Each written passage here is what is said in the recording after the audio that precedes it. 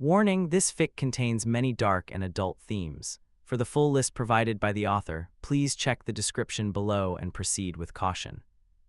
Welcome back, this is Castles Crumbling by Ch3shireSmil3. I have taken the liberty of translating various phrases for ease of listening, using the translations offered by the author. Don't forget to like this video if you enjoy, and subscribe for future stories. Please check the description for a full list of tags and the link to drop a kudos for the original author. With that out of the way, let's get started. Summary.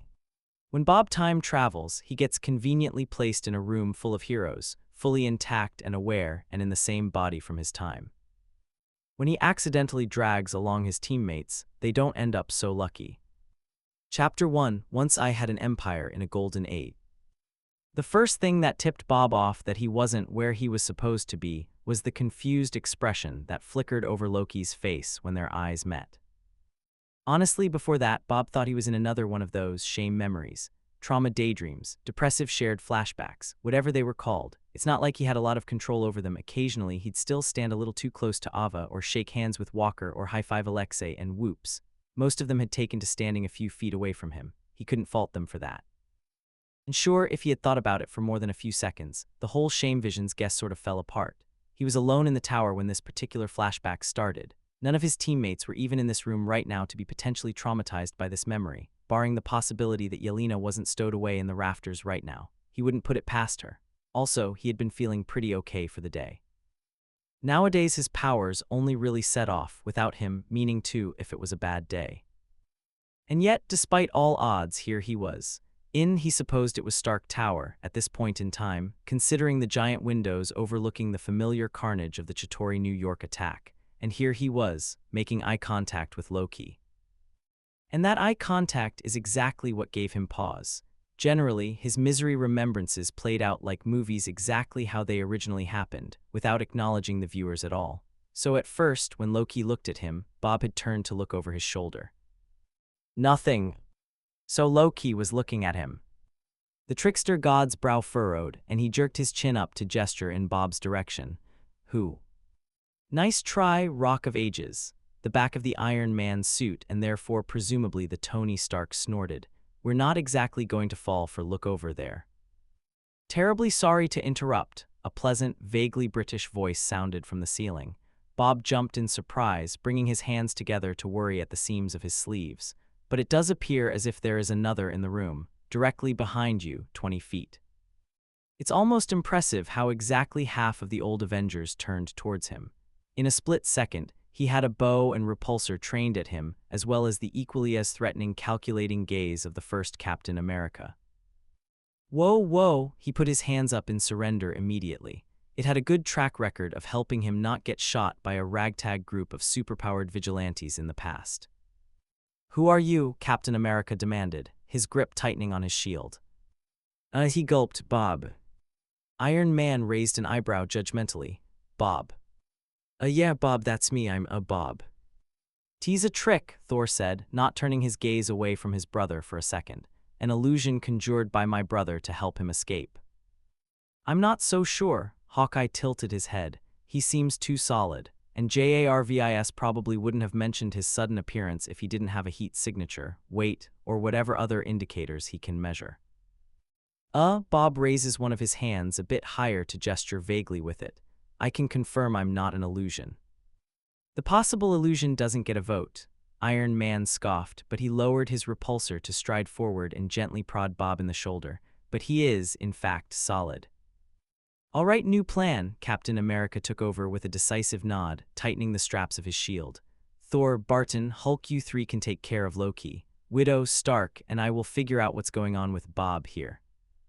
Obligingly, Thor hauled his brother up by the wrists, and the god had gotten so caught up in the melodrama of Bob's appearance that, by his shocked expression, he seemed to have forgotten he was being held hostage and shoved him towards the elevator. Barton picked up the scepter and followed, pointing Hulk towards the stairs, much to his chagrin. Black Widow and Captain America joined Iron Man by Bob, who had hesitantly lowered his arms as the tension seemed to dissipate a bit. So if you're not an illusion, Iron Man began conversationally, how exactly did you infiltrate a high-security, multi-million-dollar home built by the best weapons manufacturer of this generation? I don't know. Bob was starting to feel déjà vu at the situation. I just sorta showed up here, I'm not sure how. You're not sure? Black Widow asked flatly. You accidentally snuck past dozens of S.H.I.E.L.D. field agents and into close quarters with at least 2 spies, 3 superhumans, and whatever Stark is. She gestured to Iron Man, who gave her an unimpressed look. This close, Bob could see similarities between her and Yelena. The two weren't physically related, of course, but they shared characteristics the way they stood. The hand always resting on a weapon, the carefully blank face, though all those probably had to do more with the traumatic assassin program than the same fake family. Bob distantly registered his hands were shaking. He took a single step away from the 3 Avengers, which instantly put all 3 on guard. Sorry, he tugged at the hem of his sweater. I just wouldn't stand too close. I'm a little on edge right now, I think, and I don't want to accidentally, he wiggled the fingers of one hand in their direction. F-whoosh you. Don't suppose we could get a little more information on what F-whoosh ingus means, Iron Man said incredulously. Voiding you, Bob replied automatically, only realizing how little that specifies or comforts after all 3 heroes managed to tense up even further. Look, I realize how weird this and how this isn't probably comforting, but I actually don't know how much I can say here. Like how much is safe to talk about. I think I might have dimension hopped, time traveled. He laughed nervously, looking out the window at the ruins of New York once more. I'm not from here. And I don't want to accidentally mess something up by saying something off. The old Avengers exchange an unreadable look, seemingly debating amongst themselves what that was supposed to mean. Eventually, Black Widow nodded decisively and looked back at Bob. If you're telling the truth and understand, that's a pretty big if, then we do need to be careful. And if you're lying, which is a lot more likely, then we have a pretty different set of questions for you. But regardless, we're going to take you in. Her hand came up to rest on her widow bites almost unconsciously, not that Bob needed any more convincing. Whatever your story is, you can tell it to Nick Fury. Chapter 2, I Was Held Up So High. Summary. John Walker. 2012 means Afghanistan, 2012 means Lemar, 2012 means second chances. John woke up to the sound of gunfire. This wasn't unusual. Before he was with the team, the Thunderbolts, what a stupid name. He regularly woke up on active battlefields, both when he was in the military and during his short-lived run as Captain America. After he joined the team and they started living together in the tower, well, most of the time the gunfire he awoke to was phantom. It was looped constantly in his ears, along with the sickening crunch of Lemar's head against the wall, along with the deafening clang of a dropped, bloodied shield, along with the quiet click of the door closing between him and his wife for the last time. But this gunfire, this was real and active in a way it hadn't been in a long time. He heard distant, ever-familiar shouted orders. John bolted upright like a man possessed, taking in the sights around him. Cots lined the tent walls, neat despite their situation. Nurses and field medics flitted between soldiers with bandages and painkillers and bottles of water. Oh fuck no. Sound blurred as his ears started to ring, and John's head swiveled to the side to stare at the body he knew would be there. That was always there with him. Beside his cot, Lemar was slumped. For a terrible moment, John was convinced that this was an awful amalgamation of nightmares. The echoes of Afghanistan, populated by the dead body of his best friend. He had to fight himself to focus, to take note of the steady rise and fall of Lemar's chest, to recognize the lack of blood and the army fatigues instead of the Battlestar suit. It wasn't a nightmare, but that made it worse, because that meant John was back in Afghanistan. Hey, John's voice cracked. He was too quiet. Wherever he had just woken up, his body had apparently not had water in a bit too long. He swallowed before making out a louder hey, Lemar, hey. Lemar snapped to attention instantaneously, the way only soldiers could. He took in his surroundings quickly before turning to John. You're awake.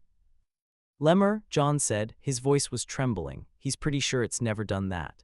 Lemar clearly caught that fact immediately, and he frowned in concern. This isn't going to make any sense, and I'm not asking because I think I have a concussion, and I can't tell you why I'm asking this, but I need to know. What's the date? Lemar squinted suspiciously at him before giving a light shrug. May 4th. Okay, John closed his eyes. He knew the answer, but he had to ask anyway. Year. Lemar's concern audibly grew. 2012. Right, Bob, it was the only explanation. John swore that when the Sentry project was still in the works, Valentina had been given a form that asked, "What powers do you want him to have?" And she just wrote yes on it. Time travel was a new one, but it was definitely not a power that any of the rest of them had. Neither was it one they had confirmed Bob didn't have. So now John and presumably Bob and Bucky and the rest of them were back in 2012 of all places. Separated. Alone. Able to change things, to fix them. John had a second chance. Right, John repeated, shifting to the opposite side of the cot that Lemar was sitting at. He swung his legs over and tested his weight, grabbing at the bed frame for purchase as he shakily stood. Whoa, whoa, whoa, Lemar stepped around the cot, catching and supporting John by the arm. What's going on with you? Where are we going?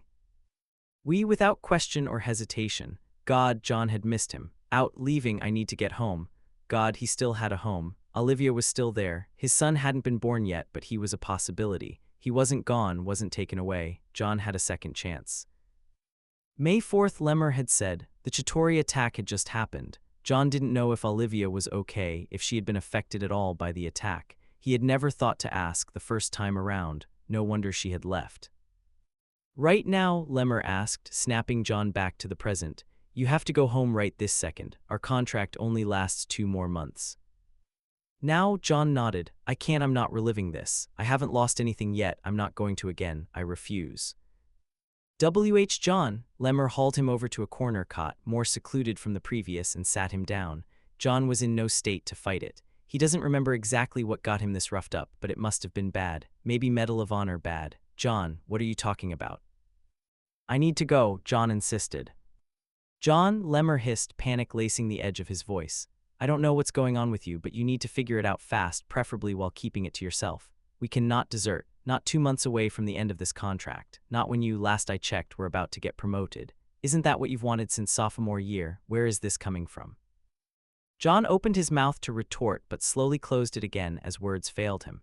This was what he wanted since sophomore year, and he wasn't U.S. agent anymore. He wasn't Captain America, if he ever even was, and he certainly didn't have the super soldier serum running through him anymore. In one accidental move, a lot of John's identity had just been stripped away. Agent, vigilante, hero if he was having one of the few days where he felt good about himself. Thunderbolt, all those labels were gone, but the one he had kept close to his chest, the one he had always put all his self-worth in, soldier, that was still here. That was now. And he was going to give it all up. Yes, part of his mind said incredulously, of course we are, we saw where this path led us. Olivia gone, our son gone, Lemar gone, and our team is back here too, we need to get to them. Why? Another part argued, we don't need to leave yet. Olivia waited the first time. Our son doesn't even exist yet. We can save Lemar. And the team is fine, they don't need you. And they especially don't need this version of you with no powers, less training, no shield. John blinked slowly, coming back to himself. Lemar was looking up at him expectantly from where he had crouched beside the cot. Sorry, John said slowly, don't know what came over me. Chapter 3, I used to be great. Summary. Ava Starr. 2012 means a return to a pain she had nearly forgotten. Bucky. Ava's hand shook as her entire body spasmed with pain. The gun she had been holding slipped straight through her fingers and clattered to the ground. She shouted, keeling over, bracing herself on her knees in a desperate ploy to remain standing. Everything hurt. No, hurt wasn't nearly a strong enough word. Every bit of her was in complete and utter agony, and unfortunately it was an agony she was well acquainted with. Each molecule tearing away from each other, shredding the very fabric of herself and stitching themselves back together. She hadn't felt this pain in nearly 10 years, and she hadn't quite realized how much she was taking advantage of that. Ava looked up. A bloodied, roughed-up operative was scrabbling against the floor where he had been slumped up against the wall, doing his best to get up or maybe just crawl away. He was talking, seemingly half to himself and half to her, interrupted by labored breaths. You seem busy. So I'll just let myself out if you don't mind. He twisted too far to one side, clearly pulling at where a large red stain was spreading over his torso, and cut himself off with a groan. Ava took a deep breath and straightened again, reaching over to scoop the gun up from where she had dropped it. She remembered this guy. May 2012, an assignment to chase down and eliminate a rogue S.H.I.E.L.D. agent who was selling information to Claw. And while she held no love for S.H.I.E.L.D., the specific information that this guy had been selling, home addresses, family names, relationships, and connections, were a danger to genuine innocence. She held no love for S.H.I.E.L.D., but she held no pity for this man either. She shot. A small speaker attached to the neck of her suit crackled to life. Ghost report. She stared at it incomprehensibly, the situation catching up to her in increments. 2012 mission. Her phasing, out of control again. A distantly familiar voice from one of her shield handlers calling her in. Damn it, she mentally added time travel to the list of bullshit she's had to deal with as a new Avenger, or whatever. Then, hesitantly, added it in her other mental list of Bob's superpowers. That particular list was getting a little out of hand. She raised a wrist, holding down the button that would start her transmission, and spoke into the speaker there. Ghost, checking in, target eliminated. Excellent, her handler sounded smug. She wondered distantly if it would mess up the timeline too much to kill him early. He died in a few years anyway. The man was one of S.H.I.E.L.D.'s many secret Hydra employees, and when his affiliation was revealed sometime in 2014, he had ended up killing himself to avoid capture. Report back to base, we have a new target ready for you. Of course, she pulled her helmet back into place. Any update on that cure, she asked, barely keeping the sarcasm from her voice. She knew there wouldn't be. No new advancements. The handler didn't even have the decency to sound sorry. We'll update you when we have them, Ghost. Right, she cut off the transmission and walked through the wall, clenching her jaw as her molecules essentially disassembled themselves and reassembled on the other side. The only pro of her fucked-up, unstable phasing was that she didn't actively have to think too hard and actively turn on and off her abilities, which was helpful, considering the waves of pain that would crash through her and thoroughly interrupt her thoughts. She fumbled with her communicator, letting muscle memory take over and guide her to her old base while she focused on pulling up her contacts. It didn't take too long to find who she was looking for. Her contacts list was embarrassingly short. The line rang pleasantly twice before the phone was picked up. Foster. Bill, she gasped as a particularly rough spike wrenched her shoulder. Ava, he sounded on guard immediately. What happened? How can I help? Are you? Her hand phased out and slipped through the button, turning off her mic for a moment. She cursed, shook it out, and tried again. Are you still in contact with Hank Pym? No, Bill said, his voice short and dangerous. And I understand what he did, but we agreed revenge was not the way to go. This isn't about revenge, she hissed. I've got reliable intel that he can help with my condition. It's possible, despite his optimistic words, Bill sounded very unsure, but why would he help? He'll want to, she promised. If this intel is correct, and it was, considering it came from the future, then it'll not only heal me, it'll bring his wife back. The line was silent for so long that for a split second, Ava thought he had hung up. Then, I'll contact him, but if this is a trick. It's not. Ava would be offended that he thought she'd use Hank's wife against him, but considering she almost kidnapped Scott's kid that one time, she didn't actually have much ground to stand on. Contact him. The line beeped, signaling that he did actually hang up this time, and Ava took a deep breath as she stepped into her old briefing room. Her handler was waiting with arms crossed and a tablet open, but Ava decided to take a page from her old self's book and ignore him as she took off the outer layers of her suit and stumbled into her quantum containment chamber. She felt the energy wash over her and exhaled softly as several muscles that she didn't even remember tensing began to relax. It wasn't true relief, not even comparable now that Ava knew what life was like without the pain, but it was something and she would take it. She turned, arms neatly tucked behind her back, ready to report, and her voice died in her throat. The handler's tablet was open to a rather familiar file. She snapped her eyes away from it before she got caught staring, her mind caught in a loop repeating the few lines she had seen. The asset compromised last mission. Returned to cryo, to be wiped again in 72 hours. Shit. She wondered, staring blankly into the eyes of her handler through the glass of the quantum containment cell, if that file happened to have the coordinates of Bucky's cryo tube. Chapter 4. They used to cheer when they saw my face. Summary. Alexei Shostakov. 2012 meant, wait, didn't he escape this prison already? Where are his daughters? Alexei had only blinked, and he was suddenly about to lose an arm wrestle. The prison around him was loud as his fellow inmates hollered, likely expressing their shock at how far down his opponent had managed to push his arm. Alexei frowned. That just wouldn't do. He could figure out what was going on later, but for right now he didn't lose. He pushed a small percentage of his serum-enhanced strength into his arm, turning the odds instantaneously and cracking his opponent's arm against the standard-issue table. The other inmate yelped, pulling his arm back and massaging at his elbow, looking at Alexei with thinly veiled anger. Alexei just smiled mockingly. The buzz of a makeshift tattoo machine vibrated across his left shoulder. He turned to look at it, the silhouette of an eagle. His brow furrowed. That was an old tattoo. He had gotten that years before he had even left 7th Circle, and to his memory, that was a decade ago. He had gotten it to express a longing for freedom, 15 years after his false imprisonment. 15 years. He looked around the prison again, picking out faces of inmates. A fantasy, imprisoned for assassination, had been released 2015. Armen, imprisoned for aggravated assault, released 2013. Ilya, imprisoned for mass murder, tried to escape in 2014 and had been killed in the resulting firefight. Alexei may have been the muscle in every mission since his serum was administered, but he was far from stupid. He had to have been good enough in the Soviet armed forces to get noticed in the first place. So despite it not making any sense, Alexei was pretty sure he had time traveled to 2012, which he did not know he could do, which means he didn't do it. The abilities given to him by his knockoff soldier serum had been extensively researched and documented, both by him and the scientists who had given it to him. He thought back, trying to remember if the Thunderbolts had encountered anything strange recently. To his knowledge, there was no way to time travel at all, but he had also heard that aliens and magicians were becoming more frequent sightings out in the world. Ridiculous, aliens, sorcerers, magic. What happened to good old-fashioned enhanced humans? He didn't need any fancy telekinesis or anything, and neither did the Winter Soldier or Captain America. Although he had to admit that Sentry's powers were very cool. Alexei stood abruptly. He's lucky the tattoo artist that had been doing his piece was used to him jolting about and moving, because he managed to pull back the needle before a stripe of ink ruined the silhouette.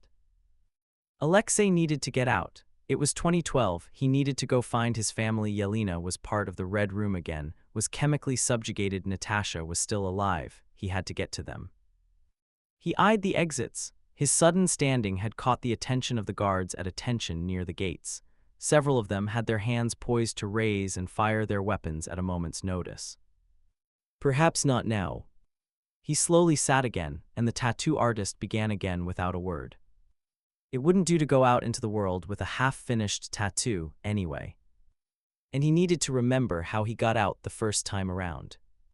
From what he remembered, it was going to require outside help. He only made it because Natasha and Yelena had hacked in electronically and were waiting in the yard with a getaway vehicle, and because Yelena had accidentally chased all of the guards inside with that snow avalanche.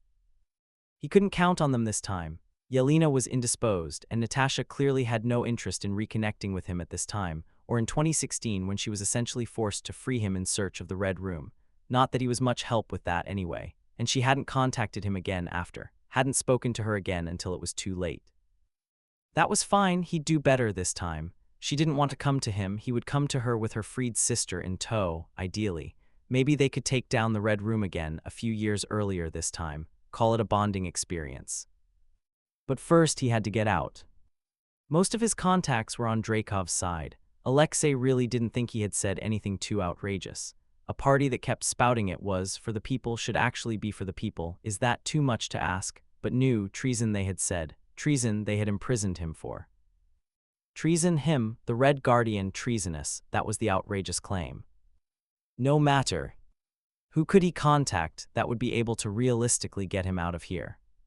She was the scientist, the strategist, I was the muscle. Melina Vostokova, she had helped them the first time, she could help them again. He wasn't entirely convinced he would be able to get her on his side. Natasha had convinced her, the first time. But based on Yelena's outburst, Melina hadn't really known what she was doing with the chemical subjugation, and she had the capability to reproduce that red dust that saved widows before. She could help, he would just have to talk to her. And he did want to see her again. They had broken off after the fall of Dracov, but he still held a certain flame for her. But that would come after he was freed, after he got back to his daughters. He was the one who had delivered them to the Red Room, and damn him if he wasn't going to be the one to truly free them this time. Alexei Shostakov, the intercom buzzed. Mail room. Yes, Alexei turned his head to watch the tattoo artist wipe away the blood from his now finished eagle silhouette, yearning for freedom, that he was, and he and his family would get it. Chapter 5, Now I Fear. Summary. Bob Reynolds. Telling his story to Nick Fury. All things considered, the room they were keeping Bob in was pretty nice, also rather stereotypical.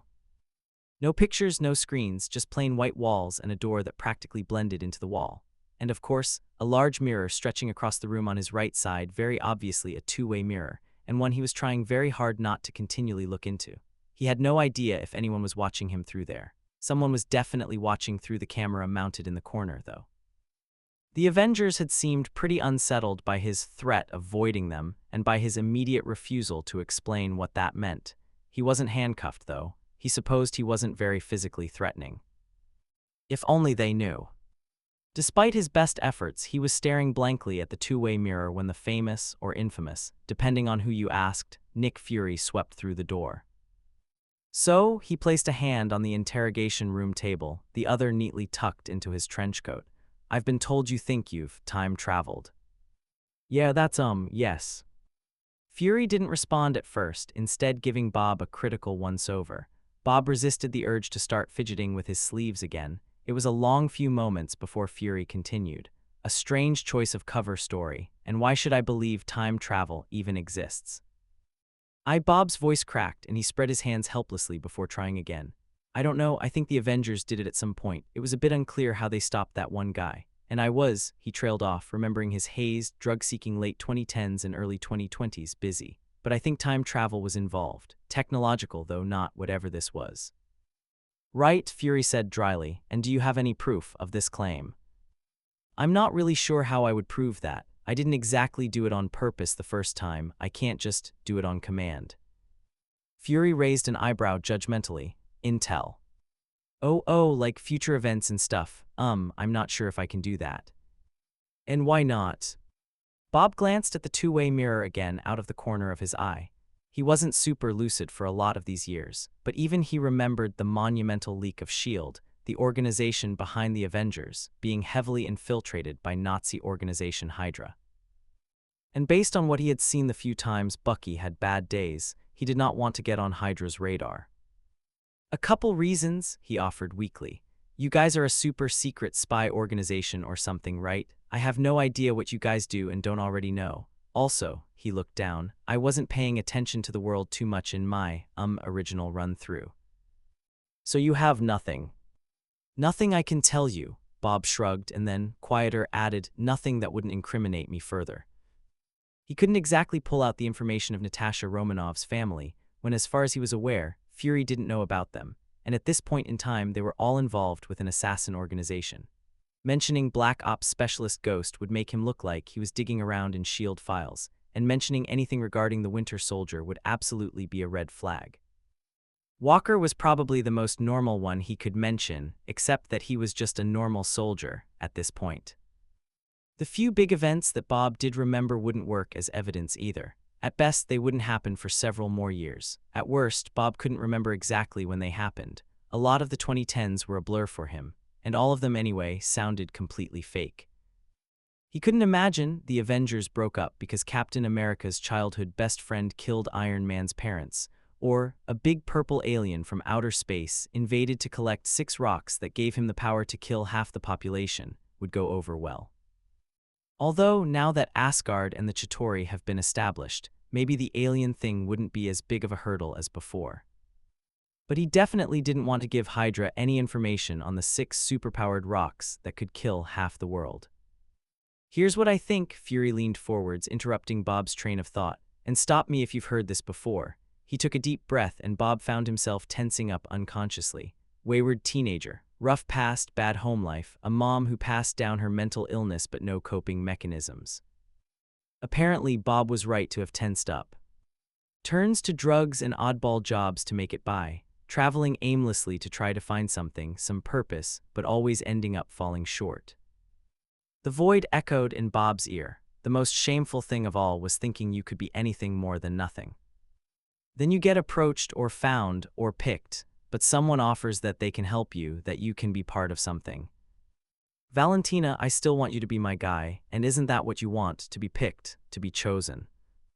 And all you have to do is what they ask. You need to do what I say, Robert. Why? Fury was looking at him expectantly. He was too close to the truth for comfort, way too close. Bob took a shaky, steadying breath. You looked me up. I looked you up. Fury leaned back, a self-satisfied smirk on his face, unaware of how much difficulty Bob was having keeping himself in check. Now why don't you tell me who actually sent you? No one. Bob's hands were shaking. A little voice in his head was reminding him just how easy it would be to raise a single hand and pin this pompous, asshole know-it-all against the wall. Show S.H.I.E.L.D. who he actually was. Actually, genuinely, honestly, no one sent me. You have to believe me here. It's not how it looks. I know how it looks. Did they give you something? Fury interrupted, looking irritated, as if this was just an errand to mark off his to-do list. What? If you aren't an agent of some kind, you dropped off the radar remarkably well a year back, but even that doesn't get rid of birth certificates, social security, bank statements, and I'm guessing whatever organization picked you up gave you some sort of super serum. Bob's not sure if he would call OXE's medical study a super serum, but did it give you some sort of stealth abilities, endurance, strength? Fury sizes Bob up. You don't look 16, but I'm sure everyone's seen the before pictures of Roger's procedure. 6 times 30, Bob said incredulously. Past him was 16 right now. That was weird to think about. Next summer, he was going to get that chicken mascot twirling assigned job. Right? Fury interrupted, fake pity lacing his voice. Time travel. But I see you didn't account for the basic ability to run a facial recognition scan or that you have records, despite whatever your organization told you. I'll leave you for now, and when someone comes back, perhaps we could try giving them a real explanation. He swept away all dramatics and leather, and left Bob staring at the door, a war of emotions in his head, blinking away the gold in his eyes. Chapter 6. I Have Fallen from Grace. Summary. John Walker. Unfortunately, Afghanistan is exactly how he remembers it. It took a week for John to be patched up well enough that they sent him back again. During that time, he had gotten his hands on a small notebook, barely the size of his hand, which he used to vigorously write down all the major events that happened that he remembers: the S.H.I.E.L.D. data leak, the Avengers breaking up, the arrival of Thanos, the blip, the return. Then the major events pertaining to himself: his medals of honor, his return home, his taking the mantle of Captain America, Lemar's death, the subsequent loss of the title, Olivia leaving. Everything he could think of when it happened, how it happened, what he could change to stop it from happening again. By the time he was done, there were 8 pages left in the notebook. Each of these, he dedicated to scribbling down everything he knew about his team members' whereabouts in 2012. It didn't take up the 8 pages. The team was secretive, a fact only exacerbated by the entire team not being very proud of their past. Yelena was part of the Red Room's Black Widow program and mentioned breaking out at some point, but he had no idea when, or where the Red Room is, or what it is. Ava constantly talked about growing up in labs, and he knew she was an ex-S.H.I.E.L.D. Black Ops agent, but it was unclear whether those 2 stretches of time were concurrent, overlapping, or otherwise. Bob had vaguely alluded to traveling during this time, addicted to meth and aimless, and perhaps even worse for John's particular goal, completely unnoteworthy. He would be next to impossible to track down. Bucky, John knew, was the Winter Soldier right now. That was a whole can of worms that he had no interest in opening. The only one he could solidly pin down was Alexei, who spoke frequently and freely of his time in Russia's 7th Circle prison. John kept this little notebook on him at all times and didn't show it to anyone, including Lemar, who he suspected was becoming more and more concerned and suspicious of him. Which wouldn't be good in the long run, but at the moment John was more concerned with forgetting anything important or losing something that was essentially a guidebook to the future. His future, specifically. It stayed in the very bottom of his pack when he went back to the active field in the 75th Ranger Regiment. He checked his gear for the 1000th time, running more on muscle memory than attention. A strike team of 6, including him and Lemar, were being sent on a night raid to a nearby settlement. When it was first discovered, it seemed to only be families and refugees, but there have since been rumors of them harboring a member of the Taliban. The US couldn't have that. The war on terror, John figured, was good in concept but exceedingly harsh in practice. Many of the people he'd seen out in the field were innocents who should have been nowhere near a war zone. He wondered exactly how many of the people he'd killed even knew they were harboring a terrorist. He was jolted out of his thoughts by a signal to advance, and he shouldered his gun, stepping out from behind the rock outcropping he was using as shelter and rushing towards the site. The night was quiet. It wouldn't be for long. He carefully opened the door of the second building to the right, his gun barrel first into the building. Lemar was at his back. Out of the corner of his eye, he could see the other 2 teams of 2 doing the same to 2 other tents. He crept through, his gun trained neatly in front of him even as his eyes flicked around wildly to try to catch sight of anyone who may be attempting to sneak up on him. Lemar split off after the first intersection, checking any spare rooms behind them so there was no chance of a sneak attack. Room 1 clear, room 2 clear. John was barely giving cursory sweeps through each room, glancing once for signs of life before moving to the next, wishing this was over. Unfortunately, a single glance was all he needed to spot the small family huddled in the corner of room 3. He froze in the doorway, his night vision goggles trained on the family. The laser sight attached to his gun was hovering on the wall a foot away from the father, who was crouched over the mother and son, covering as much of them as possible. All 3 were shaking. The son, who John couldn't imagine was older than 3, was muffling gasping breaths in the bunched fabric of his mother's dress. John closed his eyes for a single brief second, centering himself. Distantly, he heard the sound of gunfire from one of the other groups. Based on the crackling report from his earpiece, the terrorist had been found and had attempted to fight back. The secondary team he had come with was converging on their location to help, with Lemar and John having directions to stay behind and dispatch the harborers. With prejudice, John glared at the cowering family as if they were to blame for everything wrong with the world. He was already unhappy enough with being stuck back in one of the worst times in his life. He didn't want to relive what made it the worst. And he had done a lot of thinking since his failure as Captain America, since he joined a group of assassins and found a little too much in common with them, since Olivia had left him. He really didn't want to start slipping into justifying atrocities as justice again. He moved into the room only about a yard, but it felt like miles, and quietly unlatched the window to his left. It slid open, just next to soundless, certainly not loud enough to alert Lemar down the hall. He retreated back to the window, angling himself perpendicular to the doorway. The father untensed the slightest amount, one of his spread arms dipping ever so slightly, his brow furrowed. Behind him, the mother was staring wide-eyed at John. John pointedly aimed his gun further away, and ever so slightly jerked his head in the direction of the window. That was all the sign the family needed, and the father herded his wife and son to the window with a quickness that John has rarely seen. In a flash, the mother was through, and the father was passing the son through, and then the father, and then they were gone from sight. John sighed quietly, room 3 clear. He turned, closing the door behind him just in time to spot Lemar heading towards him from the other end of the hallway. "Building seems clear. You see anything?" Lemar asked. John really hoped it was just his own paranoia making that question sound more pointed than it needed to be. "No," he confirmed anyway. "We're clear." Chapter 7, and I feel like my castle's crumbling down. Summary. Ava Starr. If there was a way to heal herself without involving Hank Pym, Ava would take it in a second. The debriefing went quickly. Despite it happening so long ago, Ava had great memory, and rattling off a mission report was second nature.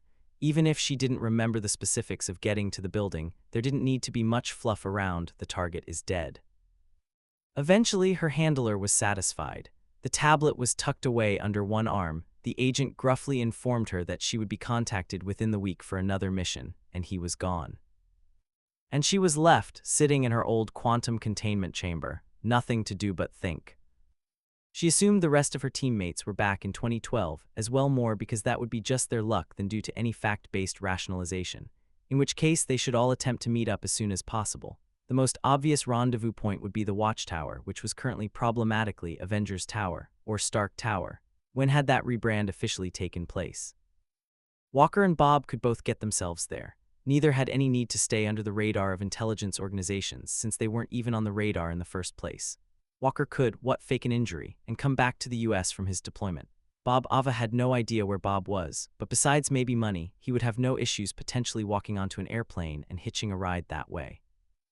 Alexei and Yelena would likely be more difficult, but inevitably one would break out from their predicament, whether it's Yelena from the Red Room or Alexei from prison, and find the other.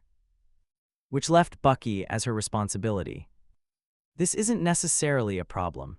Both were working for Hydra, right now Ava accidentally and Bucky against his will, but she'd be the most likely to be able to find his location and retrieve him. The problem was that he was still the Winter Soldier. Excluding the leaked Hydra files and some very unpleasant-looking flashbacks from her time's Bucky, she had no idea about the Winter Soldier, especially not how to deal with him. Would he try to attack her on sight? Would she need to use his code words? She didn't particularly want to do that. She didn't even know Russian. Busy ZT. She'd deal with that dilemma later. Ava raised the small comm screen on her wrist. A message from Bill was flashing across the screen. Contacted, he wants to talk to you. Figures. Now she typed back. It only took a few moments for him to respond, ideally.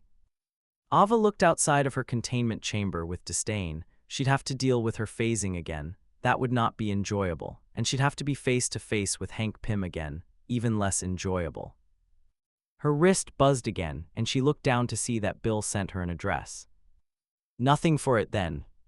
She stepped out the door, stumbling as a wave of pain washed over her once more, a particularly bad phase ripping through her torso as if revenge for her momentary reprieve. She momentarily considers getting back into her suit before deciding against it. Unlike her future suit, this one did little to actually stem the pain. It just helped her control it, but thanks to future memories she had that well in hand. She did put on the boots, at least, and a sweater over her undersuit before she stalked straight through the wall in the direction to the address. It was only a few minutes' walk from her, a small library, mostly empty. She was able to hold herself together for just long enough to send a quick nod of acknowledgement to the librarian before ducking into an isolated study room and waiting.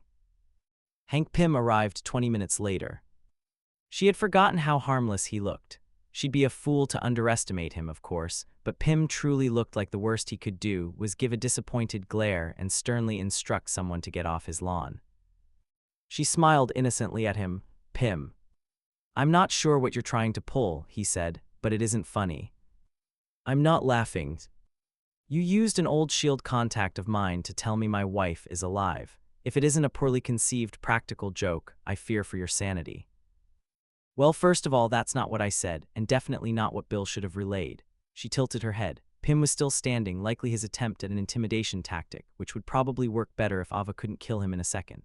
Also, if his eyes didn't light up in clear interest when Ava's phasing got the better of her, and she knew afterimages were following her every movement.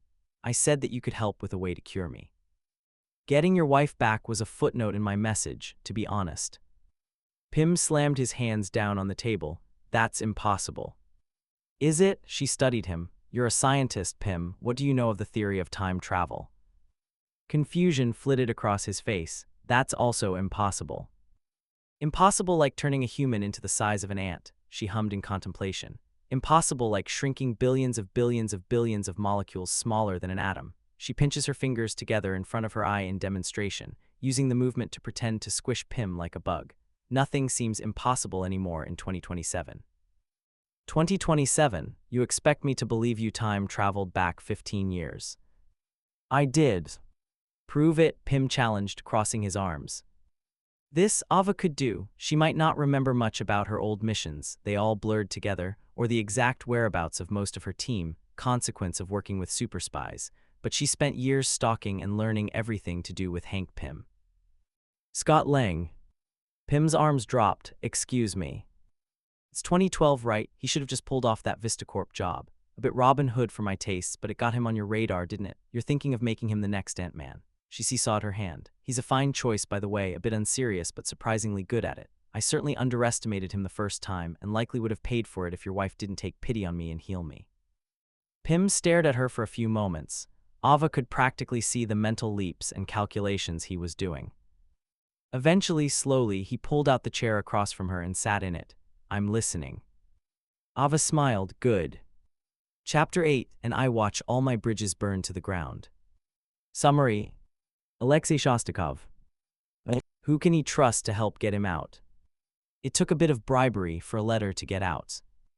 Originally, Alexei's plan was to find out if any of the guards were Red Guardian fans, and use that to his advantage to get one of them to send a letter for him. None were. In fairness, he wasn't totally expecting it to. He had been a bit humbled regarding his past fame with the Thunderbolts. It's hard not to, when on a team with the Winter Soldier, and become aware of exactly how short and insignificant his run as a superhero was. Especially after it ended with that undercover mission that blew up in his face. Especially after it ended with Yelena and Natalya being sent to the Red Room. Regrets and all that, he was fixing it, it's fine. But luckily, he did know the Winter Soldier, and the guards were very much fans of the Winter Soldier. It was a weird kind of hit to his pride to use someone else's fame to bargain with, but after a week or two, he managed to convince one of the guards that he did actually know the famed super soldier. Sure, he might have lied a bit and said they met during his Red Guardian days, but he figured it was more likely to believe than post-recovery Bucky Barnes blowing up his limo. Which he was still upset about. He kept forgetting, but eventually he was going to bill Bucky for that limo. It was his tactical one, that was not cheap. Regardless, the guard was convinced, and the letter was sent out to Melina Vostokova's farm. It wasn't signed, but it was delivered with one of the few Red Guardian figurines that people who were his fans. Not subtle, maybe, but he was never one for subtlety. Prisoners of the Seventh Circle weren't allowed to send letters, unless given special permission. They also needed that permission to meet with people, but while Alexei didn't have permission for mail, he did have permission to meet with guests. Sure, technically that permission was only ever used because Dreykov liked to visit and gloat, such a gloater, Dreykov. Sure, Alexei might boast about his accomplishments, but he didn't do it to the people he had defeated in epic battle. That was just rude, but that didn't mean Alexei couldn't use it to his advantage. So 2.5 weeks passed since he first time traveled before he was sitting across a visitation barrier from Melina. His love. Priorities. Melina was important, but she was safe. She didn't need help. His daughters did. Alexei, Melina spoke first, her accent familiar and lilting. They were speaking English, a leftover habit from their undercover work, but they discarded their American accent a while ago. It was always so annoying. Why did Americans pronounce their vowels like that? Imagine my surprise when I got your letter. Melina, he leaned forward against the desk. How good to see you. You didn't seem to think so when you never contacted me after our mission. He raised a hand to gesture to the prison around them. Was busy. Yes, I suppose you were. The corner of her mouth twitched upwards. You were busy too, I've heard. Melina's brow furrowed in confusion. Oh. Still working for Dreykov, I've heard. Melina's smirk was gone, her expression settled into a frown. Now how did rumors of that get into Seventh Circle him? Who knows, he shrugged, but it's going around, that in your special project. I've no clue what you mean.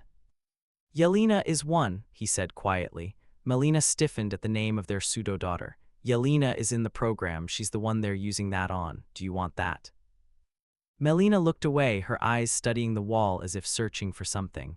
Want is a strong word, it's my duty. Such devotion to a group that has done nothing but hurt you. Alexei sighed, a clear picture in his mind of the tear tracks down Yelena's face at the dinner table when she was yelling about her childhood, her world and family being a lie. Natasha leaving them all behind as soon as she was able, dooming her family to their own mistakes, but who could have blamed her? Not when they left her first. These are bold words for the famed Red Guardian, Melina snapped. You've done nothing but be betrayed by the groups whose ideals you endorse.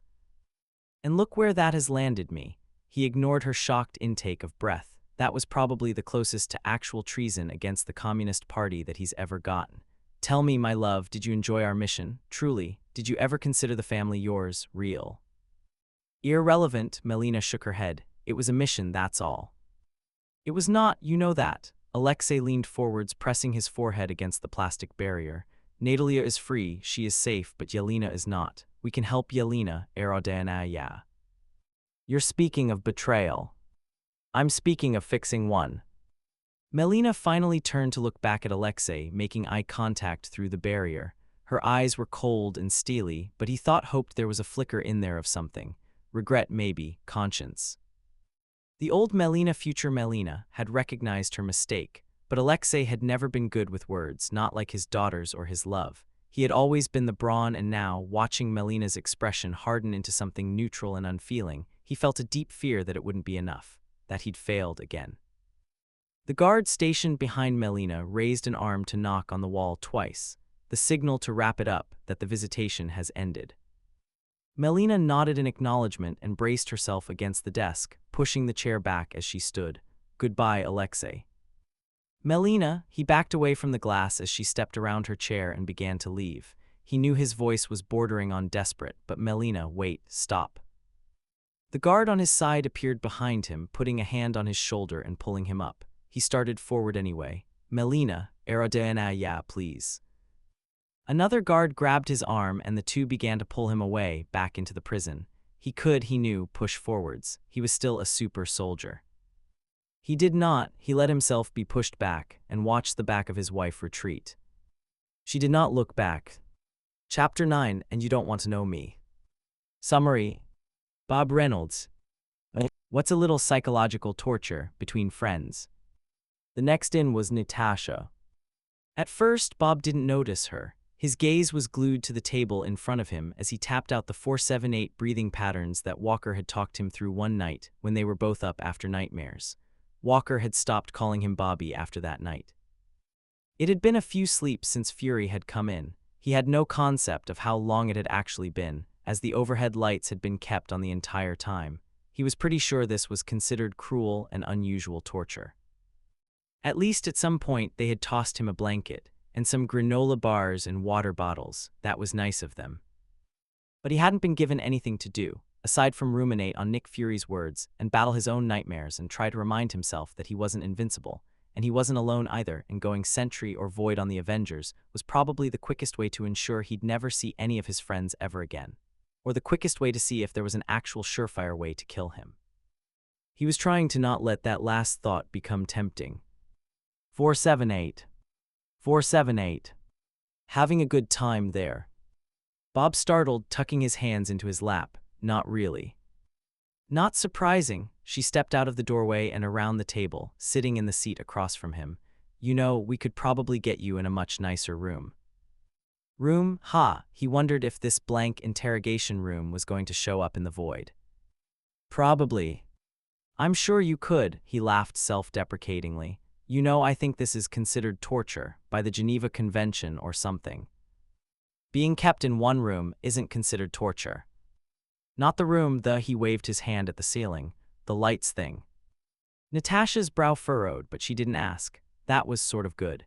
Good because it seemed she didn't know about that, and Bob didn't want his own psychological torture tainting Yelena's image of her sister. Only sort of good because that really seems like the type of thing S.H.I.E.L.D. should be keeping track of. Anyway, he shrugged, I'm sure that nicer room is dependent on me giving you intel that I don't have. It doesn't have to be an organization, just a name, a description, whatever you can give us. I'm sure we could help you a lot more than whoever's digging into S.H.I.E.L.D. secrets. Well, that's just the problem, isn't it? No one's digging into S.H.I.E.L.D. secrets. No one who didn't have them anyway. Hydra hardly had to dig into files that they owned, and I wasn't sent. His hands tightened into fists. Besides, I'm not sure S.H.I.E.L.D. help is much help at all. What do you know about that sort of thing? Natasha's voice was cold. Ava working as an agent in exchange for a cure that will never come. Nothing, I'm sure, he scoffed. I wouldn't know anything about being emotionally manipulated to do something for the greater good. That seems awfully emotionally charged for someone who doesn't work for anyone. Bucky, strapped to a chair and tortured by people with the S.H.I.E.L.D. logo emblazoned on their gear. I didn't say that. Bob made eye contact with Black Widow, her eyes narrowed. He knew his pupils were rimmed with a pale gold. I said I wasn't sent. Gotta say, I'm not seeing too much of a difference. Natasha's hand was resting on her gun holster. Yelena, under chemical subjugation after their agents, freed one Black Widow and left the rest. Your sister misses you. Excuse me, if looks could kill, Bob would be dead 20 times over, if he could die. You wanted proof that I'm not from here, didn't you? His head rolled to the side casually, a bit mockingly if he was honest, but why shouldn't he be a little condescending? Your sister misses you. I don't have a sister. Wow, he snorted. For a super spy, that was pretty unconvincing, and do not tell that to her when you see her next, as if Yelena needs further reason to feel out of place. And there was a gun trained on him. How do you know that name? What, you wanted proof that I know things I shouldn't, and now that I give it to you, I'm a threat. Bob leaned towards the barrel. It wouldn't do anything anyway. Tried and true bulletproof. Sounds about right. Natasha's grip tightened on the trigger.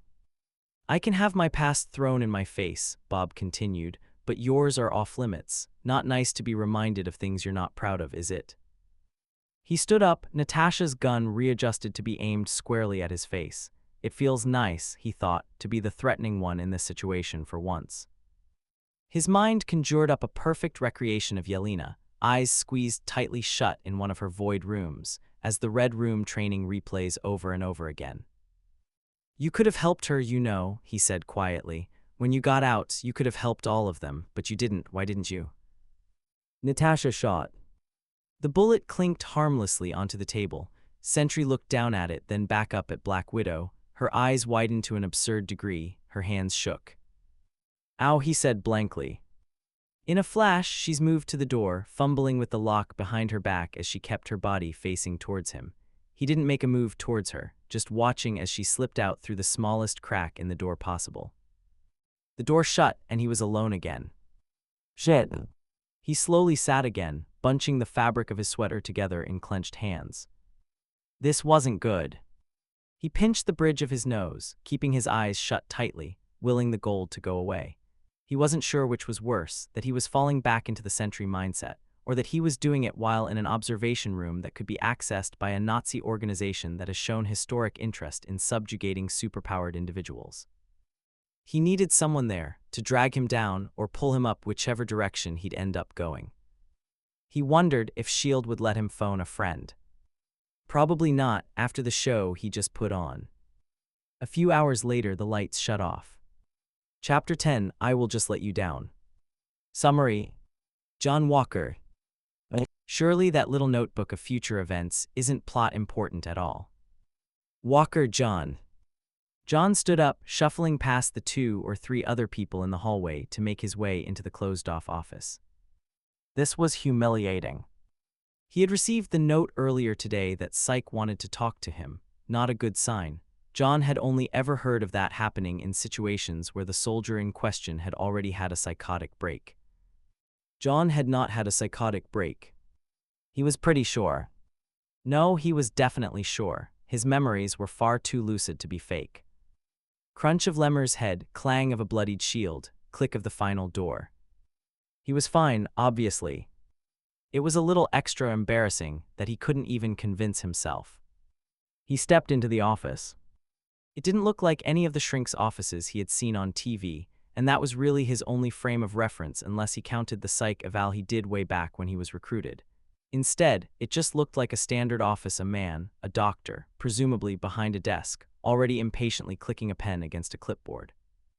An uncomfortable-looking chair slightly askew in front of John, presumably from when the last person had gotten up and not bothered to tuck the chair back into its spot. John sat. Walker, do you know why you're here? No clue, he scoffed. I've been doing just fine. I'm sure, the doctor agreed placatingly, but we've had some reports that you've been acting strangely, both in and out of the field. Anything to say about that? I'm not sure how much I could say without knowing what the fuck you're talking about. Let's keep it civil, the doctor said, looking at John reproachfully. In the field, we've received complaints of low attention, erratic behavior, and even failed mission objectives. John's grip on the plastic armrests of his chair tightened. I don't fail missions. They're only reports, the doctor soothed, and even if they were true, the mission objectives were minor secondary, hardly even an infraction on your record. Infractions I will not receive, John pointed out, because I don't fail missions. Except for that family he let escape, which technically they were a mission objective, but no one had seen that. Right. Nonetheless, the doctor continued, your actions off the field are what are most concerning. John rolled his eyes, leaning back in his chair. He was starting to get the feeling that this was going to be utterly pointless, such as... The doctor raised an eyebrow at him before reaching into a drawer in his desk. He tossed something onto the table. John froze.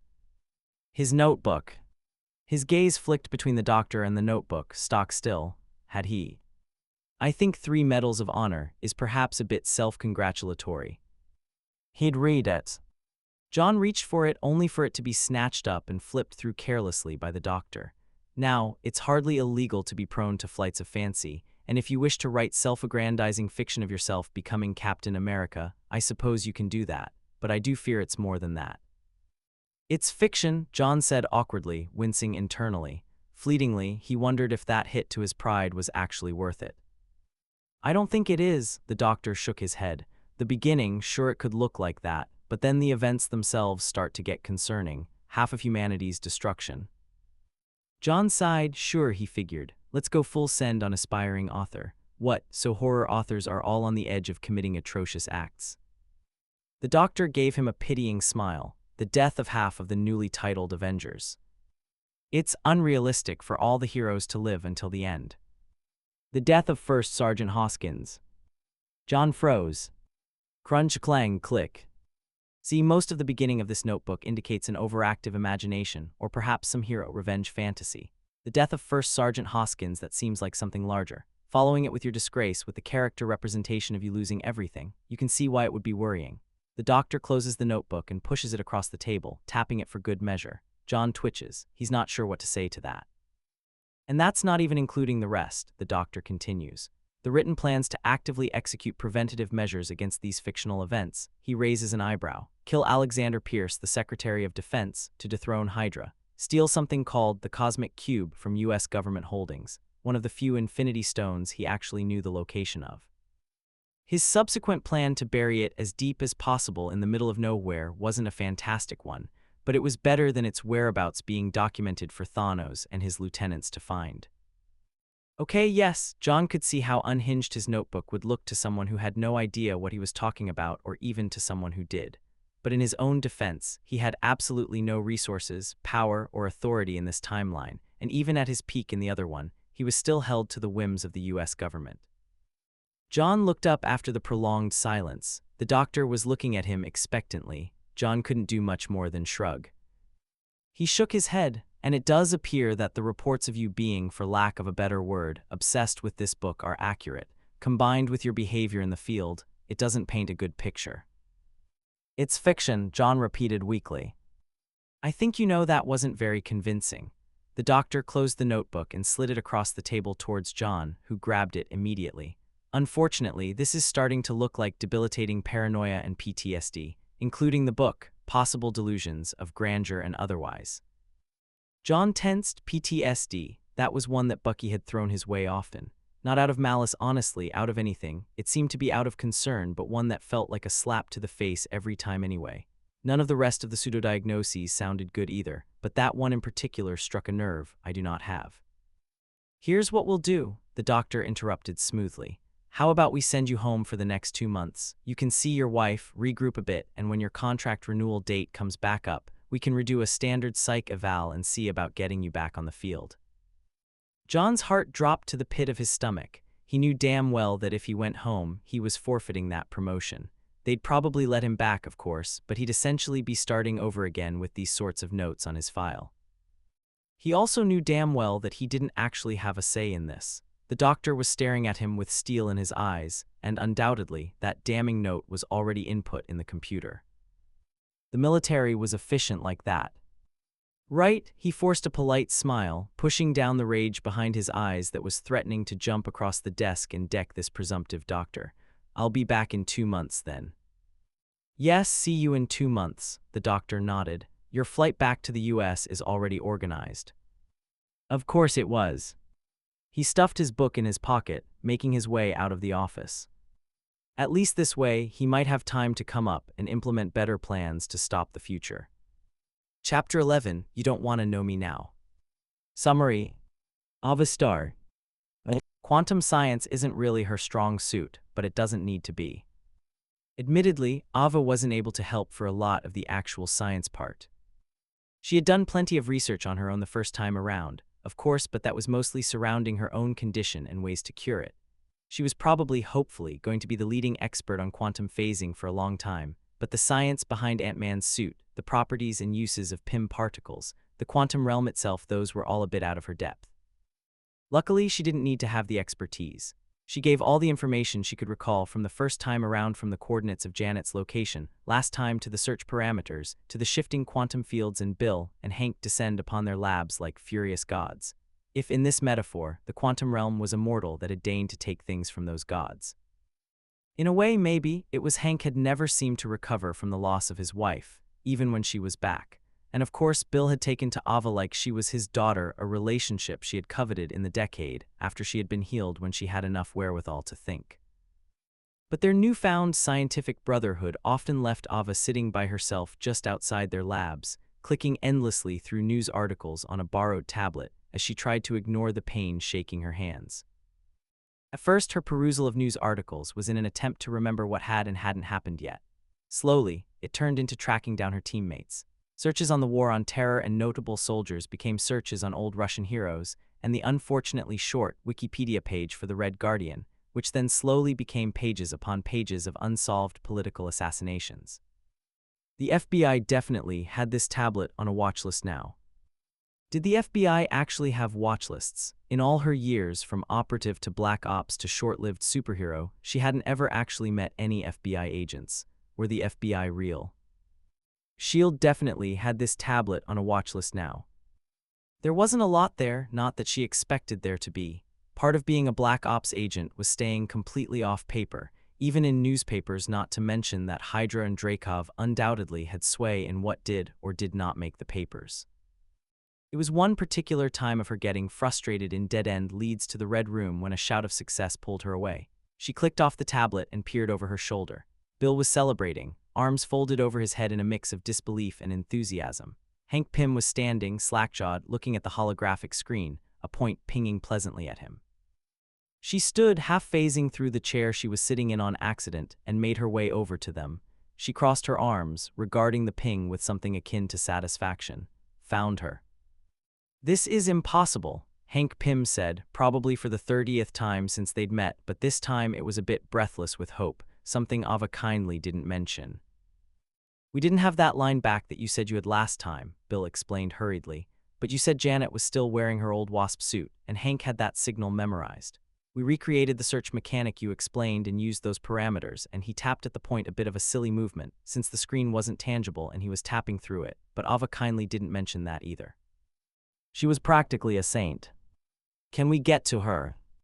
"We've been working on and off on a pod to send down and a suit for the pilot." Bill nodded. Hank didn't want to work too hard on it until we had proof she was down there. "This is impossible," Hank Pym said again. "Yes, I'm sure." She leaned forward, putting all her weight on her arms to avoid the particularly hard pang that jolted through her legs. "When can we get down there?" "We can probably rig up a working version by the end of the night, assuming Hank gets his act together." "This is impossible." "I'll come back tomorrow then, about noon." Ava pushed away from the desk, adjusting her gloves. You're leaving. Where are you going? Did you get another mission?" "Another mission? No, but I am going to go meet with my handler." She grinned, reaching up and tapping the switch that cued the formation of her helmet. "Quit maybe, find a friend definitely." Bill squinted at her. "Don't take this wrong, but I wasn't aware you had friends." "It's a new development," she admitted, glad her embarrassed flush was now covered by her helmet. "Maybe. I suppose we'll see if we're still friends when he comes out of the ice." "Out of the who exactly are you getting?" "Someone very dangerous." She stretched, turning towards the wall in the direction of her debriefing room. "Hopefully not to me." She walked through the wall, gasping a bit as she reformed on the other side with a pain in her abdomen. She put a hand over it as if that would help, striding towards the S.H.I.E.L.D. Hydra lab. Amusedly, she thought back to the first limo ride with the Thunderbolts, and Alexei's awkward question regarding if everything always reformed in the same place. She wouldn't be surprised if one of her ribs or organs had shifted a bit. Hopefully it'd fix itself in her next phase. The pang of loss hurt almost as much as the physical pain, likely because she didn't expect it. She didn't think she'd actually miss her team as much as she was, and yet, their constant presence, annoying as it could be, had also seemed comforting. Particularly with the phasing pain. She had been healed, of course, but her weird abilities were hardly an exact science, and sometimes, things wouldn't reform quite right, or her molecules would get sore for a lack of a better way to describe it, and using her abilities would make her entire body ache. Not as much as it did now, not constantly like it was now, but certainly unpleasantly. And the few times it had happened in the tower, someone always found her. And they always sat with her, or got her water, or a heating pad, or whatever else she needed as she tried to fix it.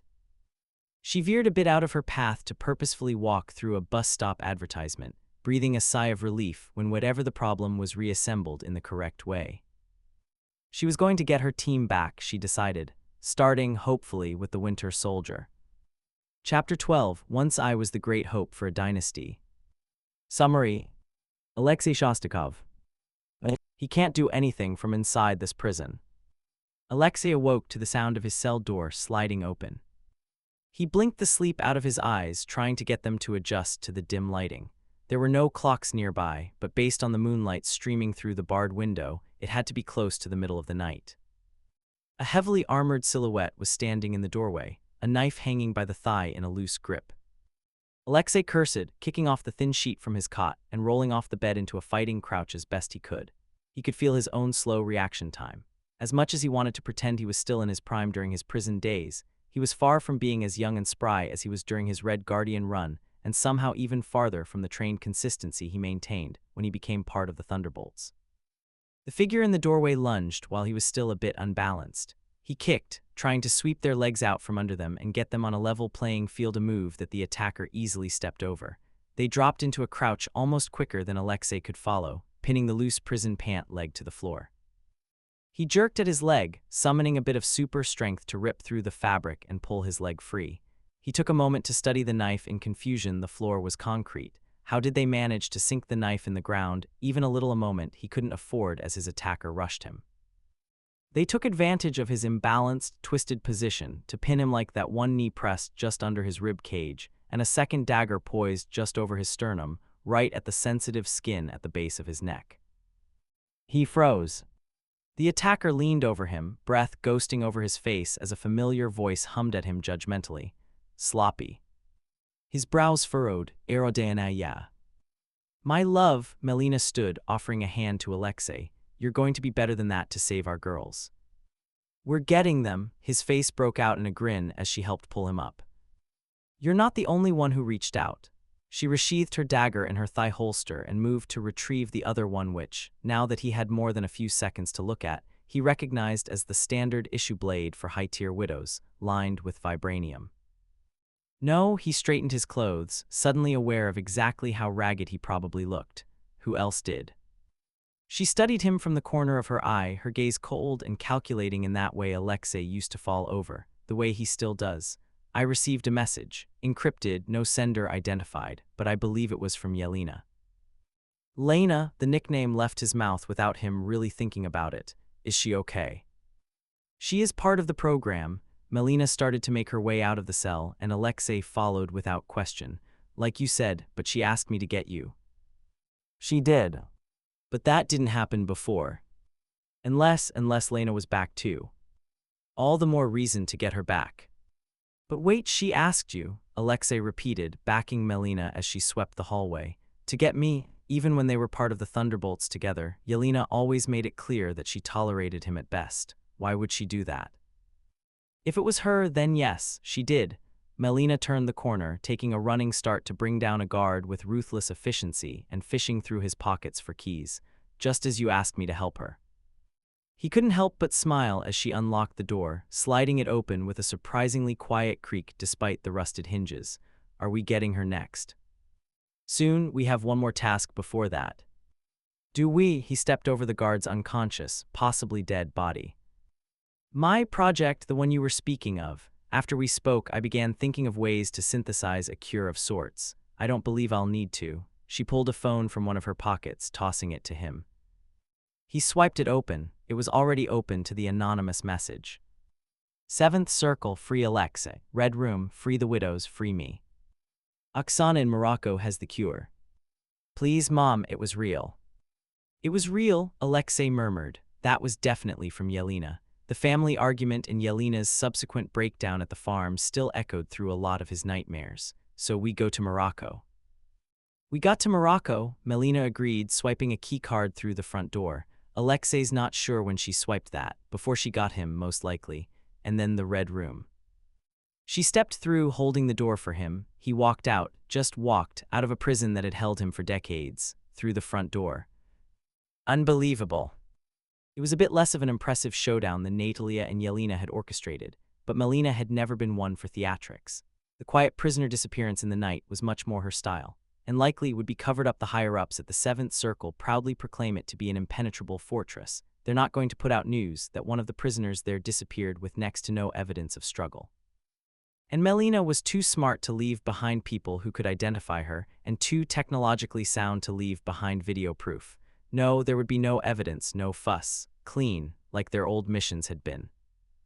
Outside, there was a soft breeze. Alexei watched it kick up the snow into soft white clouds, each illuminated by the moonlight. He hadn't been in the prison again for very long, but he had spent far too long there the first time. It had taught him to appreciate the little things of freedom when he could. Melina was already in a waiting helicopter, starting it up. Alexei let out a loud laugh as he swung himself in the back, thinking of the accidental parallels to the first time. The helicopter lifted off, and Alexei leaned out to watch the prison disappear behind him. "I'll wait, shit, that artist never finished his tattoo." Chapter 13, Crowds Would Hang on My Words. Summary. Bob Reynolds. Really, what did they expect with such awful interviewers? Bob recognized this guy, and not in a good way. Unlike Black Widow's more lithe suit, mostly used for ease of movement and undoubtedly distraction tactics, this guy was in full tactical gear. There was a patch over his shoulder sporting S.H.I.E.L.D.'s logo, with the word strike arcing overtop it. And he was familiar. Bob squinted, trying to figure out where he recognized this guy as he pulled out the chair opposite him, letting it screech loudly across the floor. He sat, tossing a loaded gun on the table between them, manspreading. "Yo. You know that's not going to do anything, right?" He nodded towards the gun on the table. "It doesn't. I don't hurt. I'm sure we could figure something out." Bob huffed an unsure laugh. "What is this? You know, good cop, bad cops. You chased off the good cop. Now you get me. Black Widow was supposed to be the good cop. She shot me. You seem fine to me. He seems fine to me." A sharp face entered his view. Rumlow, his mind supplied. Bucky panted, exhausted, in pain. He jerked at the restraints holding him in place. "Yelena. Please. Erjava yerukratkoi. Stop. Syamn adatseatayeri." Rumlow stood up, turning to look at the scientist behind him, who was reading from the notebook. "That fucking notebook. Give it." Rumlow tugged it from the scientist, flipping it to read it himself. "Erasesvayete peyechayeri deyevayatayeri." Bucky screamed as electricity coursed through his veins, again and again and again and again. "Dilbe asye deyeche en yerukratkoi." Rumlow watched Bucky with malice in his eyes. Bucky closed his eyes, wishing he could stop thinking, stop feeling. The metal arm twitched. The Winter Soldier opened his eyes. Bob recognized this guy. He had only accidentally set off Bucky's void rooms once. Bucky hadn't come near him again for the next 2 weeks, and he only started coming near again when Yelena had confirmed that Bob had a lot more control and was a lot more stable. But the star of the show in that void room, that had been this guy. "Rumlow. Oh, you." Bob pointed at Rumlow. "I don't like you." "Aw, why?" he smirked. "We're just getting to know each other." "Yeah, but oh, what were those phrases?" He mentally apologized to Bucky. "Longing, 17, daybreak, sorry, I might have the order wrong, I don't speak Russian." Rumlow's smirk was gone. His hand was resting on the gun. "Stupid," Bob just told him that wouldn't work. "What do you know?" Rumlow asked, his voice dark. "You really want me to say?" Bob's gaze wandered nonchalantly up to the camera in the corner. "Out loud, I can." "How do you know?" Rumlow corrected. Your whole group not so secret anymore," Bob shrugged. "Haven't been for a while where I'm from, found out and crushed." "Is that a threat, Robert?" "Don't call me that." "Oh, right, you prefer Bob, don't you? How harmless, it doesn't matter." Rumlow slammed his hands on the table, looming over Bob. It'd probably be a lot more threatening if Bob's hands weren't steady for once, if his eyes weren't gold again. But they were, so he returned Rumlow's gaze with a raised eyebrow. "We're going to find out what you know," he said lowly, "and we're going to use it." "I'm sure you'll try." The corner of Bob's mouth twitched upwards, "but I think you'll have some difficulty with that." Considering what you should know it's our specialty to get information out of super soldiers. Is that what you're calling it, getting information out of? How PG, and I'm not a super soldier. He stood, matching Rumlow. I'm the sentry. What sort of name is that? One that means nothing to you yet, I'm sure, but it will. He raised a hand to Rumlow, feeling the familiar rush of power flow through his arm. Rumlow froze as the telekinesis took hold of his body. He flicked his wrist up, and the strike agent started floating. A gentle push, and he slammed against the wall, cracking the plaster. Sentry bolted forwards, closing in on Rumlow. His loose clothing caused a lot of drag, slowed him down. He missed his suit. I would kill you, Sentry mused, but you're not a threat to me. Neither is your little organization, and lucky for you I have other business here. He clenched his fist. Rumlow clawed at the invisible force closing around his neck. I have people to find, and I don't really care about everything that happens here. Honestly, I sort of need it to happen the way it did originally. Need the Bob Reynolds of here to end up in a certain medical study in Malaysia, so you get a free pass. He threw Rumlow across the room, crashing through the two-way mirror. Black Widow and Nick Fury, in the room behind, took shelter from the glass shattering but kept their eyes on Sentry as he floated through the new opening. He didn't feel quite right. His power didn't fit in his body. He thought he was unaffected by the time travel, but now he wasn't so sure. His entire body was buzzing, and not in the good way. He looked down on Rumlow before glancing between the other two super spies. I'd lock him up if I were you. I'm not sure how much you heard, but he's not on your side. And what did we hear exactly? Nick Fury asked, remarkably cool for the situation at hand. Sentry sighed. Your precious organization is infiltrated by Hydra. Fury has been since World War II. That's impossible. I'm sure it is, Sentry said pityingly. His voice sounded a bit far away to his own ears. That probably wasn't normal. What are you? Black Widow asked, her gun once again trained on him. Honestly, guns, again, do they ever learn? His eyes flicked over to meet hers, his shoulders rolling back. I'm the Sentry. There was a numbness creeping over his limbs, not the void kind, but the regular kind, and he watched with a sort of fascination as he lost control of his own body. Now, if you'll excuse me, he said, and promptly passed out. Chapter 14, and they trusted me. Summary. John Walker. The same damn house. His house looked the exact same. John shouldered his backpack, standing in the middle of the street in front of his house. It looked the exact same.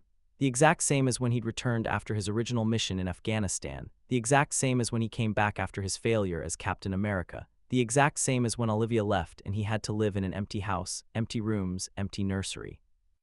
And now he was back, standing in front of the same house. He could see Olivia's shadow through the window, flitting about the living room, likely straightening it up to try to stem her anxiety. John hadn't been able to give her much explanation for why he was returning home early. He didn't know if he was going to tell her. Scratch that, he was going to tell her, but he didn't know how. But he was going to. He had already lost Olivia once, and he wouldn't do so again if he could help it. He wasn't going to be keeping secrets from her. If she decided he was crazy and left again, then that was a bridge he'd cross if he got to it. But even then, that would be her right, her decision. He wasn't going to take it from her by trying to hide something this big. He adjusted the backpack strap again. It was digging into his neck. He'd been standing there for 10 minutes. A car honked to his left. He startled and put a hand up in half-hearted apology, jogging up his driveway. The same house. He knocked. There was only a moment of silence before the door was flung open, and he had an armful of his wife as Olivia hugged him so tight he could barely breathe. He returned the favor, burying his face into her neck. Her hair smelled like that sandalwood and citrus shampoo she'd used since high school. He squeezed his eyes shut to try to avoid crying. He'd missed her. He hadn't even realized how much. They pulled away from each other at the same time. They had always been uncannily in sync like that. It's part of what made their marriage so strong, even while John had been away. Too many people had been convinced that they wouldn't last, high school sweethearts that they were. But they did. They'd lasted for much longer than anyone thought. They'd been convinced they were going to prove everyone wrong, outlast them all, still be old and gray and happy together. And then John had fucked it all up. Olivia was looking up at him and gently brushed away a tear that had slipped down John's face. He sucked in a shuddering breath. He didn't know when he had started crying, but he was now full force. She shushed him softly, wiping at his cheek. He leaned into her hand. Hi, he made out behind the tears. Hi, she smiled at him. Come inside, John. Yeah, he took a deep breath. Yeah, I've got something important to tell you. You bet your ass you do, she snapped playfully. I expect a full rundown of why you're back early, mister, but it can wait until after a shower, and maybe some cuddling, and maybe tearing apart one of those shitty horror movies with some ice cream. Did you get that vanilla gelato? Just for the occasion. Fuck, he'd never deserved her. Okay, I need to talk to you first, though. Shower, then talk, then maybe some horror movies, if she didn't think he was crazy, or worse, if she didn't think he was telling the truth and hate him for it. If you insist. His shower was long, methodic. He stood beneath the scalding hot water long enough for it to turn freezing, and for a few minutes after just to soak in the dread of the conversation to come. When he finally came out, there were neatly folded new clothes waiting for him on the sink: a black tank top, dark blue sweatpants, and an old flannel. His favorite lounge and sleeping outfit, something Olivia had remembered from before he left and deliberately set out for him. He picked them up and held them to his face, breathing in the scent of the soft lavender detergent Olivia loves, the scent of home. A pang of loss hit him. He hadn't bought her kind of detergent after she left, just used the unscented grocery store brand. He changed quickly and efficiently and ventured into the living room. Olivia was sitting on the couch, bundled up in the crochet blanket she kept hanging over the couch. She had gotten the ice cream out, already digging into hers. John's gelato was sitting with a spoon on top of it on the coffee table. He grabbed it, sitting away from her in the armchair rather than on the couch. He could see she was confused by that decision as she pushed up and made to stand, but he held up a hand to stop her. I'll move over later if you want me to, but I really should talk to you first. Okay, she replied uncertainly, leaning back. What did you want to talk about? John reached into the pocket of his sweatpants where he had stashed his little notebook, straight from his backpack. Okay, he let out a breathless laugh, flipping through the pages. I don't even know where to start. I'm not from here. He paused and Olivia raised an eyebrow at him. Not from Georgia. He decided to just bite the bullet. Not from this time. Olivia blinked. She turned, balanced her ice cream carefully on the arm of the couch and turned back to him, folding her hands in her lap. What? I've time traveled, and I know it sounds insane. I can hell. Clearly the military knows it sounds insane, but I did, and I can explain. Then explain. Her voice was as cold as steel. So he tries to give the most concise summary of the next decade as possible. He stumbles when he gets to his own promotion to Captain America, and she moves over to sit on the armrest of his chair. His breath hitches when he talks about Lemar's death, and she lays the blanket she had been wrapped in across his shoulders. He tears his gaze away from her completely when he talks about the Flag Smasher's murder, and she retaliates by placing a gentle hand on his shoulder. He finally breaks off, biting at his knuckles to keep from crying when he gets to their divorce. It felt more real than ever, sitting in a room more warm and comfortable than he had found it for years, draped in a homemade blanket with the warmth of his ex-wife, by his side. It was more than he deserved. He had made too many mistakes and lost everyone, and he had deserved it. Well, that can't be right, Olivia's voice came. I wouldn't leave. You would, you did. He shrugged off her hand, forcing himself to stand and pace the space in their living room. I can't blame you for it either. I became a piece of shit. Still am one, this version of me. She hummed, neither a denial nor an agreement. And I'm still here, so what happened next? Chapter 15, Their faith was strong. Summary. Starr. Now this is how you defect from a secret Nazi organization in style. The handler was sitting in the small office, separated from Ava's containment cell by a thin wall and an overly pompous desk, one of those types that had a Newton swinging cradle and a framed degree, but was otherwise freakishly clean. Both were pretty easy to phase through, so Ava could get within arm's reach to yank the open tablet from her handler's hands. He startled, clearly not expecting to see her again, and fumbled for a weapon. She snorted at the attempt, stepping through him and catching him in a chokehold as she looked over the tablet. The handler abandoned his gun to instead claw at her arm, trying to free himself. Unfortunately for him, her inconsistent phasing made it pretty difficult to get a good grip, and even if he could get one, frankly, she was a lot stronger than him. He had been messaging in a group chat. A fucking Hydra group chat. Every message she could see was pretty serious, a mix of English and Russian, and clearly talking about a glitch with the asset. But for a moment Ava humorously wondered if she scrolled up high enough if she would find Hydra-themed memes or copypasta rants about Captain America. Then she remembered that the asset that they were talking about, like an inconveniently malfunctioning tool, was one of her teammates, and it wasn't funny anymore. She tightened her hold, cutting off the handler's oxygen completely until his eyes rolled back and his body went slack. She dropped him, not caring for the damaging-sounding thunk when his head slammed against the edge of the desk on the way down.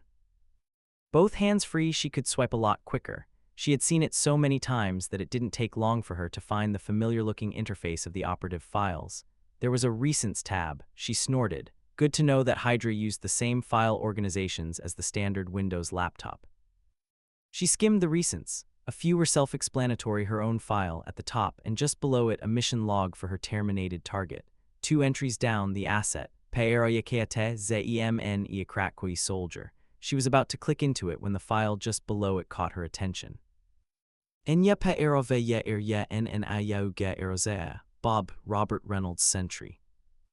That was definitely not good. Not only was Bob on Hydra's radar, but apparently Sentry had made an appearance. She could deal with that later. She would need the others for that. She was far from confident in her abilities to pull Bob back by herself, and maybe she was fine with Sentry running a bit rampant with Hydra. They deserved it. She scrolled back up to Bucky's file and entered it. The page was long. Most of it was in Russian, which Ava was silently thankful for.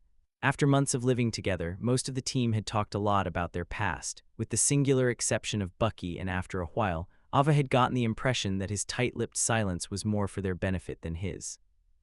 She scrolled through it quickly, trying to get to the most recent updates and pretending she didn't catch a few English words every time the text slowed enough to be legible. Reprogrammed.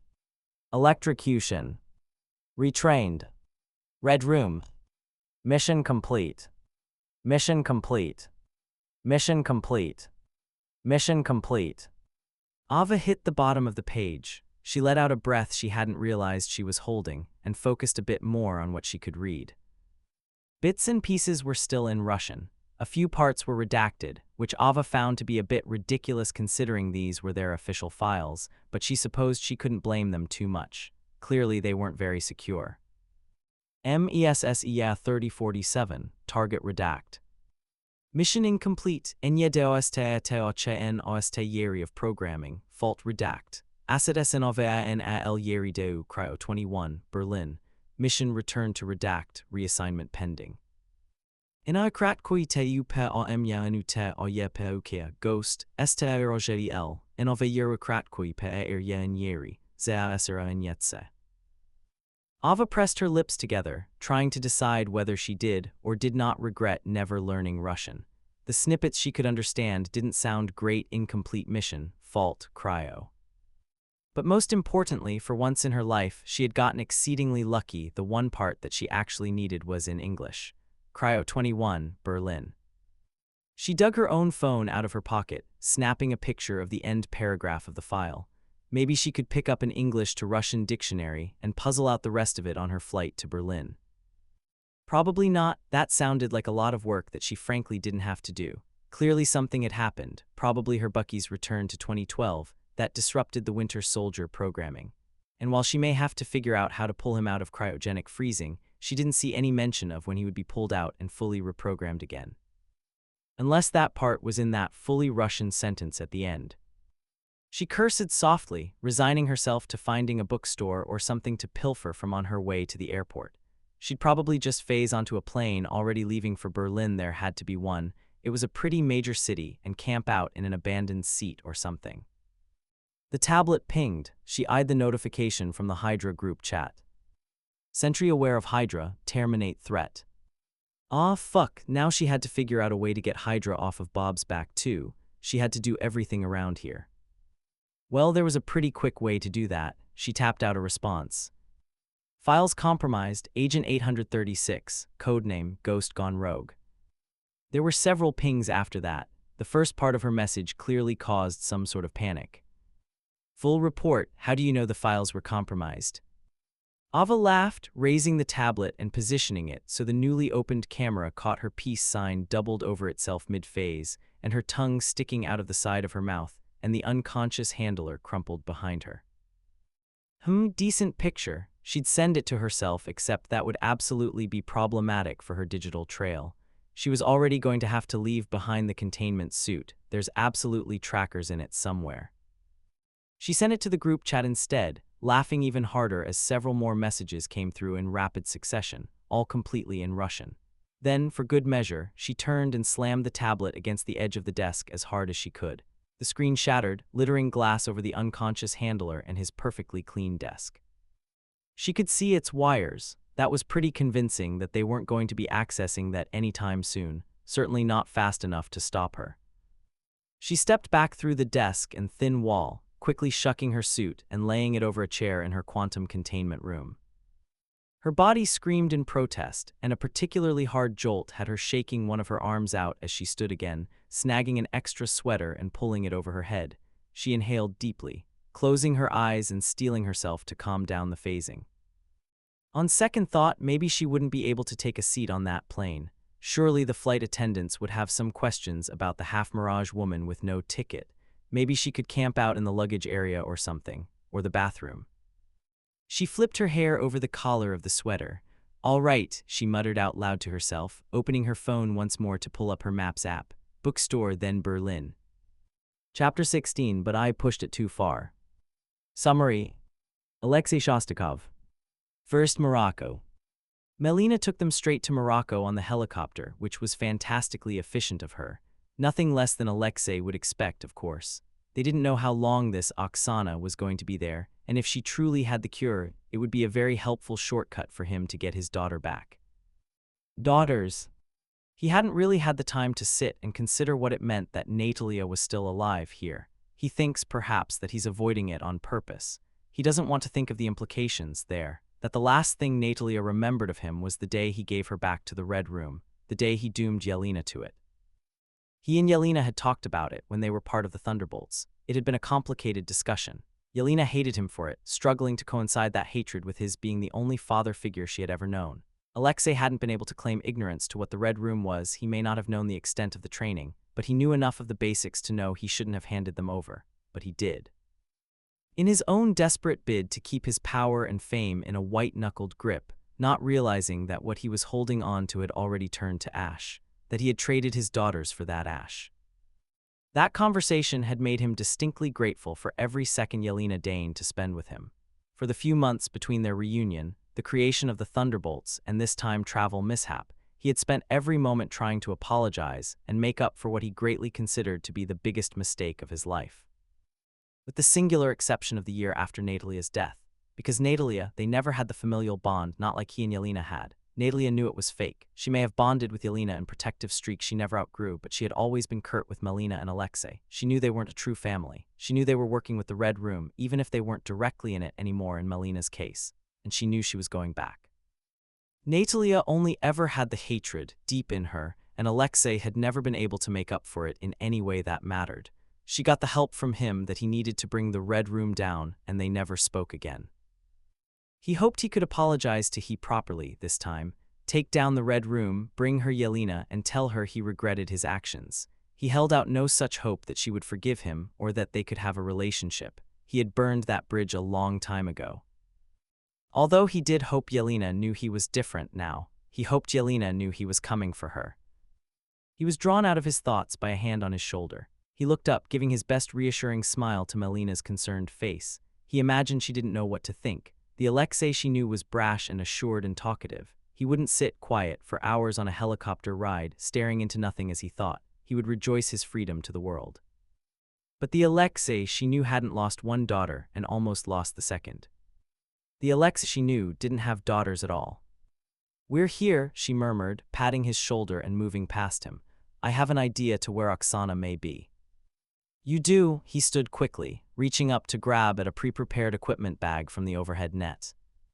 "There are 5 standard widow safe houses in Morocco." Melina pulled up a map on her tablet, none of which she would go for if she were smart and truly out of the system. But there are 2 decommissioned safe houses. Both would be familiar enough to recuperate in while being unlikely to run into active widows. One was destroyed, the other merely compromised. "Ah," Alexei nodded, regarding the 2 pinned coordinates on the map. "And we are at the destroyed safe house." Melina smiled up at him. "Very good." She left him to get changed into more tactical gear. Not his Red Guardian outfit. Unfortunately, he would have a soft spot for that as long as he lived, and was slowly working to redefine the name with the Thunderbolts.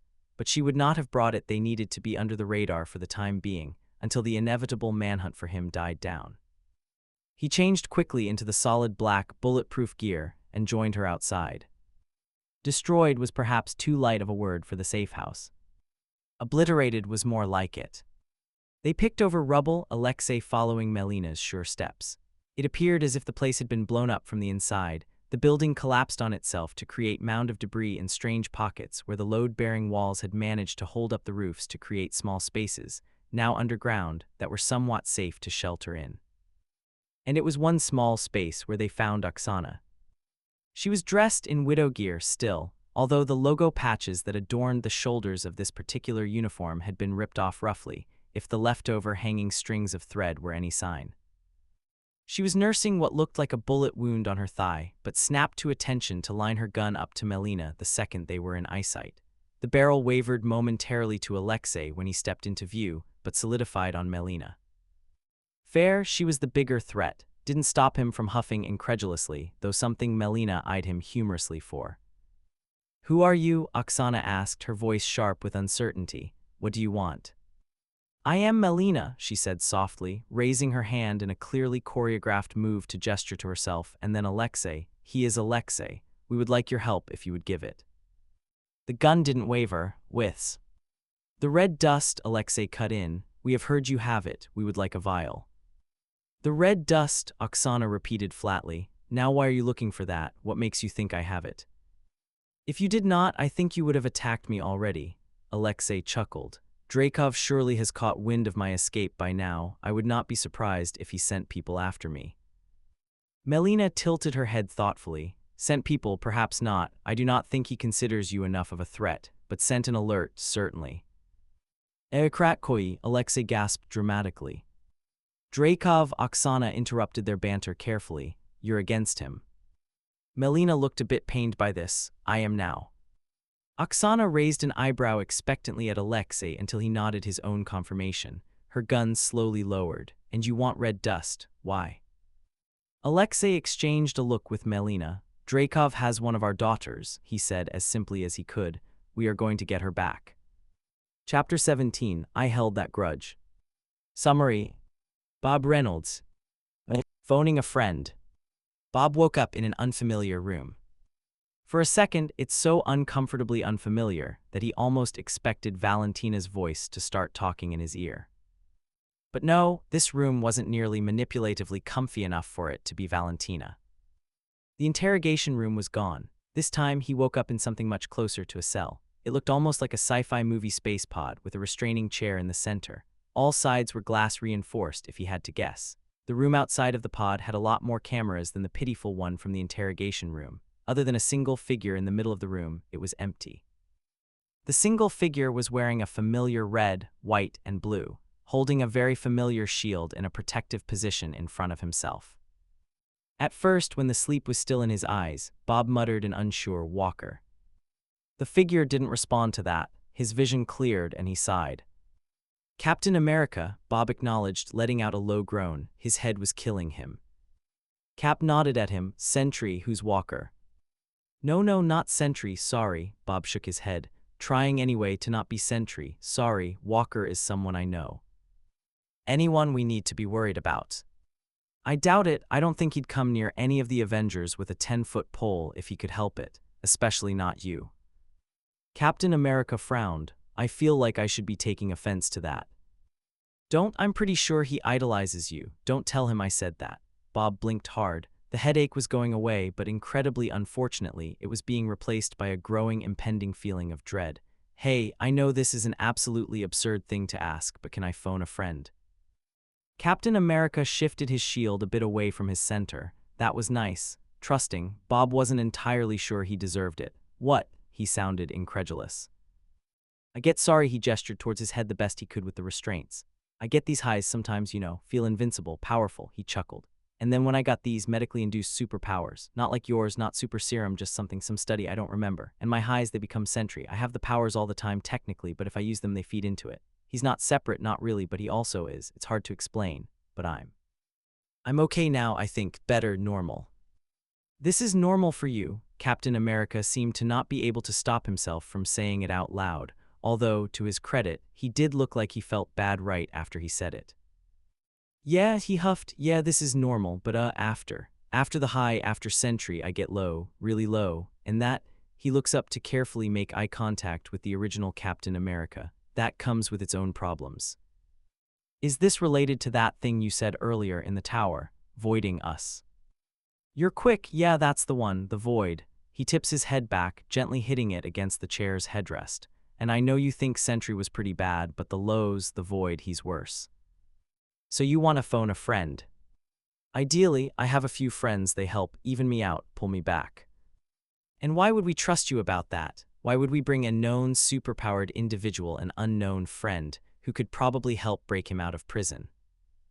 I'm not entirely sure if this is actually comforting or not, but I'm pretty sure you've seen what I can do. If I wanted to break out, I don't think this could stop me. He nodded towards the reinforced glass. And you can do a background check or whatever, just please. Captain America took a few steps forwards, analyzing Bob through the panes of glass. Bob tried to look as normal and non-threatening as possible. Hopefully, it was working. Ava had said before that Bob's permanent state was adorably pathetic. A bit rude, but not necessarily untrue, and working in his favor in this particular situation. Who are you looking for? And wasn't that just the question? Yelena would be preferable. She had been the most consistent, steadying rock for him. But she had her own ties to Natasha that would make her difficult to ask after, not to mention that, at this time, she was probably still with the Red Room. And weren't they chemically subjugated there too? If she came, there was a pretty high chance she wouldn't be herself. His next selection would probably be Bucky, but he was the Winter Soldier right now, and he wasn't sure what was worse, asking S.H.I.E.L.D. to see the Winter Soldier or asking Steve Rogers to see Bucky Barnes. Ava, a secret operative he shouldn't know about. He's probably already let the cat out of the bag on the whole knowing things he shouldn't bit, but if he's got his timing right, Ava's phasing hasn't even been healed yet. She's got her own problems. He couldn't ask for her. Alexei, a Russian operative also connected to the Red Room, currently in prison. Also, another one that would be bad to ask for with Natasha so close to the situation. Christ. All right. Bob looked up at Captain America, worrying his bottom lip between his teeth. Captain John Walker, U.S. military. The Walker we were just talking about, the one who wouldn't come near the Avengers with a 10-foot pole. Yeah, I think he'll come. Hope he'll come. Just ask if he knows me. And if he does, tell him that Sentry made an appearance. He'll know what that means. He'll come. At this point, Bob wasn't sure if he was trying to convince Captain America or himself. The super soldier's expression flickered between confusion, deep thought, and doubt, but settled quickly on that typical noble determination. I'll see what I can do. Chapter 18, Till It Tore Me Apart. Summary. John Walker. A friend has phoned. All things considered, Olivia was taking this shockingly well. The concept of time travel at all had been a hurdle to get over, but once John proved he was telling the truth, a combination of how serious he was being about it, minor secrets like what she wanted to name their firstborn, and absurd events he couldn't possibly be making up, she took the possible future with optimism. Which John was especially surprised by, because it seemed awfully dire to him. But Olivia, as she was wont to do, focused on the positives rather than the negatives. John's promotions and achievements in the military eventually landing him the title of Captain America. The promise that eventually, no matter how bad it looked, and the blip looked pretty bad, things would be okay for humanity overall. The existence of their son. His friends. John's friends were a big one for her. He had hesitated calling them that when talking about them, but various group of goal-aligned vigilantes and Bob who bonded over attempted murder was probably even more difficult to explain. So he went with friends uncertainly, teammates more confidently, but she latched on to that first descriptor with a ferocity, likely because, besides her and Lemar, he had never really been one for friends. He was popular in high school, don't get him wrong, but people knowing you and people being friends with you were two different circles. Where are your friends now? I want to meet them. He blinked. I don't know actually. I don't know if they'll even know me. I have no idea who traveled back or how. And even if I did want to find them again, I don't know where any of them are. She raised an eyebrow at him, judgmental. How could you possibly not know where any of your friends were? One is practically a legend. 3 are secret black ops agents of some kind. One is probably somewhere in Russia. And one didn't even remember where he was for a lot of his past to be able to tell me. She paused. You've got me there. Is there any way to find them? Which is how they ended up 2 days later, with a giant corkboard, blurry photos, newspaper clippings, and red string. It had become something of a bonding project. Olivia would come home from her job, they would eat dinner, watch a horrible movie, and they would work on their conspiracy board. There weren't any actual conspiracies on it, unincluding the true one about the Winter Soldier's existence, but Olivia had gotten the idea from one of the cop shows she watches regularly, and it had snowballed from there. John pinned up a screenshot of a frame from an old Red Guardian propaganda commercial. The only good thing about Alexei's superhero days, by John's opinion, is that he was the only Thunderbolt that they could get clear images of. He unraveled a bit of string, wrapping it from the photo to the piece of printer paper that they had written Alexei on in red permanent marker. Black Widow, every reference in the news is to specifically the one from New York. Olivia let out a frustrated huff behind him. The only public one, he asked. Besides the singular public Black Widow, the shadow organization pulling government strings behind the scenes isn't mentioned in the news. Shocking. Olivia threw a pillow at him, nailing him in the shoulder with a soft bap. Shut up. No, this is incredible, world-altering, life-changing. The secret organization is secret. Stop the presses. He turned, smiling at her over his shoulder. Not that they were printing news about them anyway. I'll kill you, Olivia stated matter-of-factly. You could certainly try. Not now, just eventually. One day we'll be watching a movie and sharing a drink, but you won't know that yours is poisoned. Aren't we sharing it? Wouldn't yours also be poisoned? Murder-suicide then, Olivia corrected without hesitation. The two managed to hold it together for all of 4 seconds before John cracked a grin, and the two were laughing so hard that Olivia had to lean over from her seat on the couch, and John had to get off the chair he was standing on for danger of falling. It was then that the doorbell rang, and John, still slightly stumbling from laughter, went to open it. And outside was Hawkeye. John sobered immediately, standing at attention automatically. From behind him, he softly heard Olivia mutter, "Oh, holy shit." First Lieutenant John Walker, Clint Barton asked, although it seemed more out of formality than question. Yes, sir. I'm going to have to ask you to come with me. Oh, John's gaze slid over to look at Olivia, her expression mirroring his own felt confusion. Am I in trouble for something? Unclear, Barton stated, but we have someone in custody asking for you. Someone in custody, Olivia gasped. Asking for me, John clarified.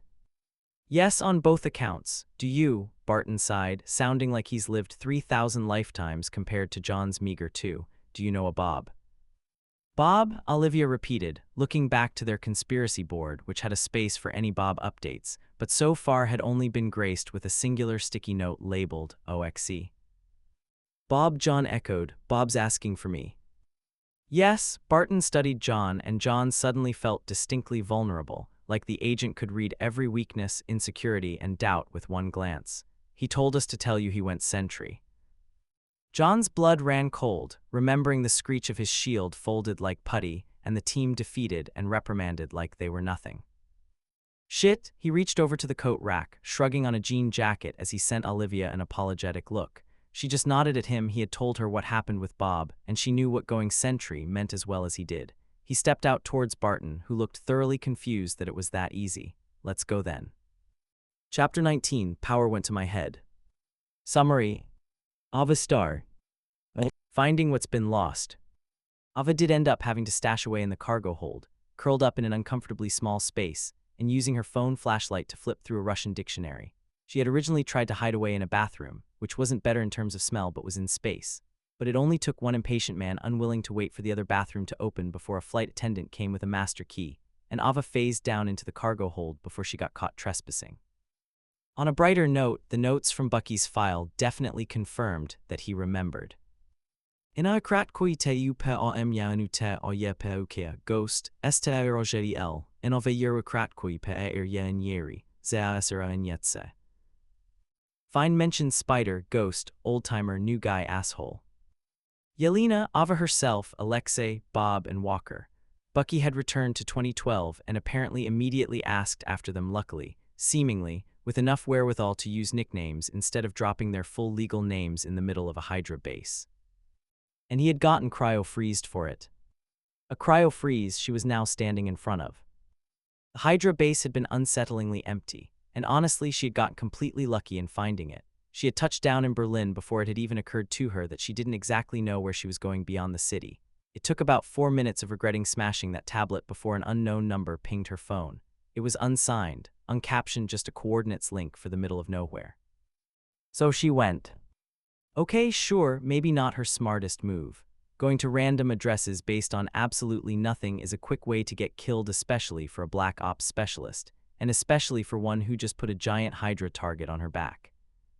Except, I do not really do texting.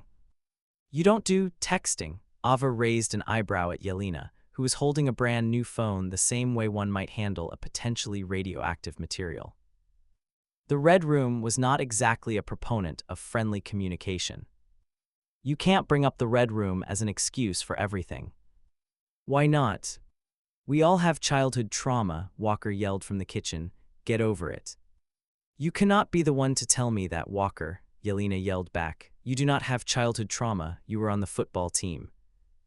Both snickered at the disgruntled noises coming from the kitchen, and Ava moved closer to snag the phone from Yelena's hand.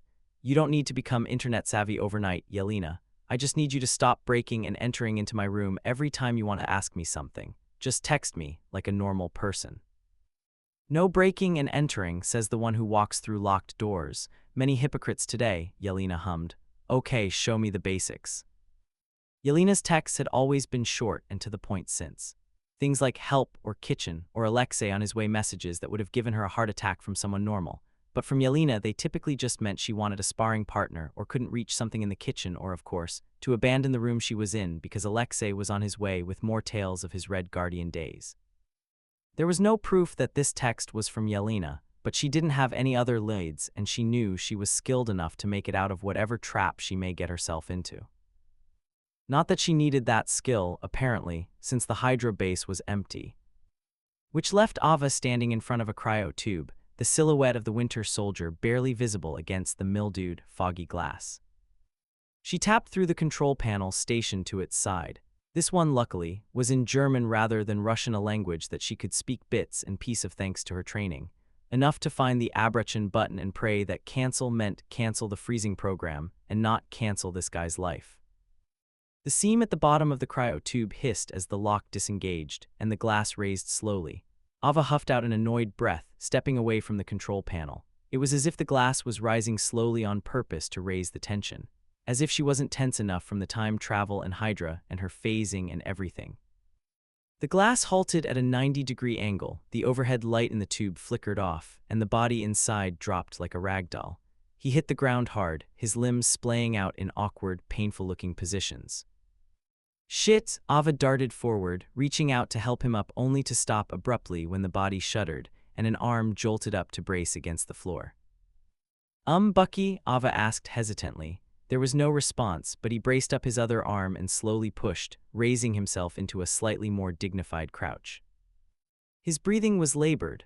Ava found her own breath catching in her throat. She had never known about the Winter Soldier beyond the standard stories most of the public got and the aftermath and nightmares from Bucky. She knew logically that it had to be bad, but bad didn't even come close to covering it. The Under Armour he had been frozen in was still more tactical gear than anything else, with a dozen empty holsters at his hips, thighs, back, practically everywhere. They were all empty assumedly, Ava assumed with a grimace, for the handler's protection rather than Bucky's. Wouldn't want a confused assassin lashing out armed before being reprogrammed. He was still shivering from the cryogenic freezing, and hadn't actually lifted himself any further than a one-kneed crouch. She could see one eye peering out from behind stringy, unwashed locks of hair. He wasn't looking anywhere in particular, his gaze glassy and unseeing. He was pale and gaunt, and Hydra's specialty half-mask, half-muzzle was affixed to his face. She took an unsure step back, and his eyes swiveled to lock on her immediately. At least he seemed to be somewhat cognizant. He still didn't say anything, and not even a flicker of recognition sparked behind those eyes. Bucky. Chapter 20, and I couldn't stop. Summary. Bucky Barnes. What is my mission? Mission. Where is he? Mission. Why can't he remember anything? What is my mission? Where are his? Mission. Where are his teammates? Where are? Oh. He was on the floor. The Buck J. He was not supposed to be on the floor. He pushed himself upwards, shifting his weight back into his standard crouch. Any minute now, hands would grab his forearms, pull him upwards, pull him forwards to the chair. Reprogram. Reprogram. Reprogram. What is my mission? Nothing touched him. He's sure his brow would furrow in confusion if he had enough muscle control to do so, if every bit of energy wasn't spent shivering, trying to regain his body heat. Something moved. His eyes darted upwards on instinct, making eye contact with the cyan-handle Tima other person in the room. Fingers twitching, chin tilted up, body weight shifting, she was apprehensive. Why? Handler. Target. Bucky, she asked. Bucky. Was that who he was? Was this who he was before? Now he's nobody. Just the asset. The soldier. Bucky, are you in there? She moved forwards. He forced himself not to move back on instinct. That wasn't allowed. He wasn't allowed to move back. She wouldn't hurt him anyway. Would she? Of course she wouldn't. Who is she? She was looking at him critically. She scanned him the same way he often scanned targets, a precise catalog of body movement and micro-expressions. She wouldn't find anything. Emotion had been trained out of the soldier. She'd find anything there was to find. Ava was as good at reading people as the asset had ever trained to be. Ava. The name hit him like lightning. His eyes widened just a fraction. He knew she caught it. You are in there, aren't you? Her mouth pressed into a thin line. Worry, irritation, realization. You just can't come out, can you? That was a question, directed at him clearly, not Bucky. Directed at the soldier, the asset, at him. He was supposed to answer direct questions. But it was a nonsensical question. What does she mean he can't come out? He's right here. Right. He found himself shaking his head minutely. He didn't think he did it on purpose. Ava's, he latched on to her name. He knew her, he just didn't remember how yet. Nothing beyond flashes of sarcastic smiles and stepping through walls to avoid conversations and punching Walker on the shoulder. Walker, that was another name. That wasn't a name he liked. Not the same rage-hate fear that discolored the memories of his handlers, but a lighter disappointment, annoyance, aggravation. That was two names. The asset didn't usually remember names. He wouldn't mention it unless she asked. Remembering things that he wasn't supposed to was a surefire way to end up back in the chair. Reprogram. No. She wouldn't, Ava wouldn't, she wasn't like them. The memories associated with Ava were warm and bright and safe.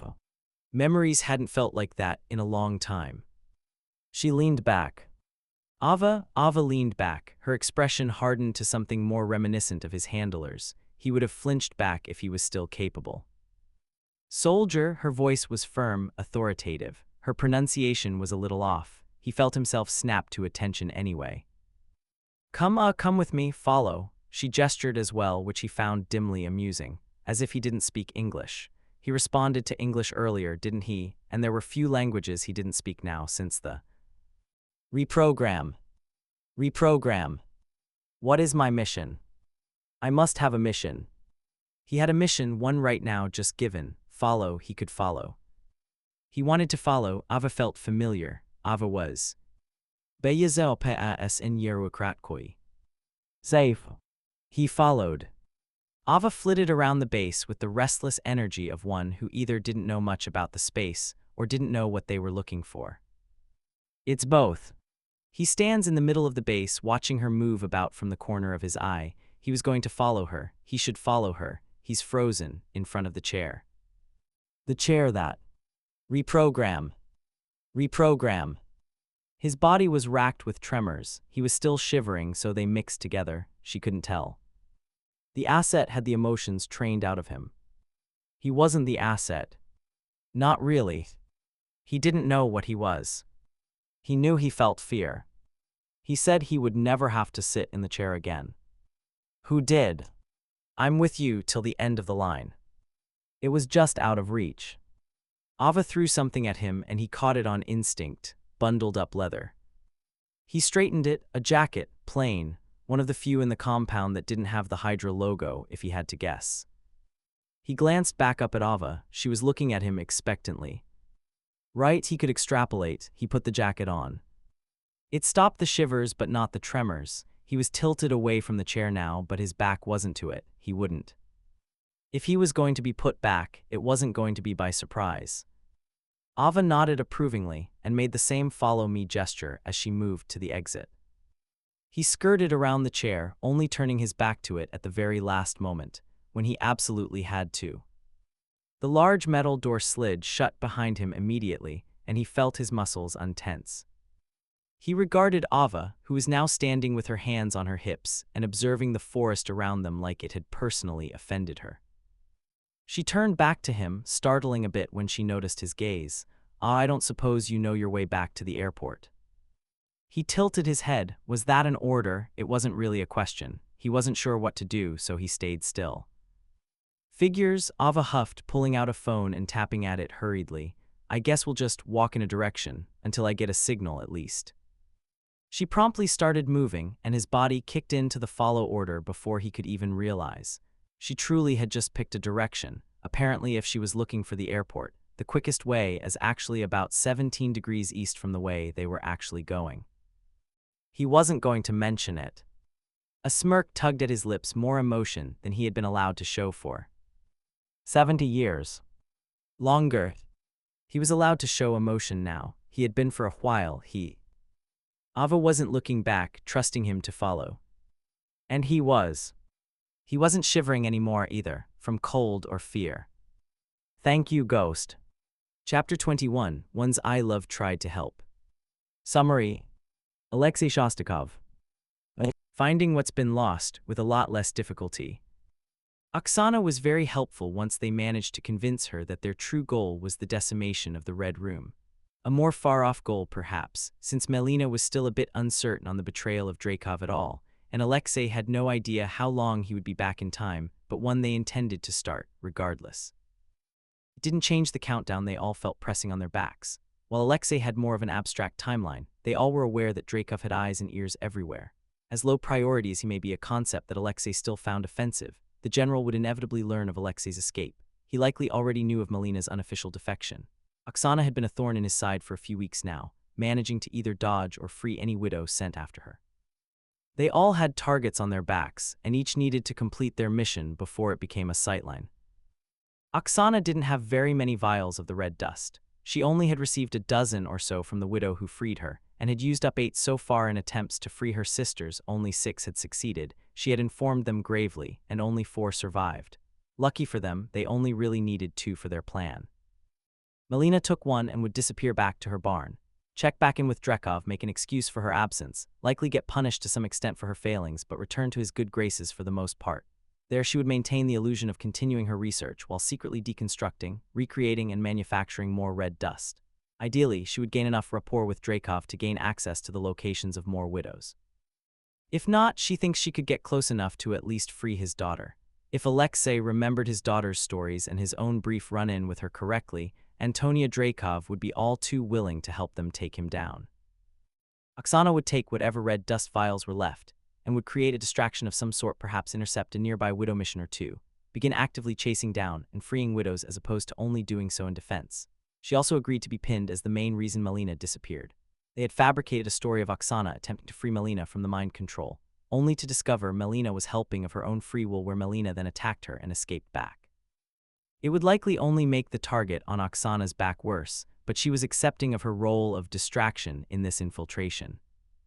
They didn't have Natalia this time. The half-frontal assault wouldn't work again. They'd have to turn Dreykov's network of spies against him, one by one.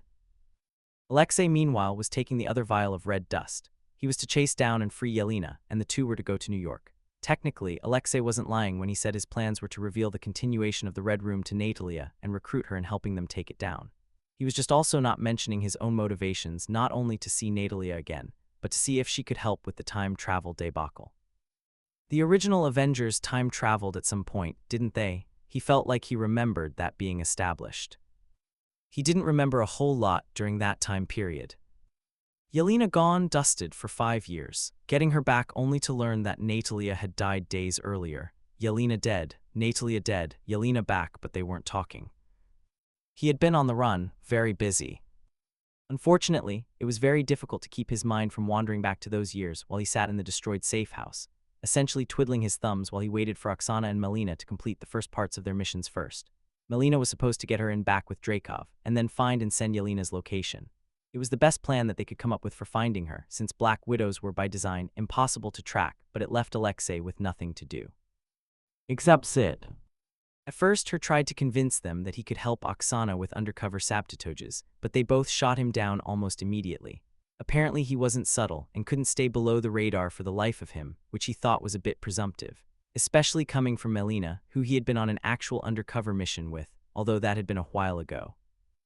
And that had been before prison, where he had put up a bit of a boastful, slightly stupid personality in an attempt to ward off both those trying to ally with him and take advantage of him. It had been useful in the years following prison too in the first timeline. Sad about Natalia, missing Yelena, yearning for Melina, unhappy with his life. No, he couldn't be. He was so busy with his limo business and replaying tapes of his Red Guardian days and recollecting his old Russian memorabilia and... So what if it was a coping mechanism he had never quite figured out how to shake? The Thunderbolts hadn't seemed to mind. They liked his homemade commemorative t-shirts. Sometimes Bob even wore them, and Ava's always ended up in the laundry, although he never actually got her wearing it. Day 1, Day 2, Day 3, Alexei was growing bored pretty quickly. His only real activities were reminiscing, something he would very much rather not do, or write on the rubble with the piece of chalk he had dug out of the supplies Oksana had left behind. He had written out a rough timeline of what he remembered, coded of course, then immediately wiped it away when it proved both unhelpful and a bit depressing. He had listed all he remembered from Drakov's takedown the first time, before once again remembering how much it relied on Natalia and scratching that out as well. He had won 53 games of tic-tac-toe against himself. He was mid-game 54 when a familiar accented voice spoke behind him. Loving the mad writing on the wall, very losing sanity chic. The chalk snapped in half with the pressure Alexei put on it. He dropped the pieces and spun. And standing amidst the rubble, in full widow gear despite zero being weapons drawn, was Yelena. Chapter 22, So I Ran Them Off. Summary. Yelena Belova. What a refreshing reminder how much mind control sucked. This old-fashioned, early iteration of the widow mind control sucked. Not emotionally, well, emotionally too, she supposed, but Yelena didn't mean it sucked as in she didn't like it, she meant it sucked as in it didn't work. She forgot how much of Drakov's control over the widows was based in psychological torture and fear in the early stages, which was a method both better and worse than the mind control, less stable but with a much more difficult escape path. Escaping ingrained personality and reflexes brought upon by being raised in fear required a lot of chances and healing and inner growth. Escaping mind control just required being lightly poofed in the face with the right combination of red-colored chemicals. Luckily for Yelena, she'd already gotten a lot of chances and healing and inner growth. So when the mind control faltered and dulled to mere suggestion, she was able to claw on to her autonomy just long enough to make some changes before she went under again. She didn't think she would be able to full stop escape the Red Room until the mind control was out completely, something that, unfortunately, required red dust. But she wasn't ever one to sit around and wait to be rescued, either. The first time she surfaced from the mind control was mostly spent breathing her way through the panic when she realized where and when she was. Being back in the Widow program was perhaps literally her worst nightmare, something she could quantifiably prove based on how many of her shame rooms revolve around the training and the program and the missions. She wasn't exactly having a good time back in it. The second time, she got a bit more of a handle on herself and was able to make a few actual decisions.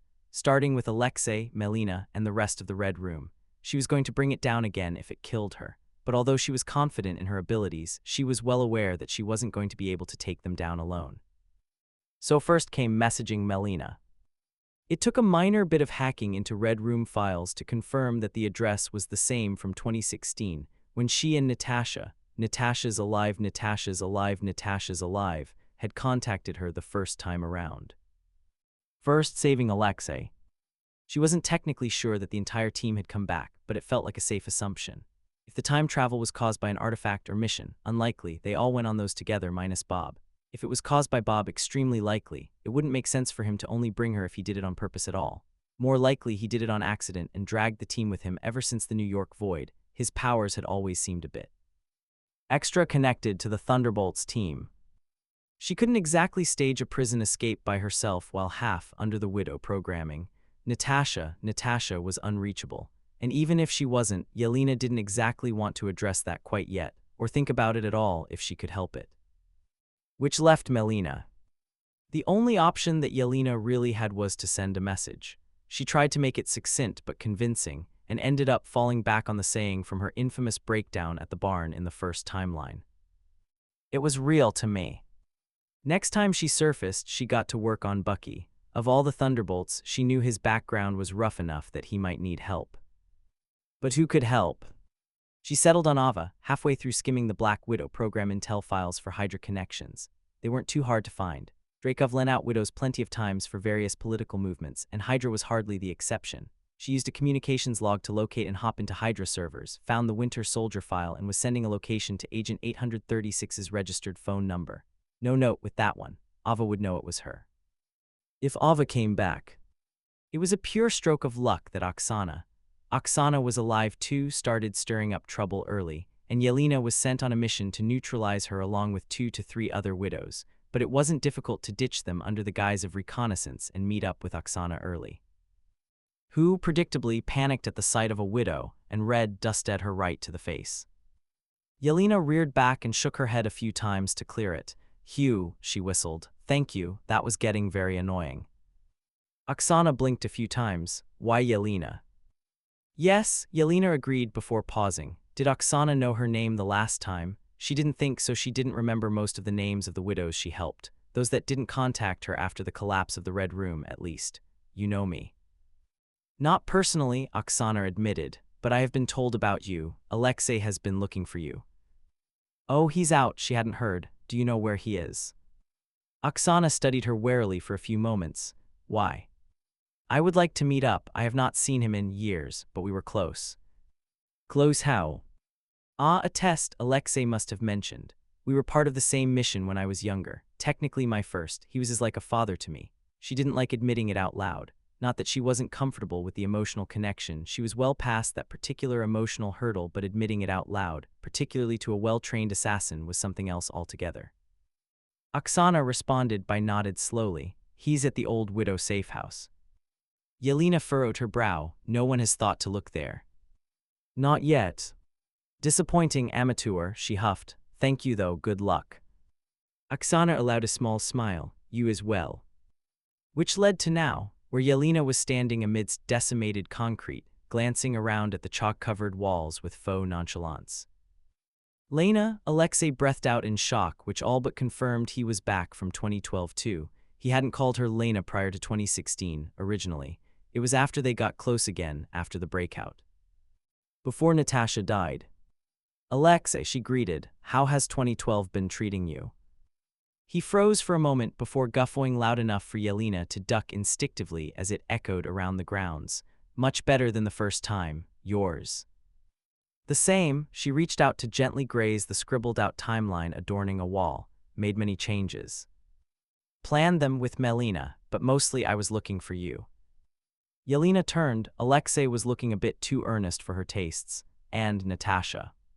His face shuddered. "Perfect." She didn't feel bad about that at all. "Nothing. Do you want to talk to her?"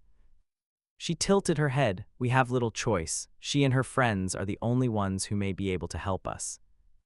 "But are you prepared to?" She bit the inside of her lip. "No." Alexei just nodded, like that's what he was expecting. Maybe it was. "That was the plan I told Melina and Oksana. Melina left me contact information for a pilot at the airfield to the west." She stepped closer. "Then we should go." Oh, before that, he reached into his bag and dug out a vial of red dust. "No need," she put a hand up. She would address his lack of security later. "Oksana got me." "Ah, I will just," he set it down awkwardly amidst the rubble. "Leave it here then, for her." "Will she come back for it?" "She knew I had one for you, so if she used one on you, then most likely." She sighed. "That'd have to be good enough." "Fine, leave it, let's go." Chapter 23, and here I sit alone. Summary. Bob Reynolds. The aforementioned phone friend has arrived. Bob was softly humming to himself, tapping out a beat on the armrests his wrists were strapped to, when Walker entered the room.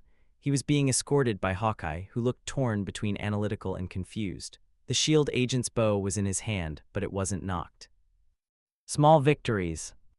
He raised his fingers in the closest gesture to a wave that he could manage. Hey, man. Hey, Bob, Walker said, stepping a tad closer. Hawkeye's grip shifted on his bow, something Walker seemed equally aware of, and he stopped again, instead using his nervous energy to shrug off his jacket and ball it up in his arms. You're looking 30. You're not. Bob craned his neck forward and squinted to try to get a better look. How old are you? 24. No, abilities yet either. Walker's gaze strayed to Hawkeye behind him, carefully avoiding naming his own super serum. But you got to keep yours, I take it. Yes, he nodded. Woke up in Avengers Tower a while ago. Avengers Tower? Walker asked incredulously. I was back in Afghanistan, how is that fair? Sorry, Bob winced. No, don't be. Walker raised a hand to massage the bridge of his nose. I'm guessing you don't know what happened any more than I do. So you time-traveled as well? Hawkeye asked casually. Walker's grip tightened on his jacket, but his eyes stayed on Bob. You told them. I sentry, Bob sighed. I may have held future knowledge over their head. That knowledge being Black Widow's sister. Shit, Bob, Walker whistled appreciatively. You don't hold back, do you? I don't think Sentry knows the meaning of holding back. Okay, Hawkeye interrupted. I'm getting confused. Is Sentry you or someone else? Bob and Walker exchanged glances. Me? Bob decided. Sort of. Before my powers, I was never exactly the most emotionally stable. Family history of mental illness, childhood trauma, made worse by addiction. I'm sure Fury gave you the entire rundown when he dug into my past. He what? Walker said sharply. Bob ignored him, trying to finish his explanation before he lost his courage. The highs, they became Sentry. I explained this to Captain America, I thought. He steadily kept his eyes on Hawkeye to ignore Walker's flinch at his old title. Cap is a strong believer in confidentiality. Tell him he can tell you guys, Bob said. I don't want to have to go over it with every separate Avenger. Have you met all the Avengers? Walker asked. Sort of all at once, when I first got here, but I've only really talked to Black Widow and Captain America. Right, Walker sighed, her sister. Okay, but you're not Sentry at the moment. Hawkeye attempted to drag them back on track, so right now you're, what, off your high? Bob huffed a laugh, pretty much, but the highs are always followed by the lows. The void, Walker cut in grimly, not pleasant. No, Bob agreed, and I learned somewhat recently that my teammates, my friends, they help, hence, he nodded towards Walker, Captain John Walker. First Lieutenant. First Lieutenant, Bob raised an eyebrow at Walker's correction. Walker shrugged. I would have gotten a promotion in a month or so. Oh, I'm sorry, Bob said awkwardly. Did I pull you away from that? No, Walker grimaced. I got put on medical leave, sort of. Apparently, I've been acting odd and irrational. Lemar took notice. Oh my God, Lemar. Everyone on the team knew at least vaguely of Lemar Hoskins. His death haunted Walker, and it only took a few bad nightmares, dissociative episodes, and quiet explanations from Bucky for them to get the gist of the story. How is he? Is he okay? Last I checked, Walker gave a hint of a smile, clearly trying to go for reassuring but missing by a mile. Still in Afghanistan, too, and on track for his own promotion. Well, Bob shifted uncomfortably under the restraints. That's good. All right, so you're steady. You got your emotional regulator. No Sentry or the Void. Hawkeye sounded inherently confused, like he wasn't sure what he was even saying. Bob imagined that he didn't, but he nodded anyway. Wait, Walker stalled. You called me in to be your emotional regulator. How am I not your last choice? No offense, but you were. Bob probably would have felt bad for saying this if Walker didn't bring it up first, but you're probably the least alarming person I could have asked for. Walker fell silent, probably running through the same mental track Bob had. Russian prisoner, Assassin 1, Assassin 2, Assassin 3. Their team was truly stacked in the worst way possible.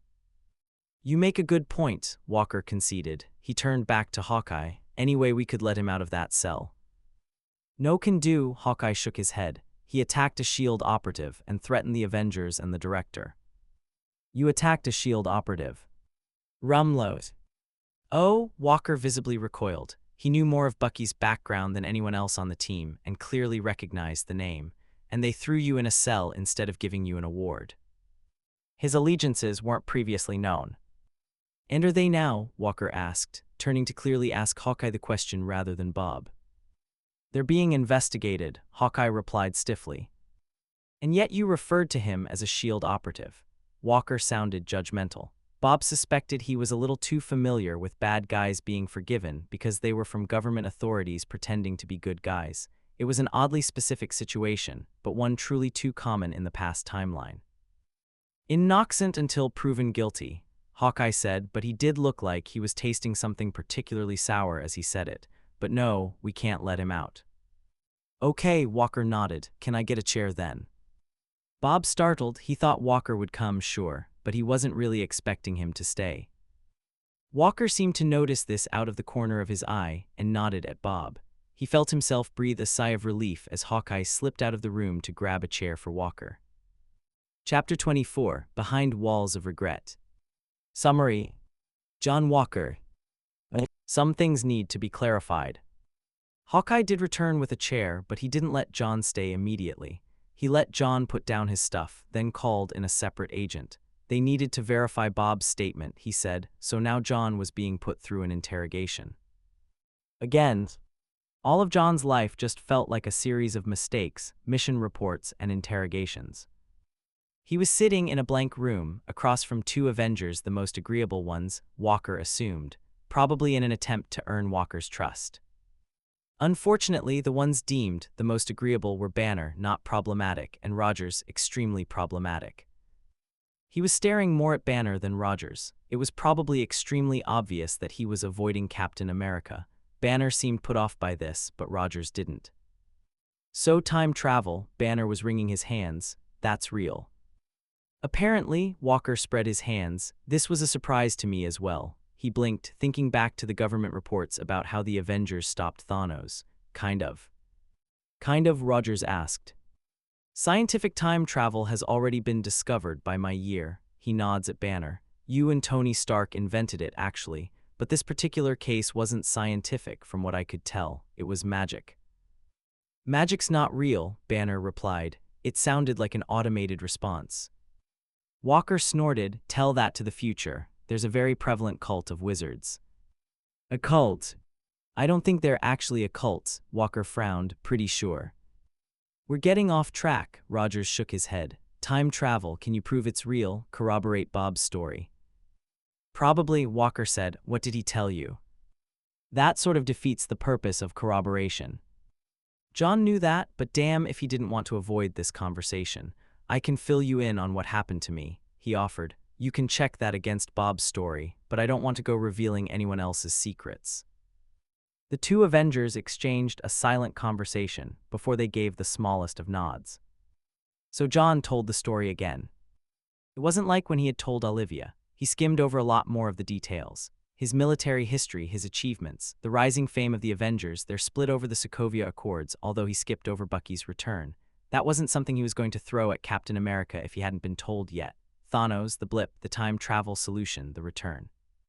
He hesitated after that. Steve Rogers was considered one of the lost from the Infinity War, even though he was still alive, albeit very old, and he wasn't sure how to touch on the passing of the S.H.I.E.L.D. without going into Bucky's story. So he settled awkwardly, with you retired, and I became Captain America for a bit. Really? Rogers did look surprised at that. No offense, soldier, but you don't exactly seem like the type I'd pass the mantle onto. John laughed self-deprecatingly. You didn't. The S.H.I.E.L.D. was surrendered to the government as a historical artifact. They appointed me as Captain America. If it makes you feel better, sir, I didn't last long with the title. Why not? Crunch, clang, click. Not a good fit. He managed to choke out behind flashes of blood behind his eyes, splattered against a column, splattered against a shield, dripping and covering his hands. I made mistakes. Too many, too big, too quick. The thing about Captain America in the future is that he's a pillar of the community. He's good at heart, not just good at what he does. He loosely shrugged, trying to feign nonchalance. I didn't fit the qualifications. Don't worry though, the next guy, the real next guy, not including my 2-week stint with the title, he's good. Handpicked by you, I heard. You don't seem that bad, Rogers offers, although it's half-hearted at best.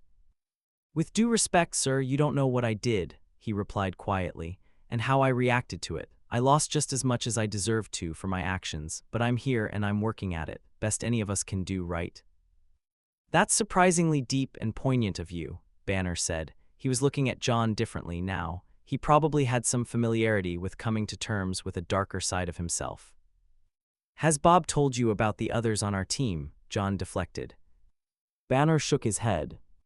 It's a complicated group of morally off, fucked up misfits, he said, and that's something I say affectionately. Besides us two, the failed Captain America and the overpowered mental illness, our other members are a washed-up supercommunist, a man previously brainwashed into being a weapon, a black ops theft specialist, and an assassin with more red in her ledger than she'd like. Rogers crossed his arms and Banner's brow furrowed at the phrase, red in her ledger especially. He'd borrowed the phrase from articles and reports written about Natasha Romanov. He wondered if they'd known her long enough by this point to recognize it. We all got lucky enough for a clean slate in the future, a fresh start, and by God, we're trying to do our best with it. He folded his hands neatly in front of him, forcing himself to stare down the two Avengers. We might not be a beacon of hope for the future like you guys were, but we're doing our damned best and we'll continue doing so when we get back. But right now, the most I can do is go try to keep Bob stable so we don't have a repeat of a catastrophic event that happened in our time. So were my answers satisfactory? Can I go back and do my job now? Rogers put his hands behind his back, falling into a more casual version of parade rest that John had often found himself doing instinctively. Of course, we're sorry for the inconvenience, First Lieutenant Walker. We'll look into what you and Bob have told us, but for now, feel free to return to his room. I trust you remember the way. For a moment, Walker was shocked at the amount of trust he was being shown, before Rogers tilted his head towards the camera in the corner. And if you don't, I'm sure JARVIS can remind you the route. John stood, pushing his chair and out of habit even as he asked, JARVIS, Tony Stark's AI, he's in this building. I thought S.H.I.E.L.D. owned this building. I think JARVIS is inherently in any building Stark has ever set foot in, Banner muttered. A bit of an over-exaggeration, sir. A crisp British voice echoed from the speakers. I am only in any building Stark has set foot in that has an internet connection. Right, Rogers chuckled to himself. Be on your way then, we'll check in tomorrow. Sure, John nodded stiffly, looking warily at the cameras before turning to the door. Good luck with Hydra. The door closed behind him, but not before he could make out Banner's bitter, I'm sure we'll need it. Chapter 25, Falling Down Like Promises. Summary. Starr. Well, that was easier than she expected. Wait here. Bucky was looking at her blankly. Ava held out a hand in the universal stay motion. Wait. One of his eyes twitched below the mask. She moved backwards. Bucky stayed put. Thank fuck she wasn't sure exactly how much he understood her. He seemed to get anything that she phrased as an order, which was great for getting him back to New York but supremely awkward in essentially every other aspect. Bucky had always been the de facto leader of the team, so him following her around like a lost duckling was not something she was enjoying, and he only ever responded to her in Russian. She moved further back. Bill raised his hand from over by the quantum pod he and Pym had built while she was gone. Please don't leave him here. Why not? Ava turned to him, smiling innocently. He's friendly. Don't lie, Ghost, Bucky said. The mask distorted his voice unnaturally and made it come out as a monotone growl.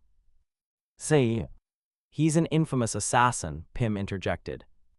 A friendly, infamous assassin. Her smile spasmed as a sharp pain shot up the side of her neck. How's that pod going? Nearly complete, Bill nodded along with the change in topic seamlessly. Should be up and running in a couple hours. Perfect timing, I need to go check on something. It won't end with you bringing back another fugitive assassin, will it? Bill asked dryly. Ava squinted, mentally calculating the likelihood of running into Alexei or Yelena. I don't think so. Bill stared at her, radiating fatherly disappointment. Ava shrugged helplessly. She couldn't help that all of her friends had dark and checkered pasts.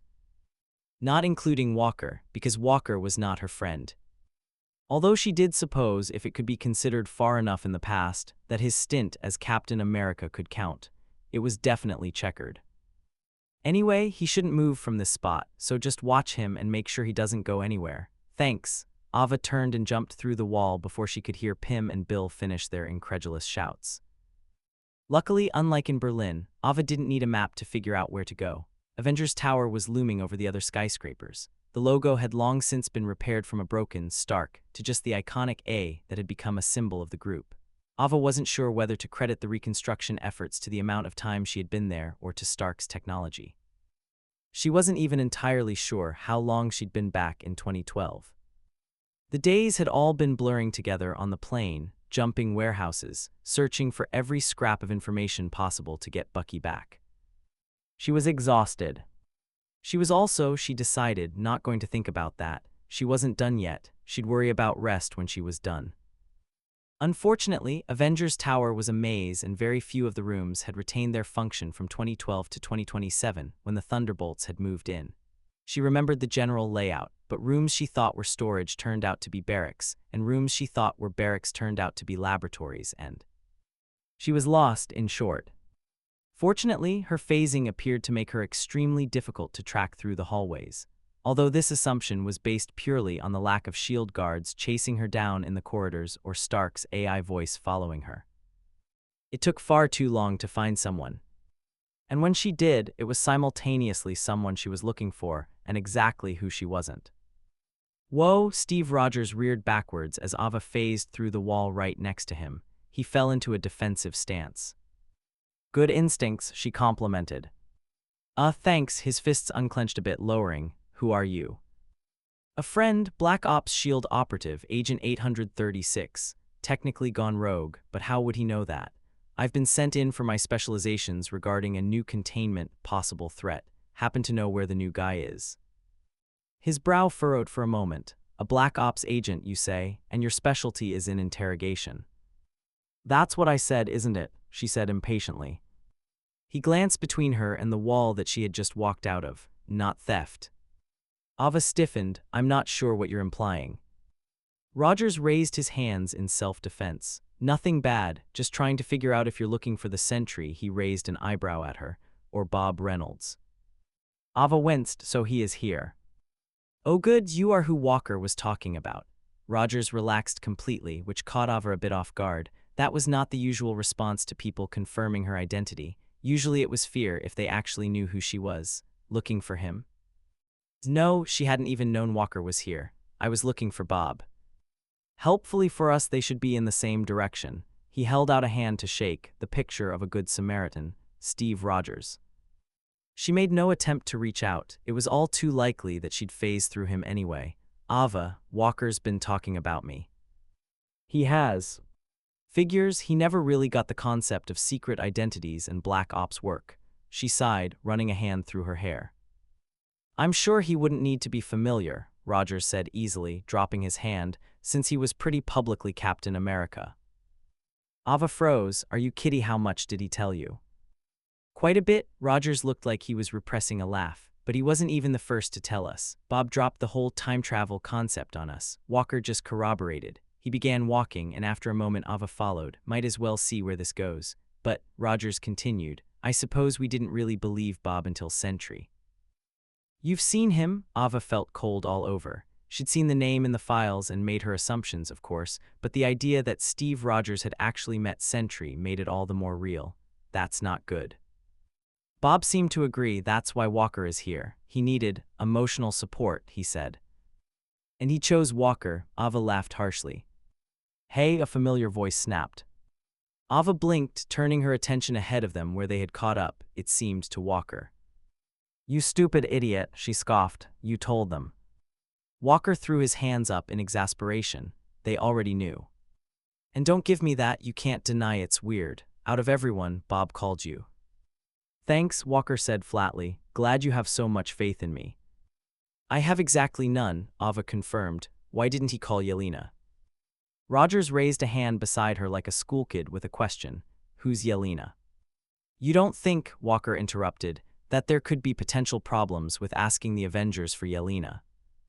WHO, Ava winced. I guess I didn't think of that. Clearly. Shut up, have you met up with the others? Walker's small smile faded. No one besides Bob, you. Yeah, I've got. Her eyes darted over to the current Captain America. I've got the congressman. Walker snorted. Congressman, dare you to call him that to his face? Absolutely not. And how is the congressman? Ava lightly tapped her forehead with her middle finger. Under, but getting better. I think he woke up too, under the program. Yikes, Walker winced. You should take the Boy Scout over there to him. Steve Rogers startled as Ava and Walker turned to him as one. Wahoo. You sure that's a good idea? Ava asked, ignoring him. He's not all there yet. Cap dragged him out of it last time, didn't he? Walker shrugged. That's the way he described it anyway. Ava nodded decisively. I'll try it. How about it, Captain America? You willing to go on a little field trip to help a friend of mine? Rogers frowned. Do I get more information than that? Not yet, Ava replied. Don't want you acting irrationally, but you can bring a friend or something if that makes you feel better. Rogers seemed to ponder this for a moment before nodding. All right, I'll grab a comm, let the others know I'm going out. They'll still be in reach if things get dicey. He looked at them pointedly, as if it would be Ava's hypothetical fault that things got hypothetically dicey. But if I can really help someone, I'll go. Great, Ava nodded. Walker, can you tell Bob that I was here? Maybe. Don't let him know about my friend yet, though. I don't want to get his hopes up in case we can't break him from the programming, not while he's already heading towards a drop. Probably a good idea, Walker nodded. Meet up with us when you're done. Of course, Rogers, she returned to the wall she came from, intending to walk straight back through. I'll meet you out front. He smiled grimly. Meet you there. Chapter 26, That I Never Kept. Summary. Bucky Barnes. Surely meeting an old friend will cause zero issues. The scientists that he was left with were very uncomfortable, but to their credit, they were clearly trying to ignore him. Not that he was making it easy for them. The longer he was out of the ice and away from that chair, the more was coming back to him. Ava Walker, the new guy, the spider, the old-timer. His memory wasn't perfect yet. He knew he had a team, family, but they felt so far away, they didn't echo in his mind like, I'm with you till the end of the line. He shook his head, a movement that had the scientist closest to him, Pym, the one who shrinks, Ant-Man, sending him wary looks. He leans back against the wall that Ava had left him at and tries to look non-threatening, based on the tense back of the other scientist, Foster, SHIELD contract operative. He was not succeeding. Pym left the room muttering to himself. Foster didn't look terribly worried by that, so he figured that was probably planned. The holographic screens were blinking ominously. He watched them, trying to decipher the symbols floating across. Math wasn't his strong suit, but he would recognize a tracking map anywhere. He wondered who they were looking for. Pym reappeared, now in the separate room that held the quantum space pod. He was wearing an astronautesque suit, still muttering with a worrying sort of intensity. The tracking map ping Ed. Foster and Pym's heads snapped up simultaneously, eyes locked on the pinging coordinate point. We found her, Foster breathed out, eyes wide, shaking hands. Aw. We found her, Pym repeated, fists clenched, chin down, determination. Pym opened the door to the futuristic-looking pod, swinging himself into the pilot's seat. The coordinates should have transferred already and been locked in, he told Foster gruffly. I'll go down and get her. If I'm not back within the next 20 minutes, lock it down. The quantum field would have moved by then already, and his eyes seemed to lose focus. I'd rather be trapped down there with her. If you're not back within the next 15, I'm yanking you out, Foster countered with a growl. You have a daughter, Pym. I'm not letting you leave her. She doesn't need me anymore. You'd be surprised. Pym glared at Foster, a stare that the other scientist met evenly. It took a few moments of tense silence before Pym scoffed and conceded, clicking on the safety belt. See you on the other side, Pym, with your wife. Pym just responded with a half smile, half grimace. Foster flicked a few switches and the pod shrunk in increments, disappearing in between the molecules. The one who shrinks, indeed. Foster turned slowly to face him, seeming to realize he was now, technically, alone in the room with him. White knuckles, forehead creased, fear. Thankfully, he didn't have to attempt comfort. A mere moment before Pym disappeared, a familiar face phased through the wall. So I have is Pym gone? Ava blinked at the emptier lab. Good, I need this phasing to stop, so anyway I have good news. Did you find your friend? Foster asked, relaxing now that he had his own assassin in the room. Yes, sort of, and I brought someone back, and he's not an assassin. Foster sarcastically pumped a fist in the air. The bar is on the floor. Bad news though, it's Captain America. Badney, why is that bad news? Ava was no longer looking at Foster. She was looking at him, and he had felt every nerve go on edge at the name. That sounded familiar. Why did that sound familiar? I'm with you till the end of the line. Because, Ava continued, her gaze stuck on him, Captain America right now is Steve Rogers. Steve Rogers. I'm with you till the end of the line. I knew him. Which Bucky am I talking to? End of the line. End of the line. Steve Rogers. Whoa now, Ava had crouched to meet him on the floor. His legs had given out, he didn't know when, and his hands gripped his hair like he was trying to pull the memories out of his brain. She gently took his hands, and he unclenched his fingers so he didn't accidentally claw at her. It was strange, like muscle memory. It couldn't be muscle memory, though. Wrong body. Wrong body. He's coming up the elevator, Ava continued. Should be here in a minute or so. He can help. He can help, your friend there, the one who seemed to have an attack of some kind on his name alone. Yes, Ava hummed, trust me, future time travel stuff. Foster didn't seem to have a response to that. Boothie as he sat, crumpled on the floor next to Ava. Each second felt like an hour as she held his wrists to stop him from pulling at his hair again. His breathing felt labored, and he couldn't tell whether it was the anxiety or the mask cutting off oxygen. The elevator dinged. And out stepped. I knew him. Which Bucky am I talking to? I'm with you till the end of the line. Steve. Bucky gasped like a dying man, turning his hands in Ava's grasp to grab at her forearms. She looked at him in concern. Ghost, Ava, he tightened his grip. Ava smiled. There you are, Buck, she said. Steve startled behind her. She ignored him. Welcome to 2012. 2012. Bob, she offered as explanation which, if the memories filtering back in were anything to go by, was honestly enough. I think we got some of the shorter sticks out of it. As if on cue, his hands slipped through her arms and she grimaced. He cringed in solidarity. I'll leave you with your friend here. Ava stood, backing up and gesturing for Steve to take her place. I'll go catch up with Foster, get myself healed. Fix your phasing, Ghost. He nodded, raising himself to a slightly more dignified sit rather than crumple, turning his eyes to Steve. The past, current, Captain America stepped towards him as if pulled by a magnet. I think I need to have a discussion with Cap. I'm with you till the end of the line. Chapter 27, and I feel like my castle's crumbling down. Summary. Alexei Shostakov. But how to actually get to Natalia? If Alexei had to guess, he would say that he and Yelena were equally anxious about the prospect of meeting Natalia again. Unfortunately for both of them, they dealt with this anxiety in opposite ways. Yelena went silent, retreating into her head. Alexei would be a lot more worried about this a few months ago. 2027's a few months ago, so a few years in the future. Right after the void, Yelena had been a bit more open about her mental struggles. Alexei had tried to be there for her, but he didn't think he did very much. Mostly her other friends helped. Alexei, he tried, but he was really at a loss for how to help with that. Yelena had said he was doing fine at it. He didn't know if he believed her. Alexei, meanwhile, was talking about anything and everything. Mostly their team, telling useless random stories from around the tower. The time Ava had spent half a conversation standing in the middle of a table, because she couldn't be bothered to move until she absolutely had to. The time he caught Bucky pulling his metal arm out of the dishwasher, which Alexei agreed was a good idea, but Bob, who had been with them, had insisted Bucky run separate loads rather than put it with the rest of the dishes.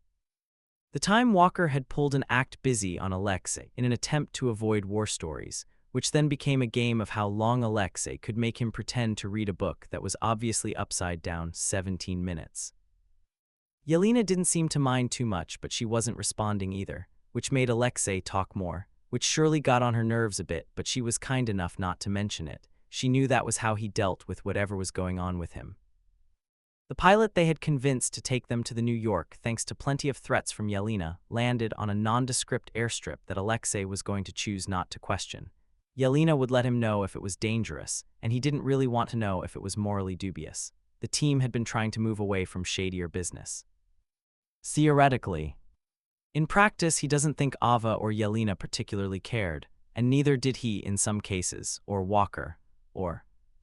They weren't great at sticking to that rule. He and Yelena disembarked, only to pause in tandem at the sight of the New York City skyline. He could guess what they were both thinking. She's there, alive. Yelena smiled. She is. We have a second chance. Alexei exhaled. We do. How do we talk to her? Her smile faltered. That will be a problem. She won't want to talk to us based on when she last saw us. She nearly killed me when I saw her again the first time after I escaped the Red Room. Yelena definitely hadn't told him that. What? Doesn't matter, Yelena waved a hand dismissively. I tried to kill her back. What is a little attempted murder between sisters? Alexei opened his mouth for a moment, closed it. I do not think that's right. Yes, well, the Red Room wasn't big on learning emotional communication. Yelena snapped. Alexei winced minutely, all too aware of his own part in Yelena's past. She clearly noticed from the corner of her eye, muttering a small sorry. So if she does not want to talk to us, how do we make her? Do you know where she lives? Yelena barked a sharp, bitter laugh. No, I think the only time I ever found out where she lived was by accident. She sobered. I do think I have another way. Alexei hummed in interest, starting down the road to find a cab service of some kind. Hawkeye Clint Barton, she amended almost immediately. I searched for him after Natasha's death. I know the location of most of his safe houses in the city. If we find him, we can get a message to Natasha. Clint Barton, that is Natalia's friend, yes. Best friend, you could argue. She went quiet. Alexei glanced at her, wondering what she was thinking of. A cab pulled up and he hesitantly opened the door for her. And Hawkeye will be able to help us talk to Natalia. His question broke her out of whatever reverie she was indulging in. Undoubtedly. She slipped into the cab, rattling off an address to the driver that Alexei could only assume was of one of the safe houses. He followed her in, half-heartedly patting at his pockets. He knew he didn't have any cash on him, but he hoped Yelena did. He liked to tip drivers of all kinds well, after his own limo business had sunk.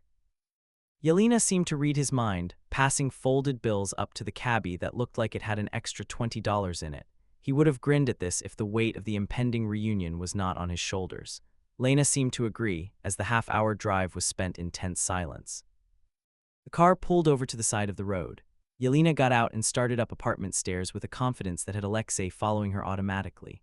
She buzzed in by faking a package delivery and took the stairs up to the top floor. He would have preferred they take the elevator, but she didn't actually tell him how many flights of stairs they were going up when she started, and knelt to pull out a lockpick at the door. The lockpicking took a bit longer than Alexei expected. He had seen her break into rooms with just a quick jiggle from one tool in her extensive set, but this door took closer to 10 minutes. He supposed it wasn't that unusual Clint Barton was a super spy. Maybe he should have been shocked there wasn't more security on the door. Although there's only so many locks someone can add before the landlord starts to get suspicious. But it did leave him awkwardly standing guard, leaning against the wall and watching the hallway for witnesses. Thankfully there weren't any, and the door clicked open. Yelena stowed her lockpicks and entered, Alexei following closely. He closed the door behind, relocking everything he could. He turned to see Yelena beelining to the kitchen and going through Clint Barton's cabinets, her lips pursed in concentration. Are you hungry, Lena? Not really, she replied distantly. I was going to make something anyway, but he has no boxes. She slammed shut the cabinet she had been digging through, tusking, health nut. He bit back a quip about how she could probably stand to eat a bit healthier anyway. A lot of her diet consisted of absurd smoothie blends and boxed pasta, but a majority of his own drink consumption was alcohol, so he couldn't really dad her without being extremely hypocritical. And Yelena always got a bit touchy when he tried to dad her. Alexei joined her in the kitchen, directing her to sit at the counter as he dug through the cabinets. While Clint Barton did not have any of the add butter, add milk, add water pasta boxes that Yelena favored so much, he did own pasta noodles and sauce, and before long he was making an extremely simple spaghetti. He would have liked to add some protein. He had an excellent food diet, thank you. The alcohol was the only problem, but he didn't have the time to defrost anything.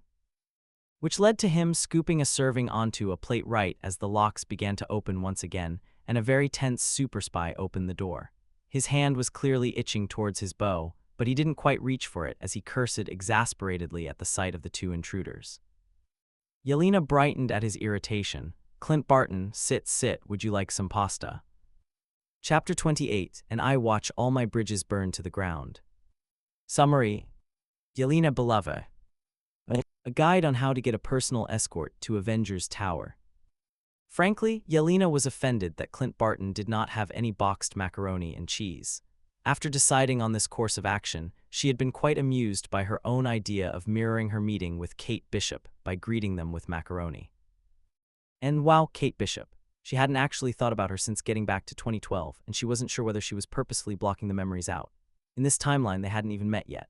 Kate Bishop was not even a vigilante yet of any sort. If she remembered correctly, it was the very same New York attack that had just happened that had even inspired Kate Bishop to take after the original Hawkeye, at all not that Yelena ever understood the appeal. A shame they had gotten along well. And Yelena would have to settle with greeting the first Hawkeye with spaghetti instead. Clint Barton stepped in the room fully, dropping his keys into a bowl. He was feigning nonchalance, closing his door and taking off his jacket to hang up, but Yelena could spot the tightened muscles and even center of weight and critical gaze from a mile away. Clint Barton was sizing them up and, based on what he was seeing, felt at least a bit confident in his ability to take them on. And sure, even semi-confident would be far too overconfident if they had intention to hurt him, but Yelena was specifically trying to radiate harmless and non-lethal. "So who are you and how did you get into my apartment?" Hawkeye sighed more than he asked. Alexei set down the plate of spaghetti he was holding. "Do not freak out." Not a promising start. Clint Barton arched an eyebrow, visibly reassessing Alexei at the accent. Yelena wasn't sure how he missed it. Alexei looked Russian. "We are looking for Natasha."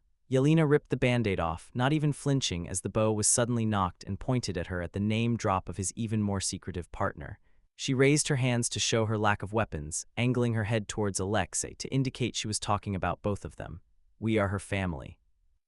"Natasha doesn't have any family," he retorted, clearly foregoing any attempt to pretend he didn't know what they were talking about. "No," Yelena muttered with defeat. "I imagine she would say she did not." She frowned, trying to figure out a way to prove herself before she got shot. Alexei had frozen as well, shrinking in on himself to also try to appear less threatening. She really didn't want to, but... She pursed her lips, whistling softly, high-low sliding note. The arrow aimed at her dipped. Clint Barton was staring at her. Slowly, he whistled back, sliding note, low-high. "How do you know about that?" "They made it up as children," Alexei replied. An uncharacteristically soft expression was on his face, would call and response all the time. Hawkeye nods slowly. "She uses it as a standard all clear now, but wouldn't tell me what it was from." "Yet," Yelena muttered under her breath, a hint of reproach in her voice. Clint locked onto it anyway. "Yet." "I am sure she would have told you eventually," Yelena covered. "You seemed close, on the news and all." Clint was staring at her. "You knew each other as children." "Yes."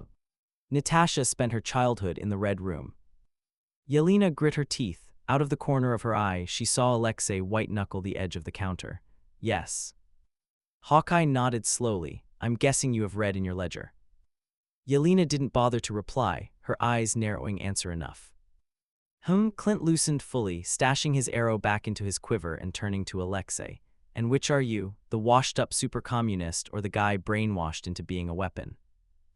There was a moment of silence before Yelena barked out a laugh, quickly slapping her hand over her mouth and silently cursing Hawkeye for making her laugh. Alexei was frozen, open-mouthed. Yelena was not, removing her hand after her laughter slowed to croak out, "What?" "A certain First Lieutenant John Walker informed us of his team of vigilantes in the future. S.H.I.E.L.D. has encountered 3 so far. It doesn't seem too far of a reach to assume you might be part of it, especially with Walker, including a very specific phrase that Natasha uses often." Alexei beamed. "Walker, yes, he is here too." Simultaneously, Yelena frowned. "His team of vigilantes." "Regardless, I'll have to take you into S.H.I.E.L.D., Clint Barton said casually, as if he had any ability to force Alexei and Yelena to go anywhere. She was tempted to remark on this, but her voice died in her throat, and instead, "Natasha will be there. At the tower, most likely." She and Alexei exchanged solemn looks. Alexei nodded to Clint Barton. "We will go." "Excellent," he pulled out a phone. "Hang tight. I can't just let you wander through the streets, but I'll need backup to convoy you to the tower." Yelena was torn between grudgingly respecting Hawkeye's assessment that he couldn't take them and being mildly offended that he thought any amount of backup would be able to hold them if they chose to run at least, until she heard Clint Barton greet who he called with Stark. "You'll never believe it, we've got 2 more. Can you come by in a suit?" His voice faded as he left the room, retreating back into a bedroom, seemingly trusting that their desire to see Natasha would make them stay put until Tony Stark came to escort them and Hawkeye back to the tower. And well, he wasn't wrong. Alexei and Yelena stared blankly after him. Alexei looked down to the plate he had set before picking it up and half-heartedly offering it to her once again. She took it, and he began to serve up another. The shower started, and Yelena and Alexei sat at the kitchen counter eating spaghetti while waiting for Iron Man. Chapter 29, and you don't want to know me. Summary. Bob Reynolds. He's doing great, thanks for asking. So they just asked you about the future. Pretty much, it was kind of boring, to be honest. Bob hummed thoughtfully. Walker had finally returned from his interview of sorts and had returned to see the chair Hawkeye brought him facing Bob. He had scoffed a bit, walked over, and dragged it to Bob's side. The change made it so they were sitting facing the same way, and if Bob ignored the seams in the glass between them and his own restraints, he could almost pretend they were back on the couch at the watchtower. Now he just needed Yelena on his other side, Alexei sitting on the floor in front of them, Ava sprawled across an armchair, and Bucky standing ominously with his arms crossed behind them in that "I'm pretending to not pay attention" dad stance, and they'd be primed for their semi-regular movie night. It would be a very uncomfortable movie night, though, since Bob was not on the couch and was in fact trapped in a pod cell in an attempt to contain Sentry. And Ava's here too, she remembers. I'm pretty sure if she didn't, then I guess she might just be predisposed to hate me since she insulted me the second she saw me. Bob covered a laugh badly, apparently, since John shot him an unimpressed look. She disappeared pretty quick, though, said something about needing Rogers. She'll be back, though. Bob nodded, and they fell into an uneasy silence. Bob fiddled with the part of his wrist restraint that he could reach for a few moments before breaking the silence with a sigh. I really am sorry about this. It's really not your fault, Walker insisted. You didn't know you could time travel, and you especially didn't know you could time travel all of us. No, well, yes, I'm sorry about the time travel, but I'm also sorry to pull you away to just sit in a room with me so I don't go all weird. I'm sure you had something you were doing. Kind of, mostly I was just trying to find the rest of you. Walker tilted his head. I told Olivia, though. Bob sucked a breath between his teeth. About the future. Yeah. Olivia was almost as famous of a name in Walker lore as Lemar. Her leaving him had knocked his self-esteem down a ton, maybe a few too many notches, combined with his disgrace under the Captain America mantle. A few of the Thunderbolts, Bob being one, were still trying to find the fine line between playfully bullying Walker and finding him 3 hours after a conversation, still leaning against the kitchen counter, disassociating. They didn't really talk about Walker's dissociation. They probably should eventually. He did it often enough that all of the Thunderbolts had each found him out of it a few times, and now had a rough protocol of what to do depending on how bad it was. Maybe, after all of this, Bob would actually make an attempt at therapy if only to join Bucky in trying to convince the rest of the team it was a worthwhile endeavor. So you think they actually, believed you? Either that or they think I sound just as crazy as you. Walker let out a self-deprecating laugh, and Bob couldn't help but flinch a bit. Crazy. Not a word he liked being thrown around. There hadn't been many people in his life who called him that. Per se, he never tended to stick around long enough for them to catch wind of exactly how bad his highs and lows were. It was, however, a word used against his mother by his father. Now that he was older and had something of a support system, he was able to recognize that his mom wasn't exactly the best parent, but comparatively, she was better. And he was all too aware of how his own mental state reflected hers, so when she was called crazy, well, that was just calling him crazy with extra steps, and the extra curveball of his comparatively favorite parent being insulted. And sure, he was aware he wasn't the most stable of people. He wouldn't have called Walker if he thought that, or be as worried about the appearance of Void or Sentry, or probably have a Void and Sentry to worry about. But there was no but. He knew he wasn't stable. End of sentence. Sorry. Bob blinked out of his thoughts, turning to look at Walker, who seemed to have sensed his little shame spiral. You're not crazy, the former Captain America offered. Shouldn't have phrased it like that. Oh yeah, he tried offering a reassuring smile, but had doubts about how comforting it actually was. No worries. Walker offered an unsure smile of his own before slumping against the back of his chair, a soft, Olivia's going to kill me, uttered under his breath. Fuck, it hit Bob for a second that he had just dragged Walker away from Olivia. The Olivia. It was Bob's fault he was here in the first place, and Walker had found a silver lining anyway in reconnection with people long dead or gone, and now Bob was fucking it all up even worse by dragging him away from that. He looked down at his lap, his mind racing. Earlier they had asked him who he should call, and he only thought about who it would be least suspicious to ask for. When they were all dealing with their own shit in 2012, Yelena and Alexei were probably looking for Natasha Romanov at this very second. Bucky would be able to reconnect with Steve Rogers. Ava didn't really talk about her past, besides the whole growing up in labs thing, but he was sure she had found a silver lining. Or at least a purpose in this new time. She was practical like that. And here Bob was, selfishly wishing they were here to help him even out. Because he couldn't even do that. Bob, an unsure voice to his right, asked. It sounded familiar. Bob couldn't really bother to look up at it. Shit, he was probably impossible to deal with. Not only could he not actually keep himself from something as simple as don't go God complex on the literal Avengers, but he didn't even consider what his friends could be dealing with thanks to the mess he dragged them into. Bob, hey Bob, snap out of it. A tapping sound, insistent, it felt a million miles away. Bob wished it would stop. He closed his eyes in a useless attempt to stop them from blurring up. He kind of wished everything would stop. Shit Bob, I'm here, hold on Barton, open the pod. Chapter 30, I Will Just Let You Down. Summary. John Walker. Where's an Avenger when you need one? Fuck, if Olivia wasn't going to kill him for accidentally insulting one of his friends, she was definitely going to kill him for accidentally sending him into a depressive episode that threatened the entirety of New York, possibly farther. They had gotten incredibly lucky, stopping the void as early as they did last time. Double fuck, if Olivia didn't kill him, Yelena definitely would. Or Ava, since she was more conveniently nearby. Or Bucky. He seemed like he had been itching to put John in the ground since he took on the Stars and Stripes. Okay, little to reel there. His tapping against the glass pane of the pod had turned into pounding against it with his fist, trying to get Bob to open his eyes, to look up, to anything. The familiar inky black was slowly making its way up his legs, entwining with itself and pulling Bob deeper and deeper into the void. Barton, he backed away from the glass unsurely, torn between running to find someone who could open this stupid fucking restraint pod and staying here with Bob, abandoning his friend versus being utterly useless. What exciting decisions his life had led to. What he wouldn't give for his old super strength. Cursing, John stumbled away from the glass and turned into a run, bursting through the doors outside. There were guards stationed outside, figures. He grabbed the nearest one's shoulders. You need to get the Avengers, now.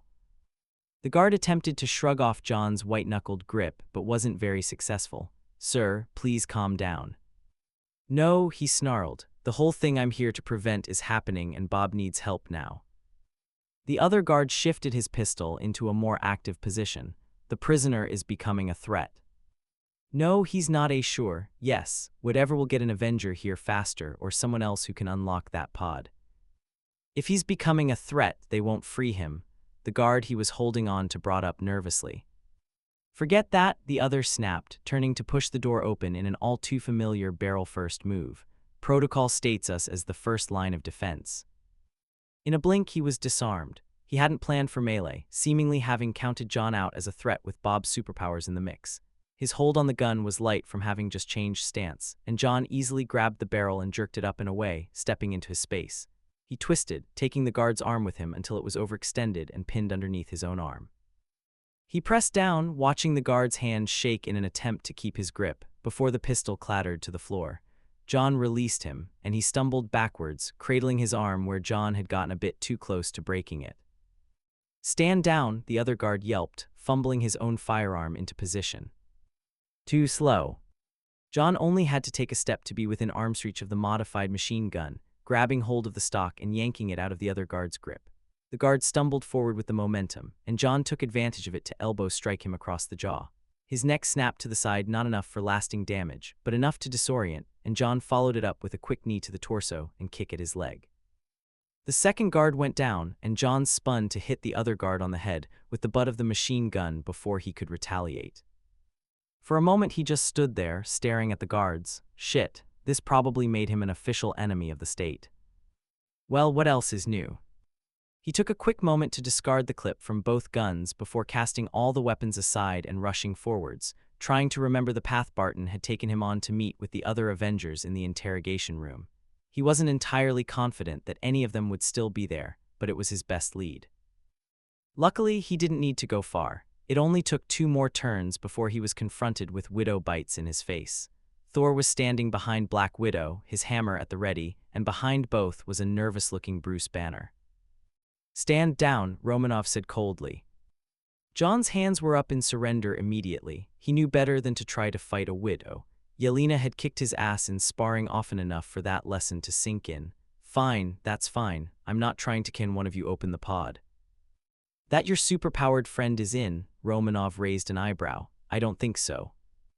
"Look, you brought me here to be his emotional stabilizer, right?" he hissed. "I need to emotionally stabilize him, but he's not responding to my voice. I need to touch him before he goes full void." "What is this void, exactly?" Thor spoke up, swinging his hammer perhaps a bit too casually for the situation.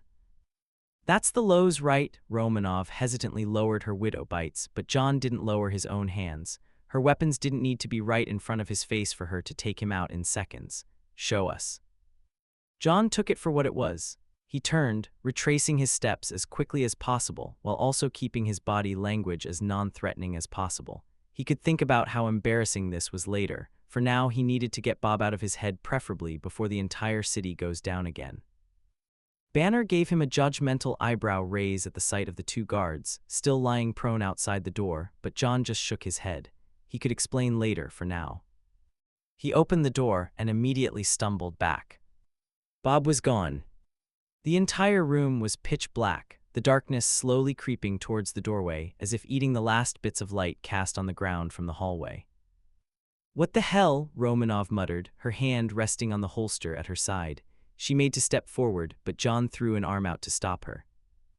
"Bobs," he called into the room. His voice was wavering a bit. He couldn't bring himself to care. "No," a low voice echoed from the room. Romanov's gun was officially out. Thor had settled back into a defensive stance, hammer at the ready. Banner was nervously twisting his hands, the smallest bits of green tinging his neck. "He's not here right now." The barest bit of light appeared deep in the darkness of the room. John took another step back, recognizing the glint of the void's eyes. He was alone, like always, but aren't we all? The void spilled out of the doorway, seeping across the floor to them. It seemed quicker than it had been the first time. Maybe it remembered him. He looked back at Romanov, Thor, and Banner. They were too close to the doorway, so was he. "Sorry," he offered weakly. "Too late, we'll get you out." "Get us out?" "Wait." Romanov reached forward, probably to get more answers from him, but John had already shifted forward and fallen into the void. Chapter 31. You don't want to know me. Summary. Of a Starr. Let's check back in with the others, shall we? It didn't take too long for Rogers to actually crouch down and join Bucky on the floor, since it was pretty clear that he wasn't getting up anytime soon. Ava did her best to tune them out. She had her fill of emotional reunions for the next 15 years. Well, maybe she shouldn't say that, since presumably she was about to witness another when Janet and Hank reunited. Maybe she'd get lucky, and they'd get all the mushiness out in the quantum realm where she didn't have to see it. Besides a short catch of breath and furious hushed whispering, the two were pretty easy to ignore. Instead, she laser-focused on the little pinging dot that represented Hank Pym's ship as it neared the coordinate they had found for Janet. "Are you sure this will work?"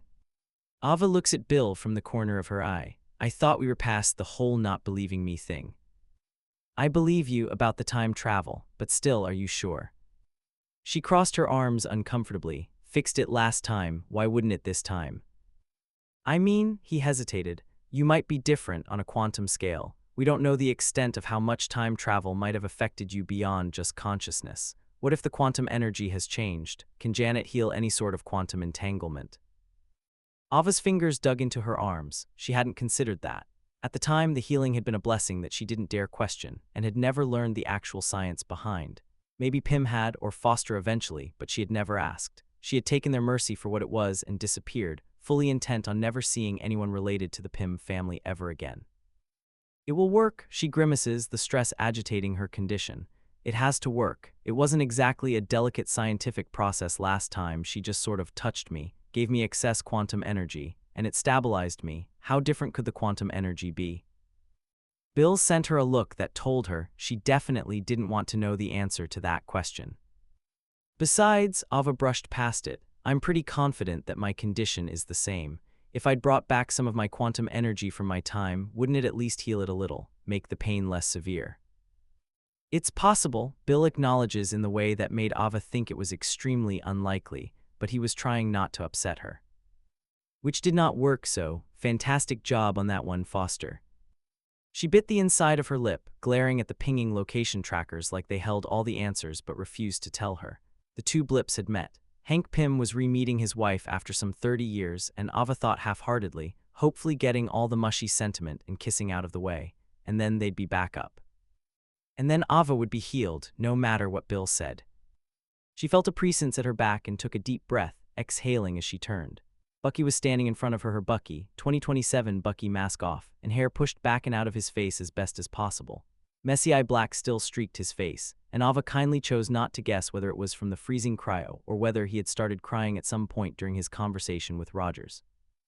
Who, speaking of, was hovering behind Bucky protectively in a way that almost made Ava laugh aloud. Sure, Captain America was built like a brick, but Bucky was Bucky. He hardly needed the protection. Bucky nudged her shoulder and broke her from her thoughts. Ready for your phasing to be healed again, Prizrak. She could hear how raspy his voice was from disuse, now that the mask was off, especially in comparison to when he was a Thunderbolt and had been free for over a decade. God, yes, Ava huffed, turning back to the holographic map and watching the Hank Pym blip begin its ascent back up. I can't wait to fix it again. You sure? Bucky asked, his dry sarcasm front and center. You could probably show Walker up by phasing for more than 1 minute at a time. Ava groaned, rolling her neck to look up at the heavens for patience. Don't you start, or so help me I'll tell Alexei. The Winter Soldier program messed up your memories, and you need a refresher on all of his Red Guardian war stories. You wouldn't dare, Bucky said, real horror in his voice. Bill and Rogers' eyes ping-ponged between the two of them, confusion openly visible. It must be very different, Ava muses, hearing about hypothetical time travel as opposed to watching two people who you know have never met speak like they've been friends for years.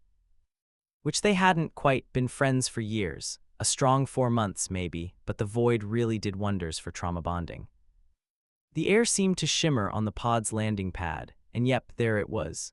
Hank Pym's pod grew back to its original size and hovered for a few moments before landing with a decisive thunk. 2 passengers. Thank God. Ava surged forward, walking straight through the glass that separated the lab from the pod, to the startled yelp of Captain America, in an effort to get to them faster. Hank Pym forced open the door, turning to lend a hand to his wife as she exited after him. She straightened, every bit the same scavenger, vaguely alien look she had the first time around. Ava halted in front of her. Oh dear, Janet's smooth voice sounded from behind the scarf wrapping, and her hands came up to lift her goggles. Her eyes were full of concern as she looked Ava up and down. Hank told me you had a quantum problem up here, but this isn't quite what I expected. Please, Ava whispered, holding out her hands in the space between them. Can you help? Can you fix me? Janet's brow furrowed and she grabbed Ava's hands. I can certainly try. Ava closed her eyes, sighing with relief as a familiar warmth spread over her, and every cell finally went quiet again. Chapter 32, My Foes and Friends. Summary. Bucky Barnes. The talk. I'm with you till the end of the line. I think I need to have a discussion with Cap. Ava had nodded with efficiency and turned away to her scientists, leaving Bucky staring up at Steve Rogers. Captain America. Bucky didn't realize how much he had come to associate the name with Sam until Steve was standing in front of him, wearing the original star-spangled uniform. Steve shifted from foot to foot. She said I cowed help you. Already did, Stevie, Bucky sighed, reaching up to unclasp the mask and pull it away from his face. It felt inconsequential, anticlimactic, especially after the last time. But Bucky hardly wanted a repeat of what happened last time. Steve gasped and stumbled forward, half falling forward. Buck.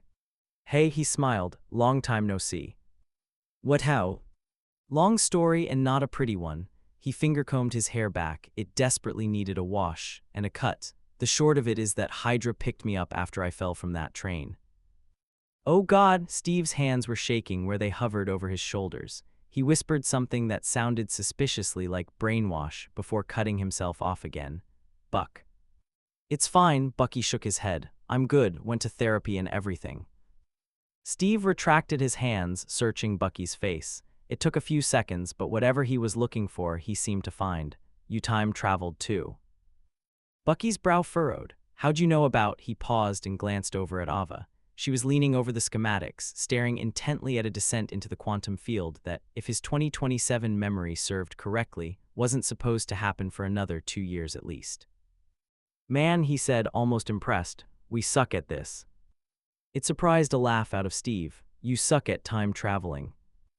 Apparently, you'd think I'd have practice, with the jump from the 40s to now. I'm not sure if that actually counts as time traveling. Steve sounded like he was still in disbelief. Yeah, probably not. I was awake too many times in between. You were awake. That's part of the long story. Steve frowned. Based on some of the bits and pieces I've gotten from John Walker, I'm not sure I'll want to know. Bucky couldn't help the expression of irritation that flitted across his face at the name. You know Walker. Briefly met, he got called in to serve as an emotional regulator for the Sentry. You know Sentry? Bucky let his head gently hit the wall he was leaning against. He needed a nap, maybe 20. We really suck at this. You know I tried to retire, should have known I can't get 2 weeks without something new coming up. You retire, a hint of a smile tugged at Steve's mouth, a welcome relief from his previous dour expression. Didn't know you had it in you. Not completely, he amended. I'm only, 90 right now, that's too young to retire. Steve huffed a laugh. Just from the heroics, you were always more in it than me anyway. Ah, Steve nodded seriously. Congressman. Bucky raised his eyebrows. What? When Ava and Walker were talking about you, I think they were trying not to freak me out. He turned and sat next to Bucky against the wall, so they kept referring to you as Congressman. You can't be serious. I wouldn't dare joke about that. Congressman, he repeated in disbelief. He looked back at Ava, who was doing an excellent job of ignoring them. She's done for. I'm revoking her BLENN Yeruye privileges. Her what? It's like these little pancakes. You can put toppings on them. I make them for mission debriefings sometimes. Or no, he nodded decisively. I'll make hers with raspberries. She hates raspberries. Steve chuckled and Bucky saw him relax fully next to him. I can't explain how good it is to see you, Buck. Bucky gave a small smile of his own. He still visited his Steve after Thanos. When he was still alive, that was. He died about 2 years after he gave Sam the shield. I missed you too. Steve sighed, but it sounded resigned. So I'm not there anymore where you're from. I figured as much when Walker said he was Captain America, but it's different to know. No, you're not, but don't worry, you live a long and fulfilling life. Do I? Time travel. Time travel, Steve repeated. This really is just a normal Tuesday for you, huh, Buck? Long way from Brooklyn, Bucky agreed. Anyway, we could meet up with Walker and Bob. After this, Steve glanced over at Ava. Probably, I'll have to warn my team there's more incoming. Warn Natasha first, Bucky said immediately. We met. While I was under, I might have shot her. You've shot her. Don't say it like that, you make it sound like I had a choice. Bucky chuckled, then immediately regretted it when Steve looked like he swallowed something sour. Just let her know. Tell her I'm awake now. I think she knew that I wasn't all there the first time. I will. The Winter Soldier. What? That's who I was, tell her that. The Winter Soldier is awake, a time traveler, and on the way to the tower. He tilted his head. I'm sure she can inform whatever authorities need to know that too, so I'm not shot on sight. Steve stared at him uncomprehendingly. I'm starting to get the feeling that Walker might have missed some things with his recap of what happened between our years. He probably left out a lot more than some. Bucky shifted forwards and stood, brushing himself off and starting towards Ava. Steve followed. Do I want to know how you got onto a shoot-on-sight basis with S.H.I.E.L.D.? Probably not. Actually, he stopped. We might have to meet somewhere else. If S.H.I.E.L.D. knows I'm awake, that might be just as bad as if they thought the Winter Soldier was coming. Might have to make it need to know. Why wouldn't S.H.I.E.L.D. like it if you're awake? Steve shot him a look of pure confusion before realization crossed his face and his jaw clenched. Hydra. You know about that. Sentry may have sent Rumlow through a window and revealed his alignments. Bucky forced himself to unfreeze and meet up with Ava, extra little pancakes for him. Chapter 33, Watch My Reign End. Summary: Alexei Shostakov. Meeting the Iron Man and eating spaghetti. So exactly how many of you are there? Tony Stark had arrived a few minutes after Hawkeye had retreated to the shower and had joined Alexei and Yelena in eating pasta at his counter. If all of us came back, Yelena chewed thoughtfully. 6. Right, Tony Stark snapped with his free hand. Walker practically gave us a list. Yes, Clint Barton did mention this, Alexei nodded sagely. Christ, do you always talk like that? Just call him Barton. He frowned, but that is his name, yes. Do you only call him his full name to prove you know it? Tony Stark asked dryly, twirling spaghetti around his fork. Yelena snorted, covering her mouth with her hand. Sorry, déjà vu, she paused. Is it déjà vu if it happened in the future? The room was silent for a moment, pondering, before Tony Stark waved his hand. I don't want to think about that. The shower shut off. So what's the plan? Tony Stark continued conversationally. Meet up with your team, sure, and then what? We are not sure, Alexei admitted. Our team does not do well with plans. Bob may know what to do, Yelena said, her expression bordering on wistful. He sent us here, he may send us back. He didn't seem to know how he got there when we met. Tony Stark pushed his finished plate towards Alexei, who obligingly started scooping more spaghetti on, but that was a pretty quick intro. We didn't get a lot of time to talk before he was being handed off to Fury. We will figure it out, Yelena said confidently. We always do. Alexei hummed in agreement, pushing back the full plate. Stark started eating it immediately. This is crazy good, by the way. What did you put in this? Boxed spaghetti, Alexei deadpanned, and canned sauce. Stark stopped eating for a second to stare uncomprehendingly down at his plate. What brand does Barton buy that it tastes this good? I do not remember. Alexei turned uncertainly to the garbage can. Do you want me to look? No, don't go digging through Barton's trash.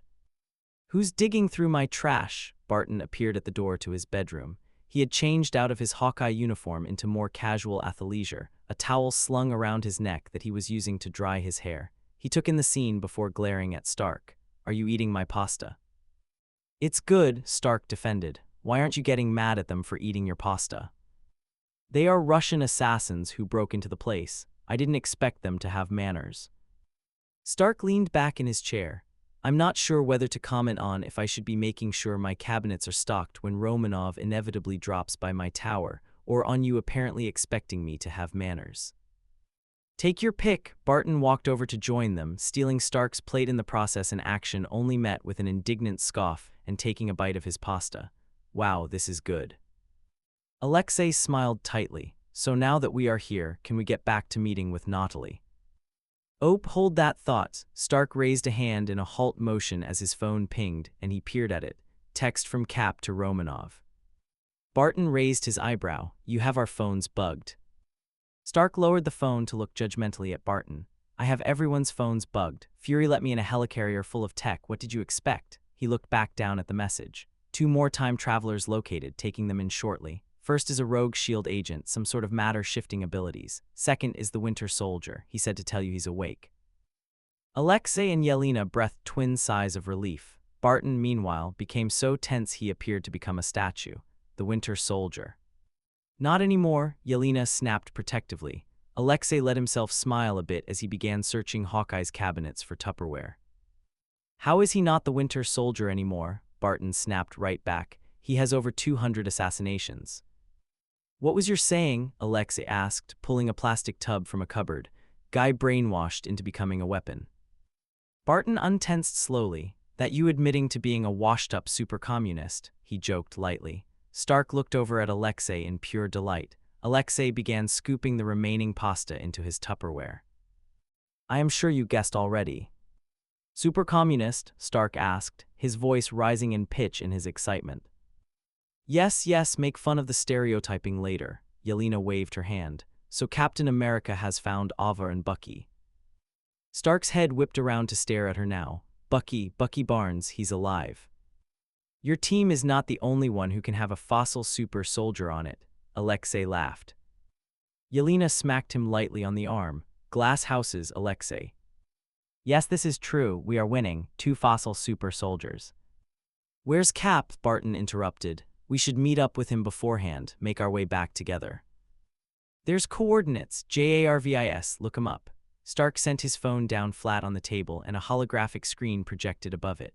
A map zeroed in on the sent coordinates, zooming into a nondescript lab building, only labeled by a small logo printed on the glass door. Pim, Alexei reads, that is, Ant-Man, yes. Ant-Man's real too, Stark says a bit nonsensically. Any news on the Tooth Fairy where you're from, Santa Claus? Barton gasped dramatically, a hand to his chest. Santa Claus isn't real. Well, actually, Yelena began, a mischievous glint in her eye. No, you're fucking with me, stop it. Stark pointed at her and she dissolved into laughter. But Pim is right, your friends will be there, Barton clarified, looking at Alexei. Most likely, Ant-Man and Ava knew each other. I would not be surprised if she were there. He paused. I am not sure why the Winter Soldier would be, but undoubtedly they met up like we did. Okay then, Barton took the towel off his neck and tossed it over a chair. Let's go. Yes, let's, Alexei agreed, opening the fridge with the Tupperware in hand and peering at the shelves, stocked full of takeout containers and miscellaneous ingredients. Where would you like me to put your spaghetti? Chapter 34, I don't know. Summary. Yelena Belova.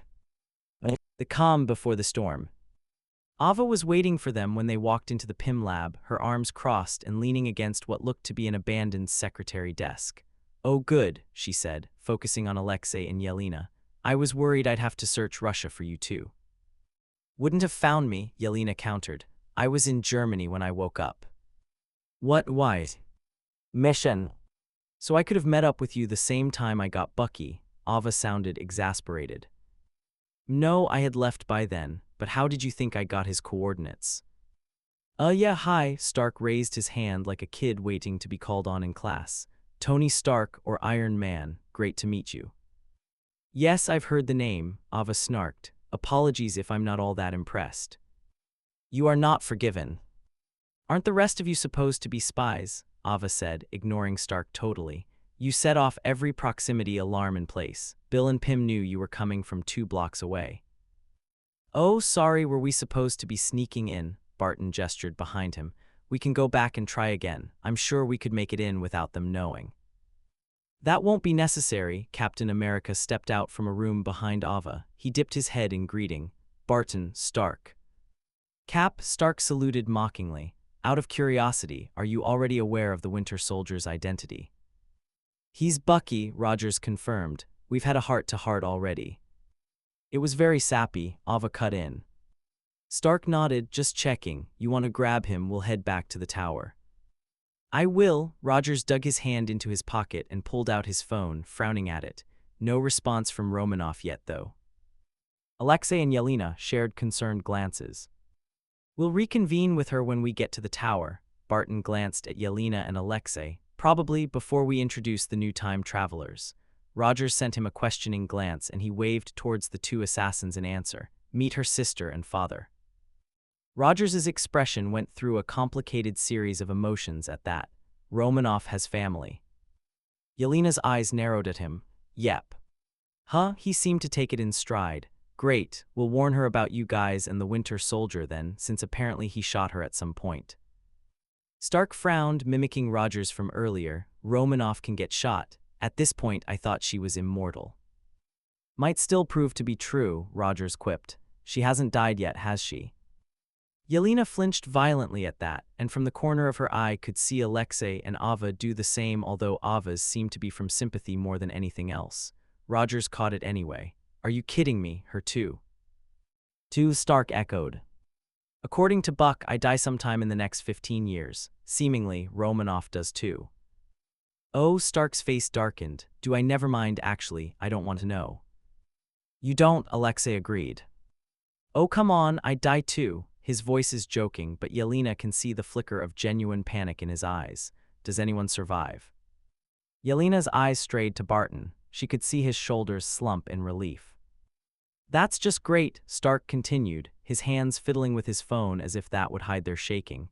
resident normal guy survives. Despite my best efforts, Yelena muttered. Barton turned towards her slowly. Pardon. Luckily, she was saved from having to explain that little one-liner by Bucky emerging from the same room Rogers had. Steve is everything. He caught sight of them and the tension in his body language eased. Yelena, Alexei. Winter Soldier, Alexei crowed loudly, speed-walking over to scoop Bucky and a hug much to his distaste. Glad to see you back to yourself, Yelena acknowledged with much less outward affection. Based on his grin, Yelena assumed he caught on to the fondness in her voice anyway. I was worried we'd have to break you from your programming. Could say the same about you, Black Widow, Bucky said, worming his way out of Alexei's superpowered hug and moving to stand next to Rogers.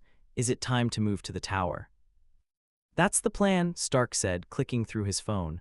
I'll add all of you to JARVIS's database for now, and we can have reunions abound. Sisterly, fatherly, teammaterly. Don't suppose they could come here, Bucky asked. I've got enemies of all kinds in S.H.I.E.L.D.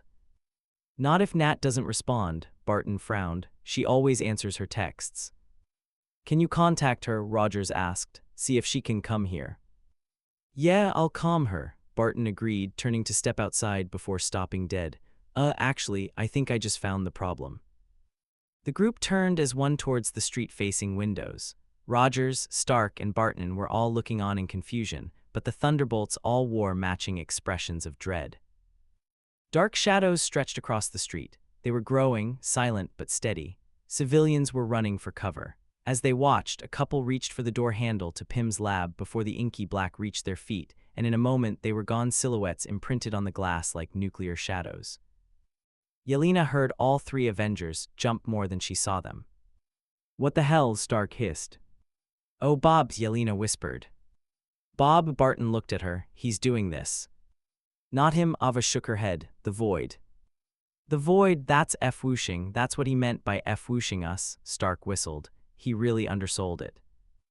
Yelena stepped forward. If Natasha is in there, we have to save her. We will, Alexei put a comforting hand on her arm.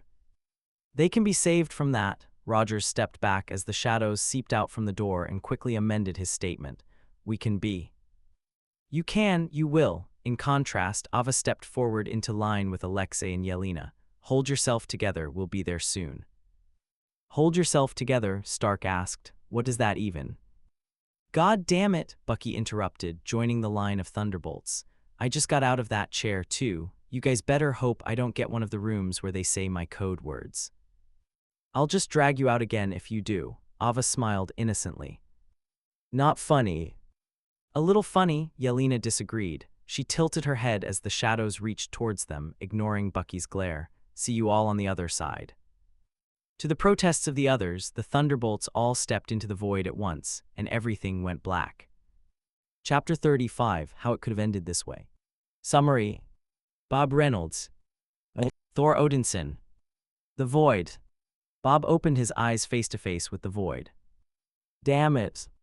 Failed again, the Void crooned. There's no escaping me. I will always be here inside you. Bob squeezed his eyes shut again, stepping away. The imprints of the Kuala Lumpur OXC laboratory were etched in his mind, including the two shadows of the doctors from when he had first lost the battle to the Void. 478. Man, New York, again. Why couldn't he go all Void in the middle of an abandoned desert or something? At least then he wouldn't be dragging other people into it. You can't escape the Void forever. I'll always come back. 478. At least Walker was nearby this time. He'd know what to do. He'd come find Bob. Everyone gives in eventually. 478. But Walker was probably thrown back into his own shame rooms. He'd have to go through the Olivia thing again, if not something worse. You won't be able to. Hello. 478.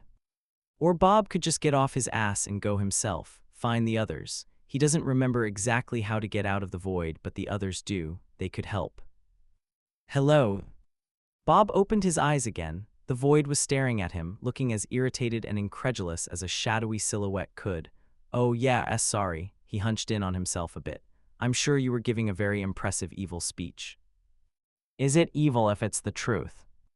Yeah, see that? Great evil line. But see, the thing is, I don't actually have to listen to you. What? You're just thoughts, you can't actually do anything to me. Bob squares his shoulders. Yelena said so. Can't I? The glass walls all around the lab splintered and shattered, racing in a whirlwind around Bob.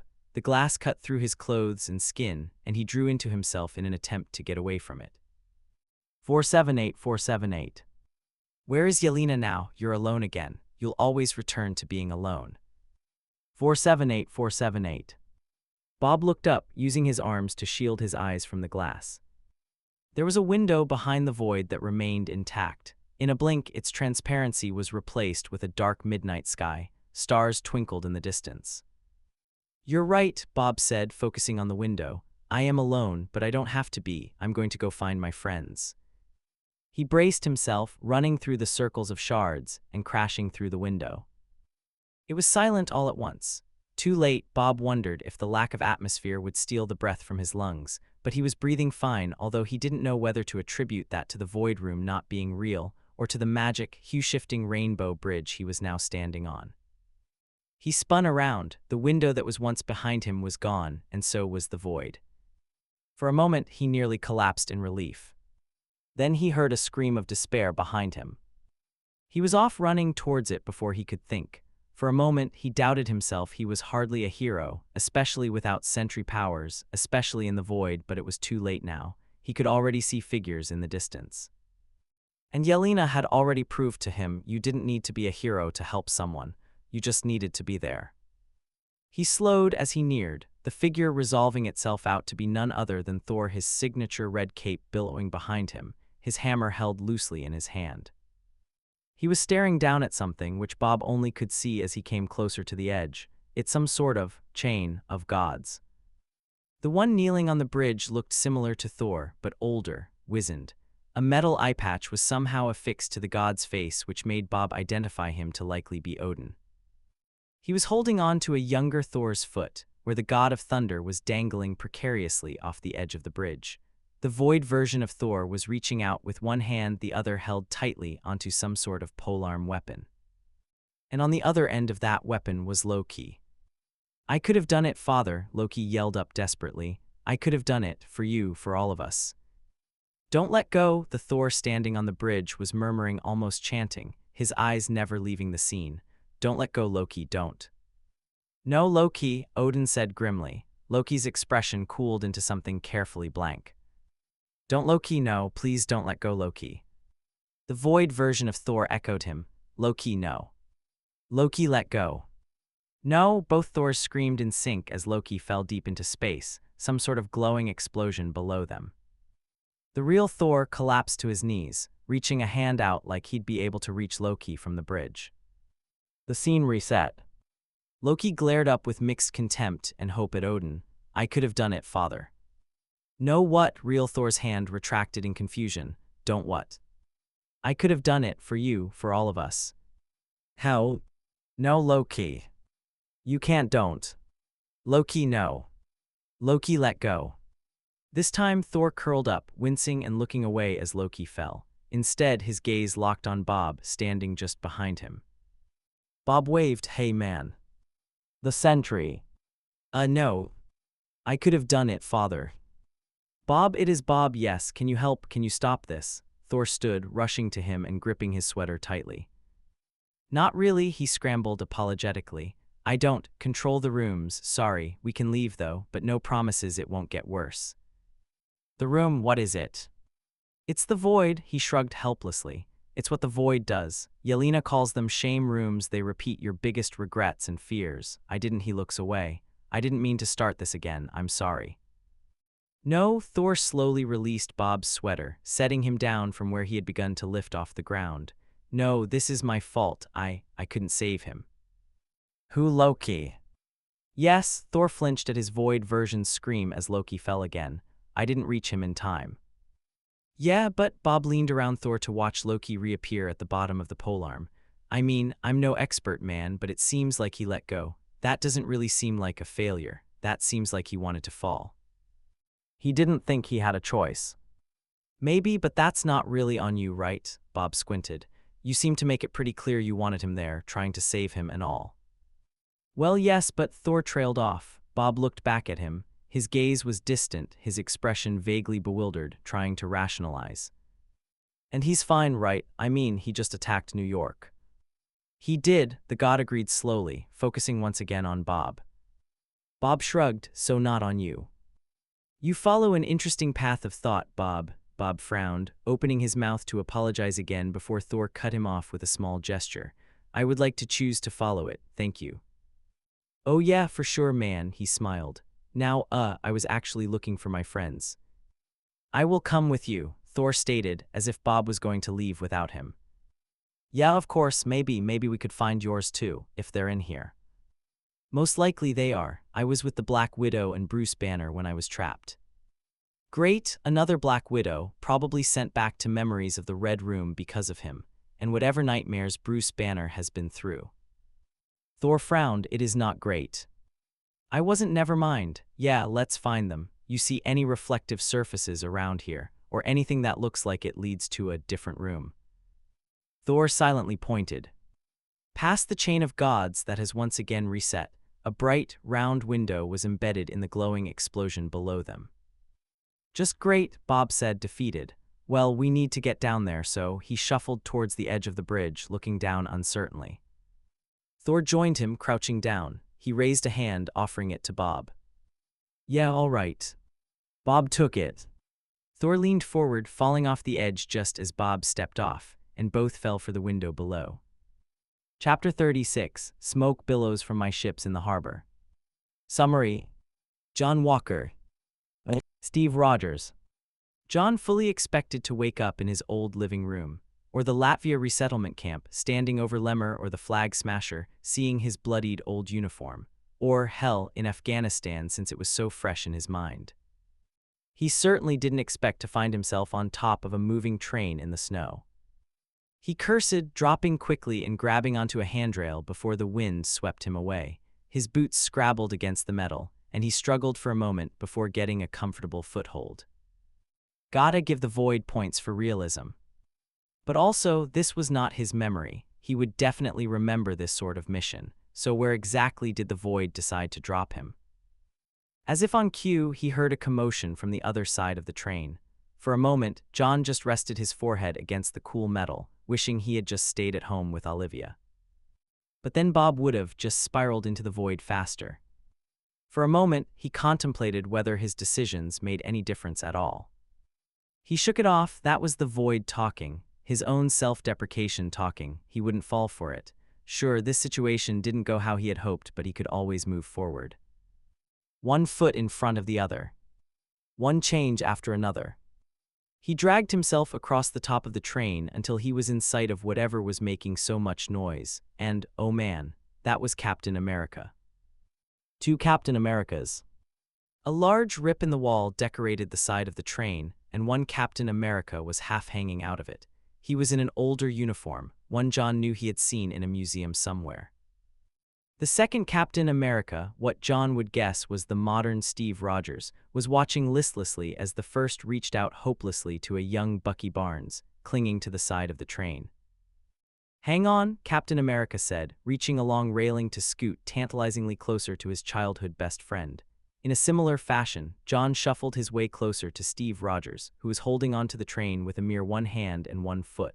Must be nice to have that super soldier serum on a speeding train. Grab my hand, Cap yelled, reaching towards Bucky, and Bucky reached, but just as he lifted a hand, the railing he was holding detached and swung downwards, loosening his grip. It didn't stop Bucky from reaching. The last of the screws snapped. No! The other side of the railing dropped, and Bucky with it. John reached Rogers and grabbed at his arm, attempting to pull him away from the scene. He didn't succeed, not that he expected to, but he did catch his attention. Slowly, Rogers looked away as the scene reset the Void Captain America disappearing back into the train and Bucky falling back onto his temporary handhold. And now Rogers was looking at John, but he didn't seem to register him at all. Hey, John snapped his fingers in front of Rogers's face, trying to get anything from him at all. Hey, Rogers, snap out of it. Rogers slowly started to turn back as the railing loosened again. Hey, John yanked Cap's shoulder to keep him facing away from the fall. That wasn't your fault. I dropped him. Hardly, John scoffed, even though he was inwardly cheering at getting a response at all. I didn't reach him in time, Rogers corrected. Well, he couldn't factually deny that one. That wasn't your fault. He was taken after this, wasn't he? Hydra took him, he was the superweapon. John really needed Rogers to stop making observations that were factually impossible for him to deny. That wasn't your fault. It's feeling a lot like it is, Rogers said, the barest trace of humor interlacing his despair. But it wasn't, John urged. Sometimes people just die or they get hurt. He swallowed the lump suddenly growing his throat. Not being able to stop it doesn't make it your fault. Rogers blinked. It seemed like he was slowly coming back to himself. I should have looked for him. You did look for him. When you found out he was alive the first time around, you wouldn't drop it. And you did. Nothing could have stopped you from finding him then, and nothing will stop you now. He steeled himself. Come on, Cap, snap out of it. You always get back up. That's what I looked up to so much. Rogers met his eye for the first time and visibly gathered himself. There was a momentary falter as Bucky's scream sounded behind him, but he did it, dragged his composure back together. Walker. Hey, Cap, a smile tugged at his lips. Can I call you Cap? After this, I think you can call me Steve. He reached and hauled himself up onto the top of the train, joining John rather than continuing to hold on to the side. That's absolutely not happening. Where are we? What's going on? Exactly what you brought me in to stop, John admitted. This is the void. Steve raised his eyebrow. I can see why Bob was eager to evade it. Yeah, not pleasant for anyone. He's not exempt, by the way. He's probably trapped in a shame room too. Shame room, huh? Apt name. I'll tell Yelena you thought so. John looked around. There should be a way out of here into a different room. We need to go through them until we find Bob. If we can, we might be able to get him out along with everyone else. I doubt we'll find one out here, Rogers said, which point, there's nothing around that could change their surroundings unless they dropped off the train, which they would most certainly not be doing if John could help it. Inside, John offered. After you, Cap gestured behind him, where the nearest break between train cars was. Awesome, Cap could watch as John fought to not get thrown off a train. He was glad he had the military and superhero training to not struggle as much as he might have, and instead he successfully made it to the gangway and dropped onto the platform. He heard the clunk of boots behind him and reached for the door. And found himself in Latvia. Oh, he jinxed himself bad. He and Captain America, oh fuck, Captain America was going to see, were at the back of the crowd, and he numbly pushed himself forwards through the phone flashes and recording cameras. Clang! He still couldn't see, but the sound of the dropped shield was deafening. It rang in his ears, and he pushed forward still, even though he knew what he would see. What he barely caught Captain America's intake of breath over the rushing of blood. Like I said before, Cap, he heard himself say, you don't know what I did. He got lucky, all things considered. It was all he could think when he emerged from the front of the crowd. Insanely lucky. The shame room wasn't showing the actual murder. Oh, it implied enough. The flag smasher collapsed and bloodied with a concave chest on the steps. John Walker himself, in all his mantle-failing glory, heaving and red-eyed, and standing over the body with blood flecked on his shield, his uniform, his hands, his face. The shield dropped. Clang! Clang! Clang! Walker, his vision was blocked by a different blue uniform, one that felt less like gory dread and more like young wisps of hope. Walker, you need to snap out of it. Out of what? He asked, his mind absolutely elsewhere. I'm right here, Cap. No, you're not looking at me. Snap out of it. John dragged his gaze to Rogers's face. Shit, we're moving, all right, we're going to the next room. Sure, he agreed, feeling a hand close around his wrist and start dragging him. We'll find one of your friends. Sure, he agreed again. Gotta help Bob. Gotta help you, Walker. I'm good. No, you're not.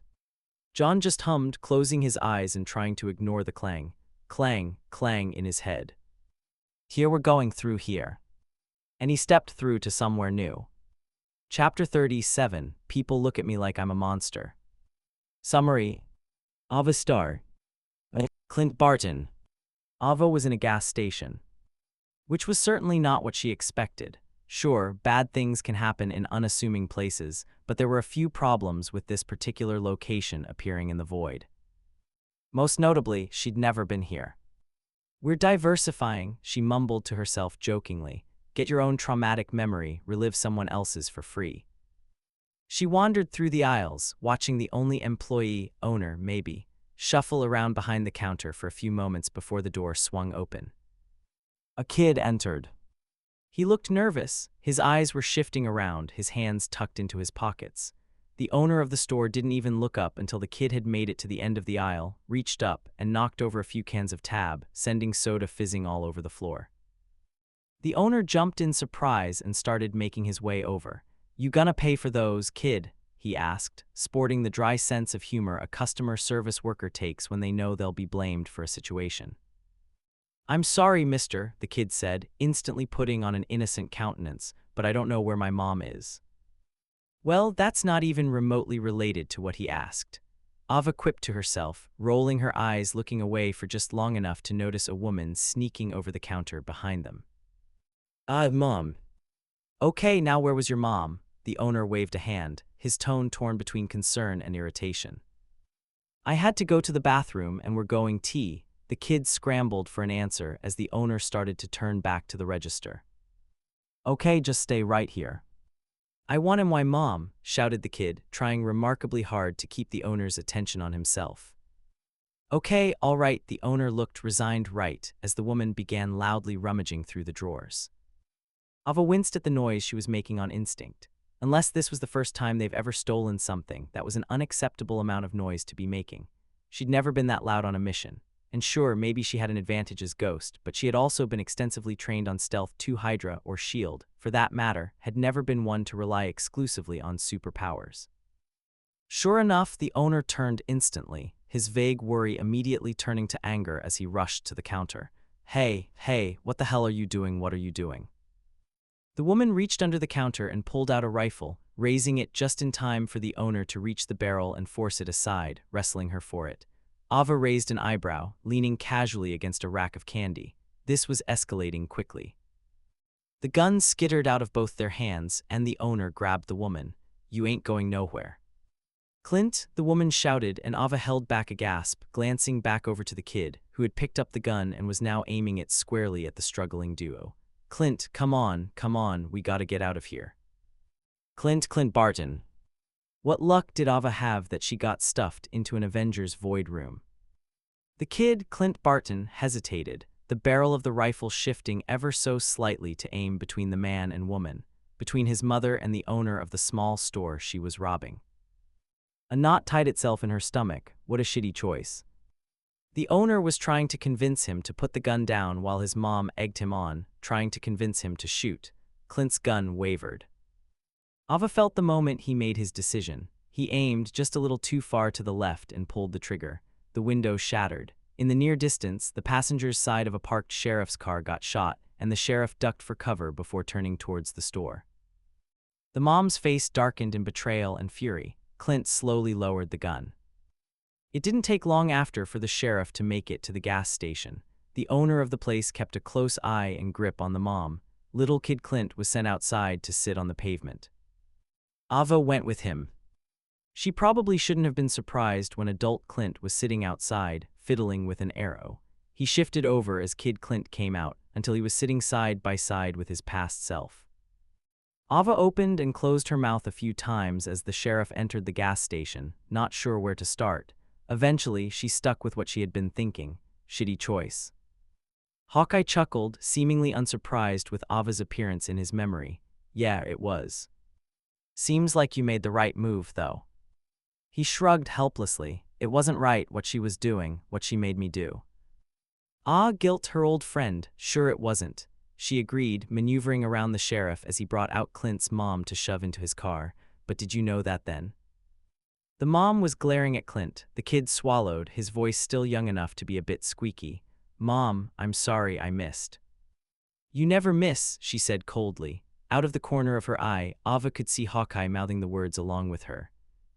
They just sat for a few moments. Well, the Bartons sat. Ava leaned against the door frame. The kid slowly faded as the sheriff's car drove away. Another car pulled up, one that Ava could distantly see was being driven by the mom. The scene had reset. I figured it out eventually, Hawkeye said finally. Should have figured it out sooner. Ava scoffed. You were a kid. Doesn't excuse it, he frowned bitterly. I knew it was wrong. You were a kid, Ava repeated. You could hardly make a choice about it. She was all you had, right? Barton looked at her judgmentally over his shoulder. Sometimes people are raised wrong, Ava continued. Little kid Clint went into the store, his mother following mere moments later. Ava scrutinized her as she passed. She looked far too casual for what she was about to make her kid do. That's not the fault of the kid, that's the fault of the guardian. It was quiet again for a bit. They listened to the muffled sounds of the fight inside. She didn't take advantage of my innocence or whatever you're thinking. I knew what I was doing. Don't doubt it, she smiled softly. You seemed like a smart kid, which is why you did that. She jerks her head in the direction of the window. As if on cue, the rifle sounded and the glass shattered. The sheriff started running towards them. Clint hummed noncommittally. So this is getting F-whooshed, huh? Ava graciously didn't mention the abrupt change in topic. Yeah, this is the void. Kid Clint came back out the door to sit once more, and this time Ava joined them. Reliving shameful memories, we'll need to find Bob and pull him out, remind him that he is not the worst parts of himself. Clint gazed out over the nondescript Midwest fields, lost in thought. She leaned over and nudged his shoulder, snapping him out of it. None of us are. Clint stood, holding out a hand to help Ava up. So how do we get to Bob? Ava snorted. As much as I personally like to subscribe to throwing yourself into work to avoid emotional problems, that might not be the move this time. Mom, I'm sorry I missed. You never miss. I know, Clint said, but I think I made my peace with this already. I just didn't know I had. Ava reached up and grabbed his hand. He pulled her up to her feet. All right, to the next room then. There's just endless rooms. Pretty much, we keep going through them until we find Bob. Clint gestured vaguely. Lead the way then. Now see, that's the hard part. Ava bit her lip, looking around. I think it might be back through here. She hesitantly opened the door to the convenience store. The room beyond looked familiar. A living room plastered in papers. Her throat was suddenly dry. Oh. Clint raised an eyebrow. What? This one's mine. Oh, he echoed. Well, keep going through, huh? I guess. She inhaled deeply and walked through. Void Ava stood, glitching, staring at the turned back of Void Bill Foster. She was out of her containment suit, in a gray hoodie with heavily worn sleeves from where she pulled at loose threads. It was a habit she used to share with Bob, one that, luckily for all her sweaters, she had slowly stopped as her phasing pains got more manageable. Void Ava looked like she hadn't slept in weeks. We've got to get that lab back, Void Foster murmured, mostly to himself. He was still facing away from her, but both current and past Ava knew he knew she was there. He always could tell. What? Void Ava asked nervously. Ah, Ava said at the same time, realizing where she was. Quiet room. Clint sent her a quizzical look. My team, we've been sent into the void a few times. Not full-blown, taking over New York like this, that was just the once. But Bob doesn't have the best control of his powers, so sometimes he accidentally sends us in when he's having a rough day and we touch. She holds up a hand demonstratively, her eyes never leaving the void versions of herself and her pseudo-father as they discuss the dangers of her phasing worsening. We've categorized them, she continued, keeping her voice as level as she could. Violent rooms are usually particularly traumatic. Quiet rooms are more shameful. So mine, that be a quiet room. Ava dipped her head in agreement, closing her eyes as the void version of her voiced one of her darker thoughts. Lang, he has a daughter, right? She felt more than saw Clint go rigid next to her as Void Ava began to storm off, Foster chasing her. You can't mean that, Ava. The void version of her turned, a desperate sort of dedication written on her face. I tolerate a lot of the things you do out there, but I won't be a part of anything like that. You're not the one who's about to fade away into nothing, Bill. I am. You didn't, Clint spoke up, his voice faltering. I didn't, she confirmed before the accusation was out. But I wanted to at the time. I'm glad I didn't now, but she huffed a laugh that sounded a bit more like a sob. I was in so much pain. It all felt closer now. She had felt it again. She'd thought it was over, but she felt it again. I thought I'd do anything to make it stop. I don't know if I would have gone through with it. You lay one finger on that little girl, I won't help you, and we're done, Void Foster was saying sternly. Fine, Void Ava's mouth twitched up into a smile just shy of manic. there are other options. What did you do instead? Clint asked, watching Vostokoff storm out of the room through a wall, of course. Found his friends. One of them had been dosed with truth serum. We weren't the only ones looking for the lab. Truth serum, Clint exclaimed, dropping the last of his uncertainty in his surprise. That exists in the future. Ava smirked. Depends who you ask. We should find the door. Right, Clint nodded, and the two began making their way around the room as the argument reset. You're not the one who's about to fade away into nothing, Bill. I am. So, what did you mean by that? Ava stopped from where she was opening a closet door. Are you making conversation in the middle of my shame memory? Excuse me if I thought you might want to drown it out. No, that's fair. She finished opening the door, closed it again, and opened it futilely. No helpful passage to the next room. My phasing wasn't exactly stable. It was literally tearing my molecules apart, and they weren't coming back together right. It was only, she paused, turning towards a cabinet. Recently in this timeline, I think another 4 years in the original timeline that I got it fixed. But you can still phase. Ava waved a hand. Science bullshit. That's Foster's job to study. I was just thankful I wasn't in pain anymore. Clint didn't seem to know what to say to that, and there was a short silence before he broke it with an aha. Ava turned. The room's archway, which Ava had entered from and stormed out of, was now glowing white. Perfect. She walked towards it in sync with Clint, but he stopped her the moment before she was about to go through. Thank you. What? For not going after his kid, Clint sighed. I've got kids. I can't even imagine how I'd feel if they got targeted. The knot in Ava's stomach tightened. I think that was the absolute least I could do, actually. Yeah, Clint allowed. Thanks anyway. He stepped through before she could respond. Hesitantly, she followed, a tight smile on her face and anxiety worming through her core. Chapter 38. Now they're screaming at the palace front gates. Summary. Bucky Barnes. Tony Stark. Bucky turned slowly, taking in his surroundings. The unfortunate part of having a spotty memory from constant brainwashing sessions was that he didn't actually know if he'd ever been in a random cave. It seemed like the type of place that he would have had a mission. Or did void rooms only count if he remembered them enough to be ashamed? Honestly, probably not. It would be just his luck if being thrown back into the void let him uncover new and buried traumas that he'd have to contend with. Doesn't matter, he realized as he spotted none other than Tony Stark, half-bandaged and sitting on a table, staring resolutely at a wall. Not mine.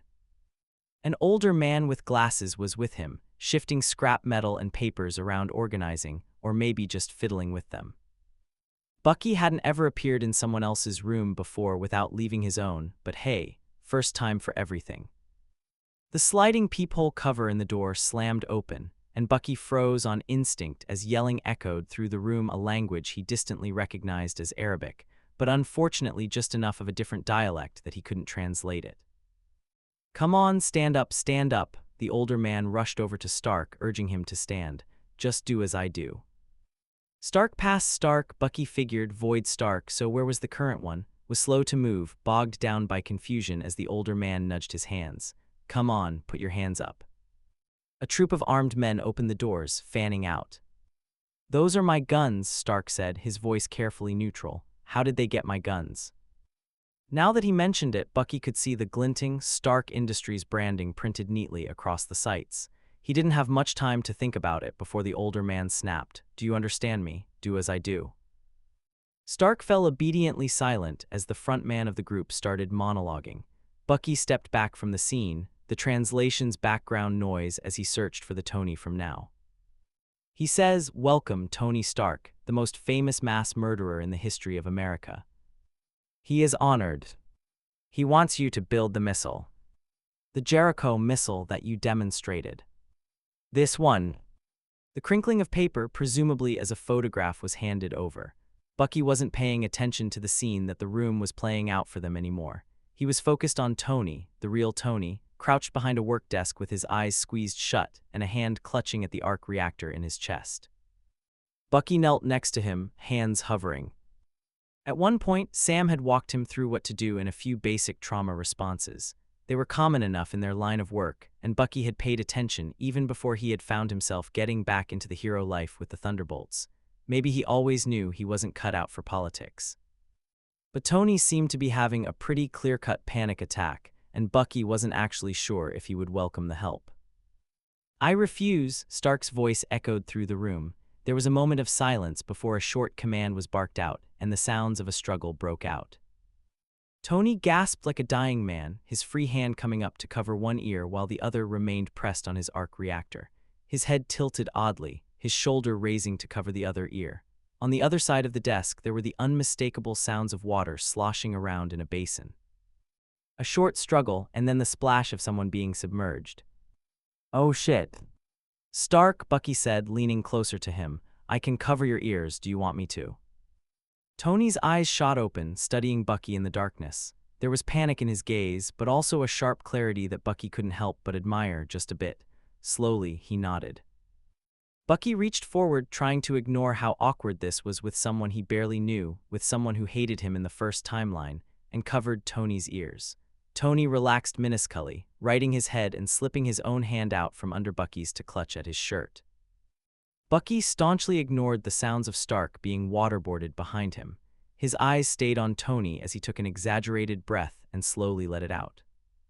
Tony's brows furrowed in confusion. Bucky took another.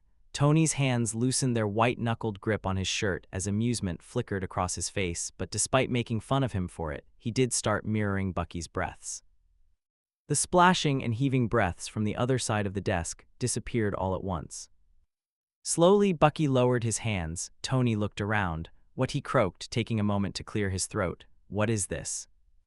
"The void," Bucky said grimly, "replays your worst memories, the ones that hurt the most or cause the most shame." "It's shit." "Yeah," he huffed a laugh. "It is." He peered over the desk at the stoic, younger Stark, staring up at a camera. "I can see why this memory might make the cut." "No, you don't." "No," Bucky raised an eyebrow. "No, I mean sure, torture wasn't exactly how I was expecting to spend my time," but the doors slammed open, and Tony jolted in surprise. "Come on, stand up, stand up." "It's him." "The other guy." "Dr. Ho Yinsen," Tony said the name gravely, like it was one he had been repeating for years. Bucky's throat was dry. "I didn't hear anything about you being captured with someone." "Yeah, you wouldn't have," Tony scoffed, harsh and bitter. "When there's a miraculous rescue of a billionaire, the media usually likes to cover up the people who didn't make it out." "Those are my guns. How did they get my guns?" Tony's face seemed to spasm as that line was repeated, his expression closing off. Bucky sighed. "I'm sorry for your loss." It sounded empty. Tony shrugged. "Yeah, thanks." The discussion stopped as the void's memory repeated. "When I refuse." Cut through the air again, Bucky raised his hands in invitation. Tony obligingly leaned forward, and Bucky blocked out the noise of the water. Tony's hands stayed firmly clenched into fists and pressed against the ground. This time, Bucky let his mind wander as he tried to think of how to get out. The void room exits liked to be in doorways or reflective surfaces, neither of which were very present in the room. His best guess would be that they're behind the doors, but that would require getting Tony to move. As much as Bucky could probably just pick the engineer up and move him, it certainly wouldn't help with Tony's mental state, and they both needed to be prepared as best they could for whatever the void might throw at them next.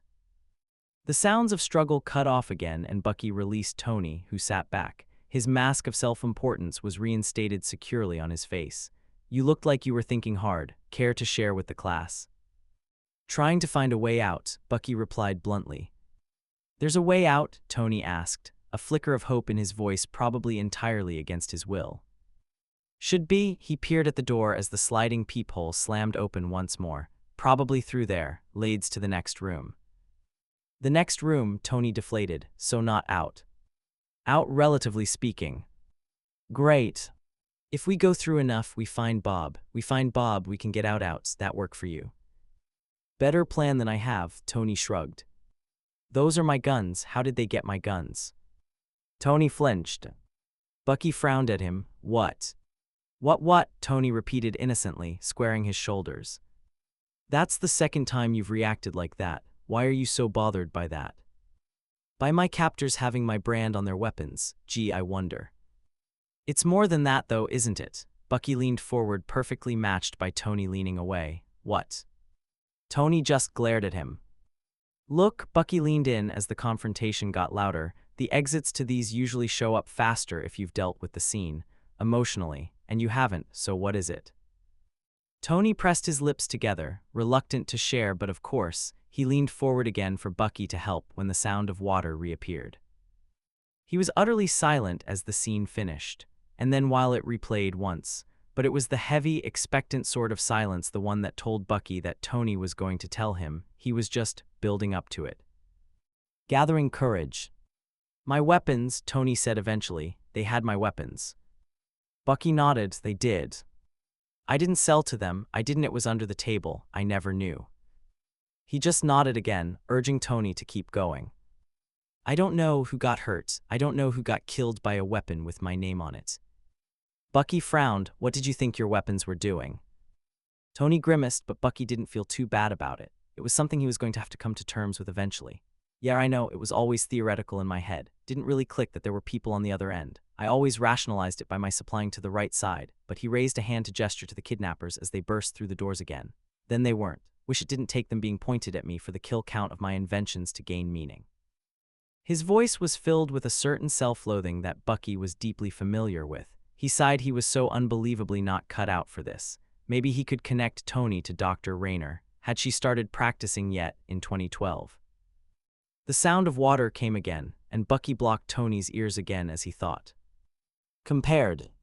The guilt Tony was dealing with was familiar. The weight of deaths, the genuine loss of life, the realization that those were people that didn't exist anymore because of something you did that was hard to just brush off.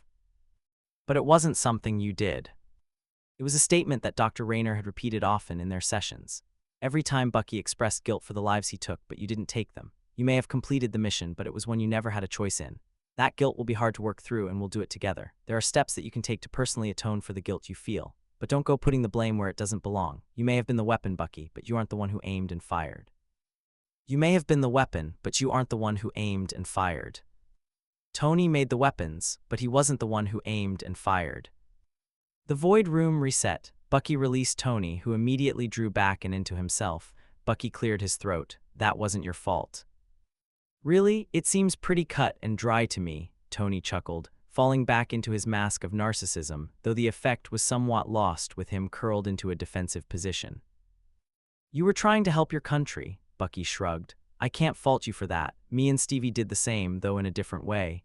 He looked up towards the ceiling, mostly as a way to avoid Tony's intense stare. It turned into something else. You can't be faulted for that. It's not like your thing. Bucky blinked and looked back down at him. What? You were brainwashed, right? Into being an assassin, the other two assassins mentioned. He rolled his eyes. But my thing isn't like yours. You literally didn't have a choice. I could have stopped making weapons a long time ago. You didn't know this was happening a long time ago, Bucky countered. You thought you were helping, and the second you found out what really was going on, you stopped, turned your company around, started making it up immediately. He swallowed around the sudden lump in his throat. The Stark I knew was a good man. Was I? Tony asked. That doesn't sound in character for me. I'm notoriously full of myself. It's one of my best traits. Bucky looked at him. His desolate expression didn't match his words. You did your best, he said simply. That was always enough. He didn't speak for a few moments, and when he did, he was back to usual Stark levels of snark. That was a really good one, Dr. Phil. You practiced that in the mirror. Sometimes. Tony just gave him a look, which Bucky figured was probably fair. He chose not to engage with it in favor of watching the kidnappers burst through the doors yet again, shouting and aiming weapons. He scanned the place for the 1000th time, looking for a way, any way, out of the room. Eventually, he settled on the hallway that led out to the rest of the caves. He turned back to Tony, who had been shockingly quiet during the void's repetition of the confrontation, and jerked his head towards the entrance. Want to get out of here? Tony's lip twitched upwards into something vaguely reminiscent of a smile. You coming on to me, Manchurian candidate? Absolutely not, he deadpanned, but at least there'd be less noise out there while we find a way out. There was a moment of hesitation before Tony nodded, slowly following Bucky as he made his way around the desk and out the door. Luckily, the Void's replications of Tony's past tormentors got out of the way by the time they got there, so they didn't have to brush past them. Unluckily for Bucky, the second they made it through the cave was gone. Instead, it had been replaced by something a lot more familiar, a clean metallic building, lights flickering on reserve power, with a distant alarm blaring. And a booming, rhythmic sound of thud, thud, thud reverberating along the hallway. Bucky and Tony shared a concerned look and continued on. The room where the sound was coming from wasn't hard to find, the door creaking open as the lights disengaged, and as they got closer, they could see shattered glass littering the floor. And then, even worse, the low and disengaged tone of the Winter Soldier. Shit, Bucky said. Tony glanced at Bucky, bewildered, but he couldn't exactly provide an answer. Instead, he was flinging himself backwards and covering his own ears in a sick repetition of how he had helped Tony, hoping to block out the sounds as the scene reset and Zemo began to repeat the Winter Soldier trigger phrases. It didn't quite work. Bucky shook his head, shutting his eyes. He couldn't imagine Tony's expression right now, but his only priority at the moment was keeping out those words. He had been joking when he told Ava this would be bad. It was just his luck that he'd actually end up in a room that said the trigger words in their entirety. Or maybe it was purposeful. The Void was probably cognitive enough to understand that these would work on him again. No, Bucky stepped further away, but it didn't seem to do anything to quiet the words. The noise of the room fell suddenly silent, and warmth enveloped his hands. His eyes shot open in surprise, and he looked up at Tony, his hands over Bucky's, helping him block out the words the same way Bucky had helped him. Some of the tension bled from his shoulders, but he kept his hands where they were. Eventually, they would need to figure out how to get out, but for now, they just needed to make it through. Tony was purposefully looking away from Bucky, his eyes instead locked on the Void room scene, barely visible throughout the door. The Bucky formed from the Void was punching the glass pod he was trapped in, thud, thud, thud, as Zemo taunted him, walking closer and closer with that damned book. And then the glass broke, and it wasn't Bucky anymore. And Tony's face contorted for a moment, flipping through multiple expressions as Zemo spoke, confusion, recognition, shock, fear, betrayal, disgust. Before his eyes met Bucky's, his face set on dread. His hands loosened, and for a moment Bucky was terrified that he'd let go. He could see the eerie blank look on the Void's version of him, the cold and hard expression that he'd fought against for a long time. He didn't remember exactly what Zemo asked him to do after this. It had been lost in the programming. But Tony was hearing it, and now he was moving away, and for a split second Bucky was overcome with the terror that he wouldn't actually make it out. That the Winter Soldier would chase someone out from his life again, leave him alone again, and he'd be dragged back into the past he had been so desperate to escape from. He pressed his own hands against his ears even harder, fingers tangled and tearing at his hair for purchase before he watched the scene reset, and Zemo started anew with the words. And finally, Tony closed his eyes in resolve and helped Bucky cover his ears again. And the scene reset, Zemo with that book again, open and reading. Bucky closed his eyes again. The loop was too short. They wouldn't have enough time to formulate a plan to get out before the Winter Soldier was back. They'd have to wait for the others to find them. Bucky could feel the thud, thud, thud vibrating through the ground. The red alarms became the only light in the hallway outside of that room, flashes just visible through his eyelids. The words repeated again and again. Bucky and Tony sat against the wall, trying to block it out. Chapter 39, Used to Chant My Name. Summary. Alexei Shostakov. Bruce Banner. A dark, depressing room. Alexei's specialty.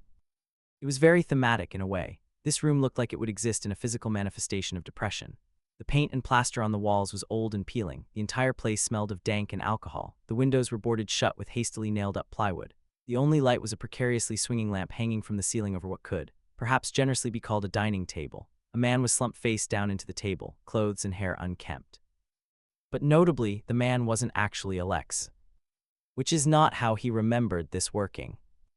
Alexei absent-mindedly kicked at one of the empty bottles on the floor, sending it skittering across the room. Well, whether it was him or not, this was an unfortunately familiar scene. "What is this?" a voice croaked from behind him, and Alexei spun. His face brightened. Banner, yes," he boomed, stepping between the nervous-looking scientist and the unmoving lump on the table. The Incredible Hulk. "Where are we exactly?" Banner repeated. Who are you?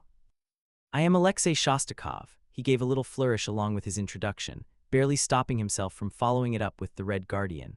It was unlikely that Banner would recognize the name, regardless of what Alexei may hope, but better safe than sorry. Why fight an uphill battle on getting an American to trust a Russian supersoldier when they were already going to be facing their demons? Metaphorically, of course. Were demons real, fighting demons literally would be so cool.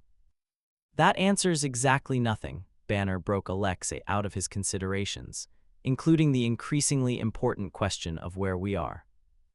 The lump behind Alexei groaned. Alexei looked back at it, then towards Banner again, who had taken a step forward. Who is that? Good question, Alexei said. Usually it is me, but this time it is not me, so my best guess is you. Sorry, Banner raised his eyebrows incredulously. As if on cue, the man slumped over on the table, jerked upwards, a hand pressed against his head.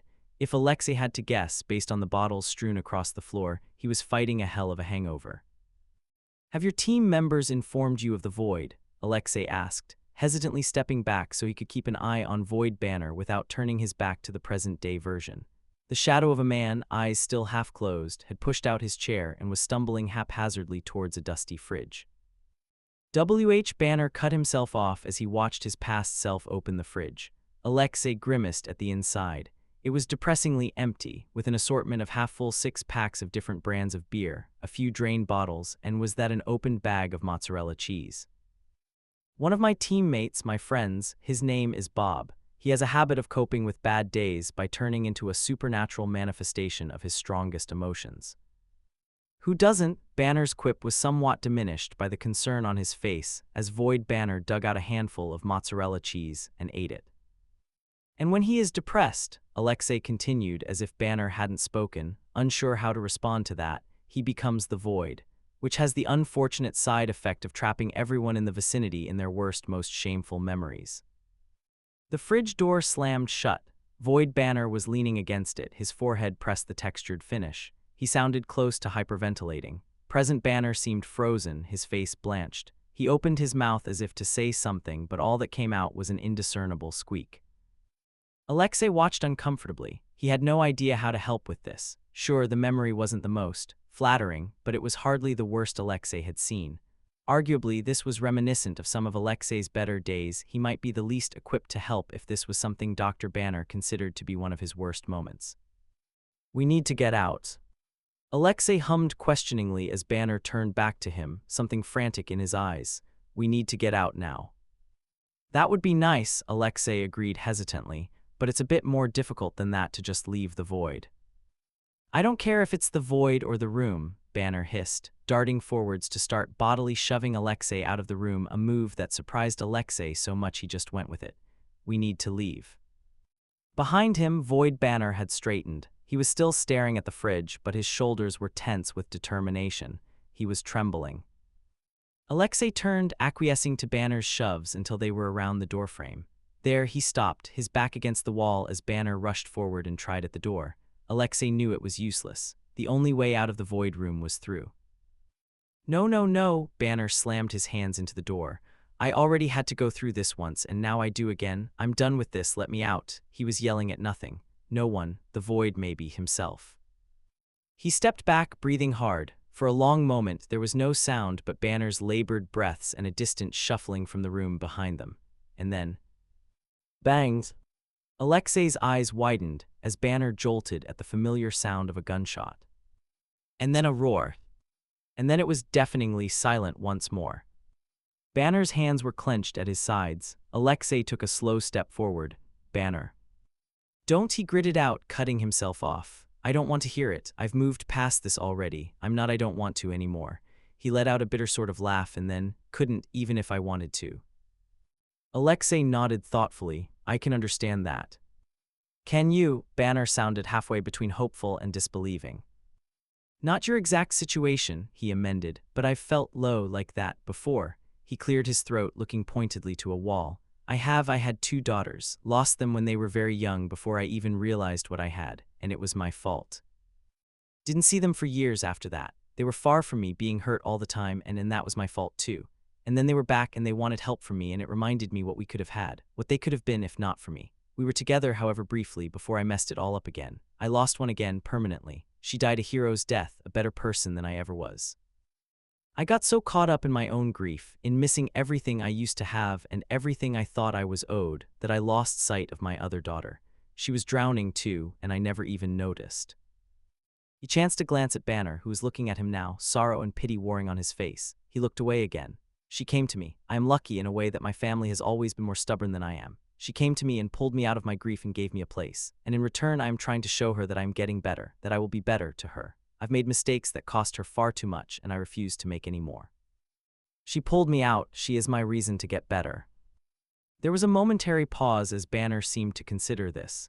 It's a nice story, he said eventually, but I don't think it's the same. I'm past this already. It was just a momentary lapse in judgment. I don't need to be pulled out. There's a difference between not wanting to die and wanting to live, Alexei said quietly. It's not that I don't want to live, Banner insisted, running a hand through his hair. It was just logical, mathematically. There are a lot of people who would still be alive if an echoing bang resounded from the other room again and the roar of the Hulk effectively silenced Banner. It took a few moments of silence for his shoulders to relax from where they had hunched up around his head, and for him to continue again. There are a lot of people who would still be alive if this had worked. But you would not be. I don't deserve to live more than they did. Alexei frowned. You did not know that would happen.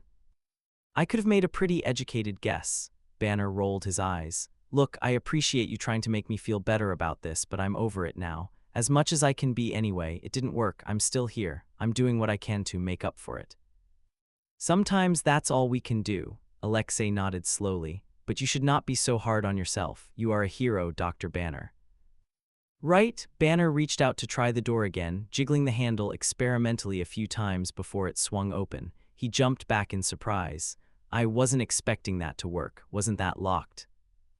Alexei walked up behind him and put a hand on his shoulder as he passed through the door. The void works in mysterious ways, my friend. We're not okay, he sighed and followed through. As soon as the new shame room appeared around him, Alexei suddenly wished he were back in the other, then immediately felt guilty for that wish, considering the stark relief visible on Dr. Banner's face. Then immediately wished it again when a little girl raced across the airfield barefoot and with tears streaming down her face, screaming, "Daddy." Alexei took a few steps backwards involuntarily, running straight into Banner. He caught him with a light oof before his eyes widened at the little girl. Daughters. Daughters, Alexei agreed, suddenly fighting against a lump in his throat. The little girl's arm was grasped by a uniformed soldier as Void Alexei watched impassively. She was still crying for her dad. Alexei shifted in an aborted movement forward, but he knew he couldn't do anything, couldn't change anything. Her father wasn't going to be the one to save her. Yelena, get away from her. Familiar dyed blue hair. A kick to disarm, the maneuver still young and experienced and clumsy in a way it never would be again. Void Natalia pushed her little sister behind her and waved a stolen gun in the direction of the soldiers. I will shoot. She was turning, pointing the gun at anyone near them as she tried to back away. There wasn't a way out. She knew it then. Alexei knew it then. Alexei knew it now. She tried anyway. Don't touch her. I will kill you all. I will shoot. Don't touch her. Honey. Alexei winced as Void Alexei walked towards his daughter. Not that Void Alexei considered her his. No, he wouldn't realize what he had for a long time coming. You're gonna need to hand me that gun. Void Natalia's face was full of disbelief and betrayal. For the life of him, Alexei still couldn't understand why. She had spent that entire mission on edge, waiting for the other shoe to drop, distrustful of him and Melina, and rightfully so. And here he was, fulfilling every awful thing she thought about him. The Natalia he knew would have been quietly smug, vindicated that she was right once again. But then again, he wasn't sure how much he ever really knew her at all. I don't want to go back there. I want to stay in Ohio. You can't take her. You can't. She's only 6. You were even younger. Alexei physically turned away as the Void version of himself took the gun and unloaded it. It's gonna be okay. You're going to be all right. Worthless platitudes. They would be all right, sure, but no thanks to him. Do you know why you're going to be all right? 'Cause my girls are the toughest girls in the world. You're gonna take care of each other, okay? And everything's gonna be fine. Despite being turned away, he could see the girls being sedated with perfect clarity in his mind, the way they were picked up and carried away over the soldiers' shoulders like bags of rice. They could have just stayed in Ohio. That one, she has fire in her. What was her name? Natasha, her American name, the one they used undercover. Oh, Natasha. Natasha, Banner repeated as the jet started. Alexei could feel the stare burning into his back. He didn't ask, but the question was loud in the silence. Alexei answered it. Yes. Banner blew out a long breath. I wasn't aware she had family. I'm sure if you asked her, she doesn't. Alexei determinedly ignored young Void Yelena's shouts as the scene started up again. I didn't earn that title until long after this, after now, if I ever did at all. So time travel, Bob was telling the truth about that. Yes. Banner was silent for a moment. So when you say you lost one of your daughters permanently. Let us continue, Alexei interrupted, walking with purpose towards the rows of hangars in hopes one of those doors would lead them to the next room. We have teammates to find, both mine and yours. And you can meet my other daughter, Yelena. Right, Banner was quick to follow, dodging the gun a desperate Void Natalia was swinging around. Meet Yelena. Chapter 40, now they're screaming that they hate me. Summary. Yelena Belova. Natasha Romanov. It took longer than expected for Yelena to realize this wasn't one of her rooms. In her defense, the Red Room was a frequent sight in the Void Rooms, and as the one who helped Bob learn control the most, she saw tons of different memories from it tons of different times. Every time Bucky would casually suggest therapy to her, something he did to every team member, she would argue she was getting plenty of exposure therapy by helping Bob. He never had an answer for that. So when she watched her younger self struggle against Black Widow soldiers as she was separated from her sister for the first time, screaming, pushed through a doorway that echoed from her own memories of her first training session, all she thought at first was that this was a weird place to start this memory. Why wouldn't it be when she was in the room already? And then she turned to see a younger Natasha, her eyes closed and a slow breath leaving her, and she realized the Void intended a different kind of torture for her this time. She walked over and crouched next to the younger version of her sister. She wasn't restrained. At this point, it was her second time in the Red Room. She already knew there was no escape, no point in trying. Yelena herself wouldn't learn that for at least a month and a half, desperately clinging to the hope that her family was going to get her out of this. Her mother, her father, her sister. It had finally clicked just how hopeless their situation was when Yelena and Natasha had ended up in the same training room by chance one day, and Natasha hadn't glanced twice at her, had pretended she didn't even know who she was. Sure, it was a coping mechanism to not get too close, doesn't mean it didn't hurt. She studied the face of her sister, watching for the exact moment the blank mask slid into place and she began to pretend she didn't care. The exact moment that she had begun to cut off all her feelings towards Yelena. The muzzle of a gun pressed into the back of her head. Who are you? What is this? Yelena froze at the familiar voice. Carefully, slowly, she raised her hands in surrender and stood up. The gun followed her. Both of them were too smart to think that being unarmed was a declaration of peace. This feels familiar, Yelena chuckled to herself, holding back the tears pressing against her eyes as best she could. When I saw you again for the first time in my timeline, you tried to kill me too. The gun didn't waver, but there was an undercurrent of confusion when Natasha muttered, "What?" Yelena slowly pivoted in place until her sister, the real one, the one of 2012, the one alive right now, was in front of her. "Hello, Natasha."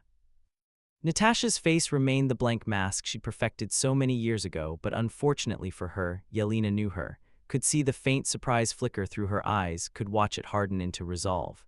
"Yelena, haven't seen you in a while." "Yes," Yelena agreed, "not for lack of my trying." "Haven't exactly been hard to find," Natasha countered, "not by our standards." "It was a bit difficult for me to look." Yelena sighed at her sister's furrowed brow. "Natasha, the Red Room is still active." Natasha's eyes widened just a fraction, but it spoke leagues to her surprise. "No, it's not. I killed Drakov." "You thought you did, but he never was so easy to kill." "Well, if you're trying to convince me to put the gun down, this is not a good way to do it. If I was with them, don't you think I would have tried to disarm you by now?" There was a brief moment of silence before Natasha's weapon was finally stowed away. "Fair enough. You are in the Void, by the way." Yelena finally dropped her hands, "since you asked." "The Void, the one Sentry was talking about." "You have met Sentry, that's not great." Yelena paused, looking around the room, but I suppose not completely unexpected, considering the circumstances. "And what is the Void?" "Memories," she said quietly, watching the door shut behind her screaming younger self once more. Our worst, usually. The most upsetting or depressing or shameful. Natasha crouched by her own younger self, similarly to how Yelena had done earlier. Is this mine or yours? I'm not sure either, she admitted. Natasha nodded, standing again. Mine then, otherwise it would follow you into the room, not me, right? That is what I was thinking. Yelena studied her sister. Is this you admitting this memory evokes emotions? In you, the stone-cold spy, I'm shocked. We wouldn't be here if it didn't. There were a few moments of silence where Natasha pointedly didn't look at her, until Yelena rolled her eyes. Okay then. How do we get out? Straight to business with you, isn't it? Usually there's a door somewhere that can take us to the next room. We have to find Bob. He's the only one who can put a stop to this. Right, Natasha stepped away towards the closest door and began trying random ones. So we're not going to talk about this. What's there to talk about? You are so mature. Natasha glared at Yelena over her shoulder. We both know the red room wasn't pleasant. Why are you surprised it would be here? This isn't about the red room and you know it. Yelena stormed over to her. The rooms let us move on faster if you actually work through your emotions on the memory, but you're just shutting it out like you always do. You don't know anything about me. I do, Yelena threw her hands up. I grew up with you. For 3 years, Yelena, that's not enough to pretend you know me. Natasha finally turned to really face her, the carefully crafted neutral expression finally cracking into an even split between anger and despair. We were never family, Yelena. Yes, we were. Yelena's fists were clenched. She knew she wasn't being entirely fair for her. This entire conversation was a rehashed concept they already worked through. A sisterhood she'd already regained, trusted in, and then lost and mourned. We were, Natasha, you can't deny that. That's why we're here, isn't it? You feel lost like I did. I knew it was fake the entire time, you know that? Natasha asked. I knew where we were going when the mission ended and I didn't leave. Didn't escape by myself or with you. I could have gotten us out. I could have protected you. You tried, Yelena pointed out, at the airfield. Not as hard as I should have. But you did try. It is hard to leave the red room. They mess with your mind. Yelena flicked her fingers by her temples demonstratively. And you were young. I do not blame you. So were you. That does not make it your responsibility. If anything, it was Alexei's. Yelena paused, then winced. Speaking of Alexei. Natasha seemed to get where that sentence was going based off her face. No. He's here. Absolutely not. He has changed, Natasha. I don't think he's capable of change. Yelena sighed. You were speaking to Bob, yes. Did he tell you that we're not from here? Natasha stared, dumbfounded. You are not trying to convince me that you're a time traveler right now. I am, Yelena persisted. A lot has changed. He has changed. I'll believe it when I see it, she huffed, turning towards the next door. For now, let's get out of here. I don't want to deal with that. She waved towards her younger self, who was once more piecing together her own apathy. Sure, Yelena nodded, joining her sister and opening doors. The fifth door that Natasha opened led to a dark corridor, despite both of them remembering it being a supply closet. They glanced at each other, and Natasha jokingly gestured ahead in a dramatic after you that had Yelena barking out a laugh before she began down the corridor. And into a graveyard. She froze. Natasha stopped behind her in time, and Yelena could feel her presence hovering over her shoulder. Her sister's voice came from behind her. Everything okay? It took a few tries before Yelena's response made a noise. Yes, she inhaled deeply, continuing forward. I suppose you are about to see what exactly changed. The route was familiar. She still visited regularly in her time, cleared the plot, refreshed the flowers, told the grave of her new friends and adventures. And there she was, brushing fallen leaves from the headstone. This wasn't that long ago for Yelena, but it looked like it. This version of her straightening fallen pictures, running a careful hand over the epitaph, she looked so much younger. Oh, Natasha's voice was quieter this time, solemn. Who passed? Yelena let out a dry laugh. See for yourself. There was a pause and a rustling sound as Natasha began to move around her to look, but before she could. A soft sliding whistle, high-low. A deafening silence in reply. Natasha, visible in Yelena's periphery, has gone completely still. It didn't quite look like she was breathing. Ironic. Yelena placed a hand on the headstone just next her void selves. I still visit you, every month first Saturday. I'm 4 years now, Yelena murmured. We reconnected in 2016, but only had 2 real years of being sisters. Then I disappeared, for 5 years. I wasn't quite dead, just gone, it's a long story. She crossed her arms over herself in an embarrassingly vulnerable maneuver. When I got back, you were already gone. Natasha nodded slowly. Maybe we'll get a head start on that in this timeline, being sisters, I mean. Yelena tried for a smile. Maybe. She began walking away, suddenly desperate for an out. Come on, my guess is the exit is this way. A pause and then the sound of footsteps as Natasha followed. A soft sliding whistle broke through the air once more. Hi-lo. And from behind Yelena, the answering call. Lo-hi. Chapter 41, Never Wanted You to Hate Me. Summary. Bob Reynolds. A final reunion. Now that Bob was in a bit more control of his emotions, the void actually seemed to do something good for him, for once. And by that he means that when he and Thor fell through the window in open space, they tumbled into a room at the same time as every other Avengers and Thunderbolts team member, excluding Iron Man and Bucky, who were in an awkward crumpled heap on the floor. Relatable. Iron Man was half leaning over Bucky, who was curled in on himself. Both of them had their hands pressed over Bucky's ears, Iron Man's layered over Bucky's, blocking out the noise. Yelena recognized the words echoing around the room first, Yelena, and curses under her breath, rushing towards the 2 crumpled heroes. She exchanged a few quiet words with Iron Man before replacing his hands with hers, and he stumbled away from them, looking dazed. Alexei follows quickly, placing a comforting hand on Yelena's shoulder. Bob can't quite hear what they're saying, but based on what he knows about Alexei, he would bet she was checking on how she was doing. Her void rooms were often Red Room rerun, and whenever she was plunged into one during Bob's training, he would always be waiting for her when they emerged. A warm black tea cupped in his hands, no milk or sugar, but heaps of honey. It was his way, Bob figured, of working to make up for her being sent there in the first place. Ava, meanwhile, spotted the second problem before the rest of them, and moved to relieve the 2012 Captain America from half carrying the Thunderbolts' own cap. Walker was half hanging off of Roger's shoulder, his gaze vacant in a way Bob recognized. Luckily, he was able to stand by himself listless and slanted to the side, looking like he was about to fall over, but stable nonetheless. As soon as Ava confirms he's not about to fall, she goes behind him and slumps over his shoulders, putting as much of her own body weight on him as possible. Walker blinks slowly.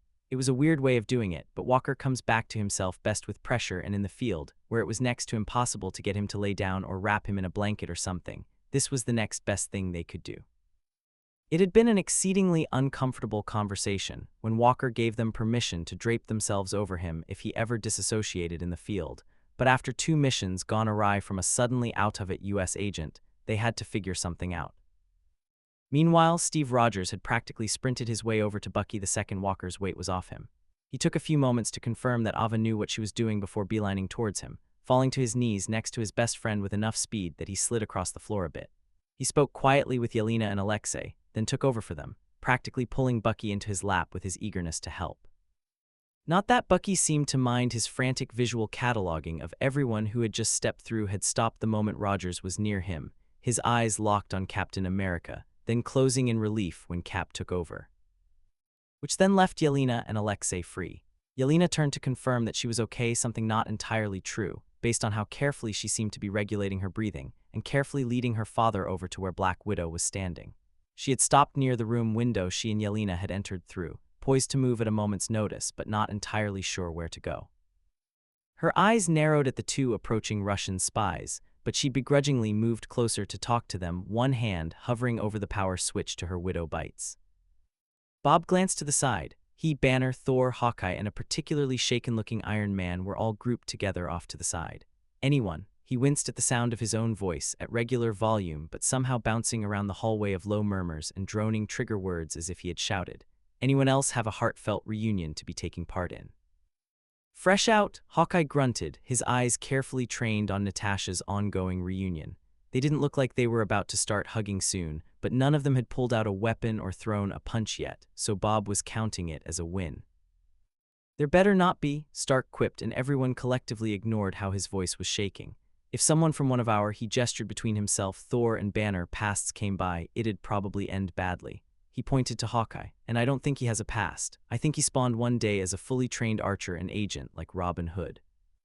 Hawkeye's brow furrowed, like Robin Hood.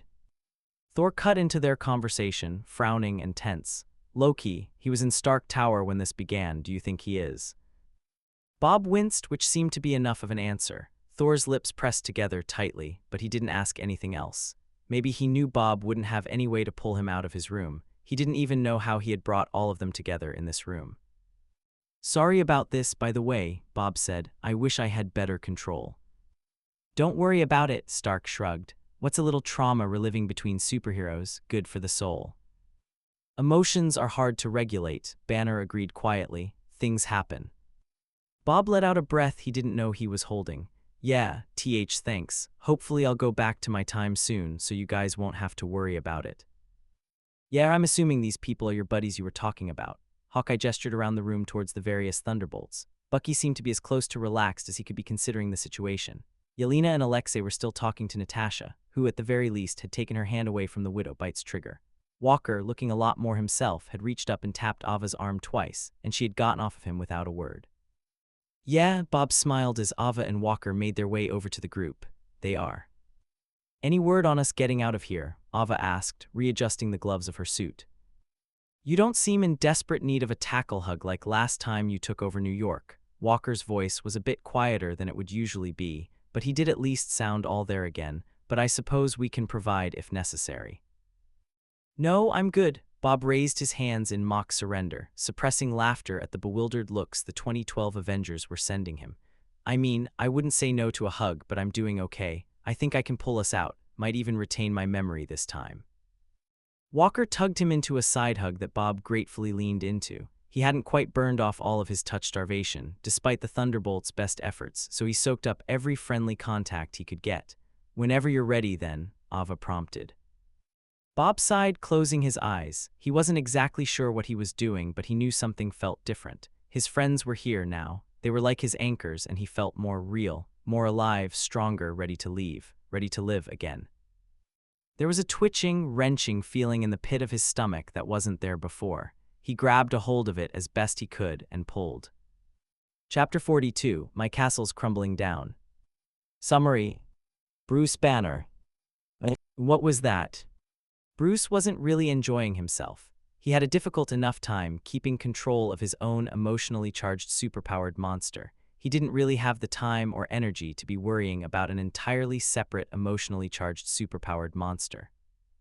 So really, it was very lucky that the time travelers, and Lord knows he would be freaking out over the existence of time travel later, had that well in hand. The sentry, or Bob Reynolds, or whatever he preferred to be called, closed his eyes and breathed deeply, and boom, they were all out of the void.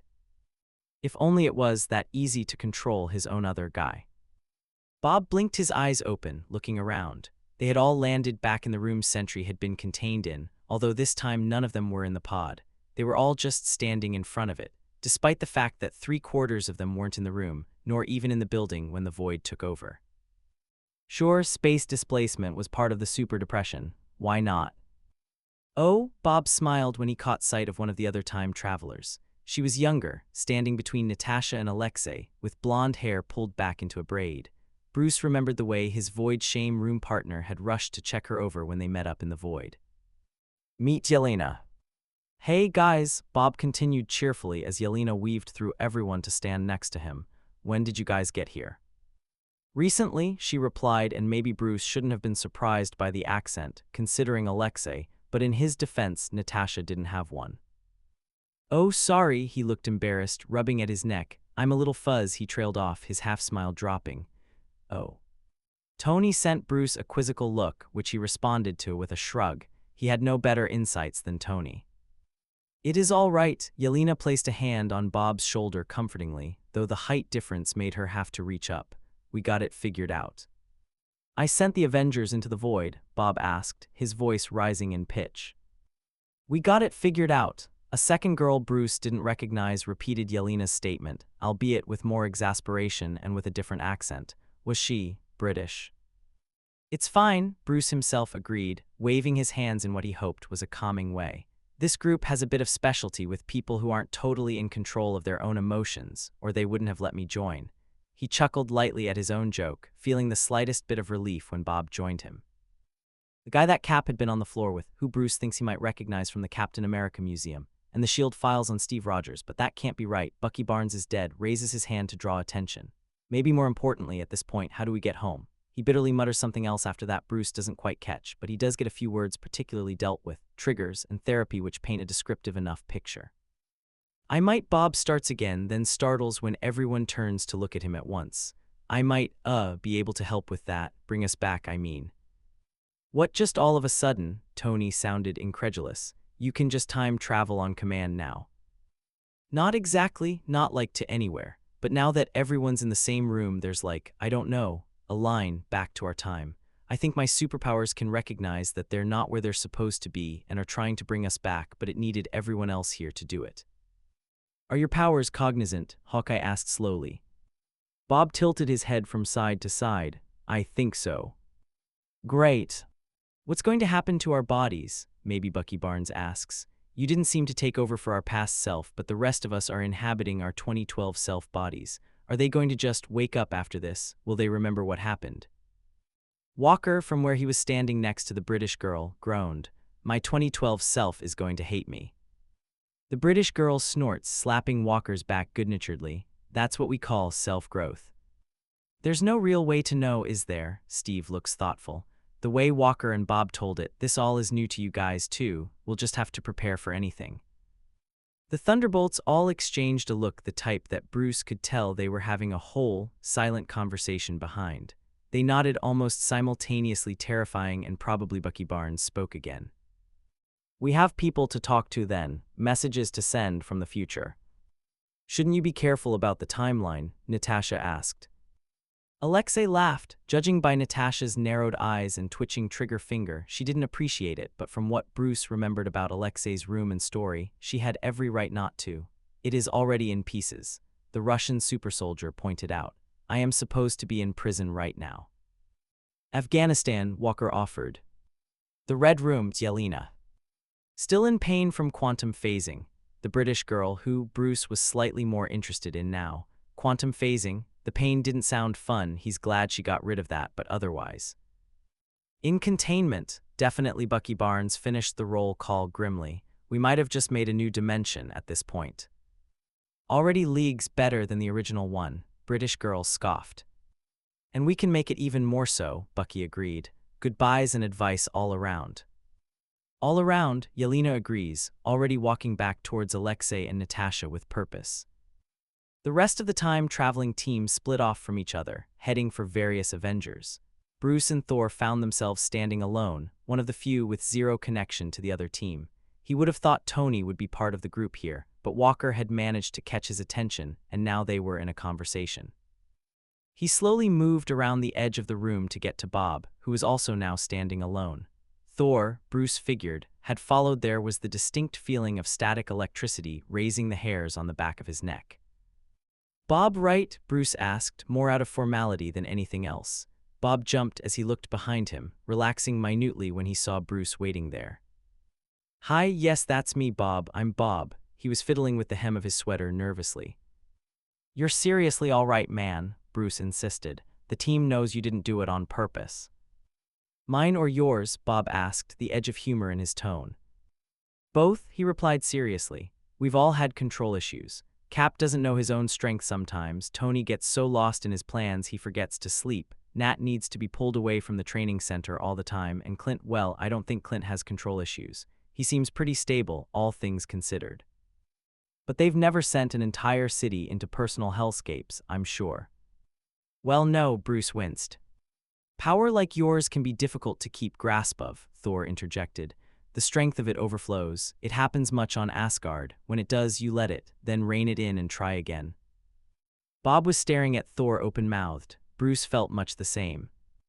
What? Thor asked, his lip quirking up into a smirk. Did you both think I mastered the power of thunder in one night?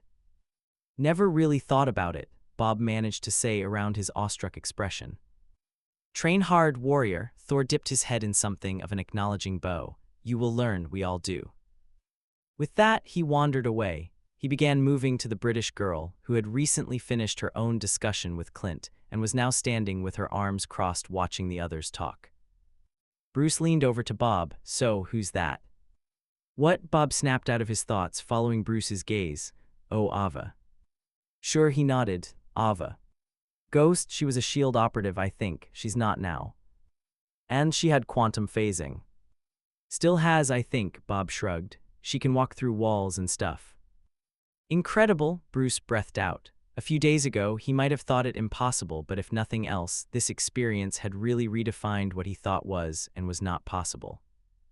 "You could ask her about it," Bob offered, though it sounded a bit weak.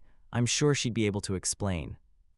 "Why?" Bruce shrugged. "I'm having a perfectly good time over here with you." "Oh," he smiled, "thanks." The two stood in comfortable silence, watching the others talk. Chapter 43, and I watch all my bridges burn to the ground. Summary: Steve Rogers. He's back, and he's leaving again. Steve wasn't particularly excited for the Thunderbolts to leave, even if their 2012 bodies would stay where they were. Based on what he saw when he first met up with Bucky, it would not be a pretty picture. Especially if the 2012 Bucky didn't remember what had happened with the 2027 Bucky. Especially if 2012 Bucky was still, in his Ava's words, under. But he would have Bucky back, and he would help him again however he could. Till the end of the line. It was weird to think that Bucky had reached the end of that line by his time. Considering he only woke up again somewhat recently, Steve didn't think he'd be gone by 2027. Although, according to Bucky, he had his own time travel mishap that allowed him to have a long, fulfilling life. He wondered if that would still happen in this timeline. Bucky had uncurled from his lap as soon as they exited the void, shooting Steve a grateful look. Yelena had told Steve that the words being repeated in the room were the trigger words designed to make Bucky the Winter Soldier again, and he was all too glad to help block them out. He would have to thank Tony later for his doing the same before they all got there. When the room split into groups, Bucky stayed where he was. Steve's hands itched to reach out and touch him again, prove to himself he was real. He didn't want Bucky to go, not again. Because he was going, in some sense of the word. "I have to," Bucky said, seemingly reading his mind. His voice was rough. "I have to go, we have to go."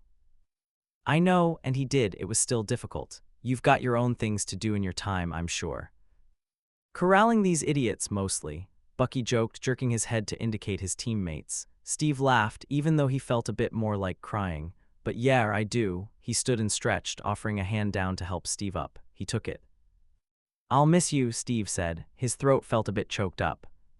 "Me too," Bucky smiled sadly, "but I guess you'll see me again soon." "Won't be the same." "No," he agreed, "it won't help him, okay?" "You really thought you'd have to ask?" "Not really, but I wanted to anyway." Bucky's gaze turned serious for a moment, and Steve felt pinned in place. "But seriously, Tony's going to have some issues with me. 2012 me, I mean, delegate, but don't pick a side. That didn't go too great for us last time." "What?" Steve frowned. "Why? What happened with Tony?" "Not my place to tell you," Bucky shook his head. "Should be 2012 me, if not Tony's decision."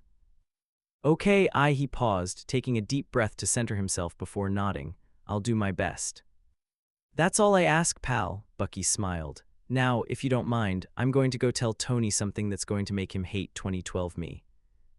He left before Steve could quite figure out what to say to that, so he just stared after him in confusion.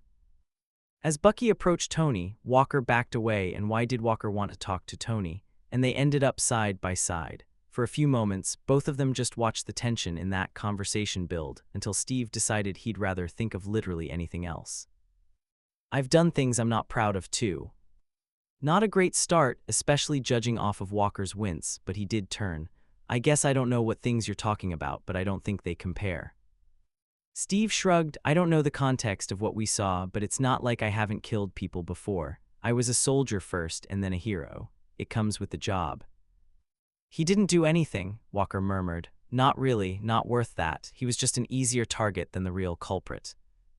"Which you clearly feel guilt for," Steve nodded. "And from what I remember, you're trying to make up for. That's all any of us can do." Walker stared at him, a spark glistening in his eye. "Thanks."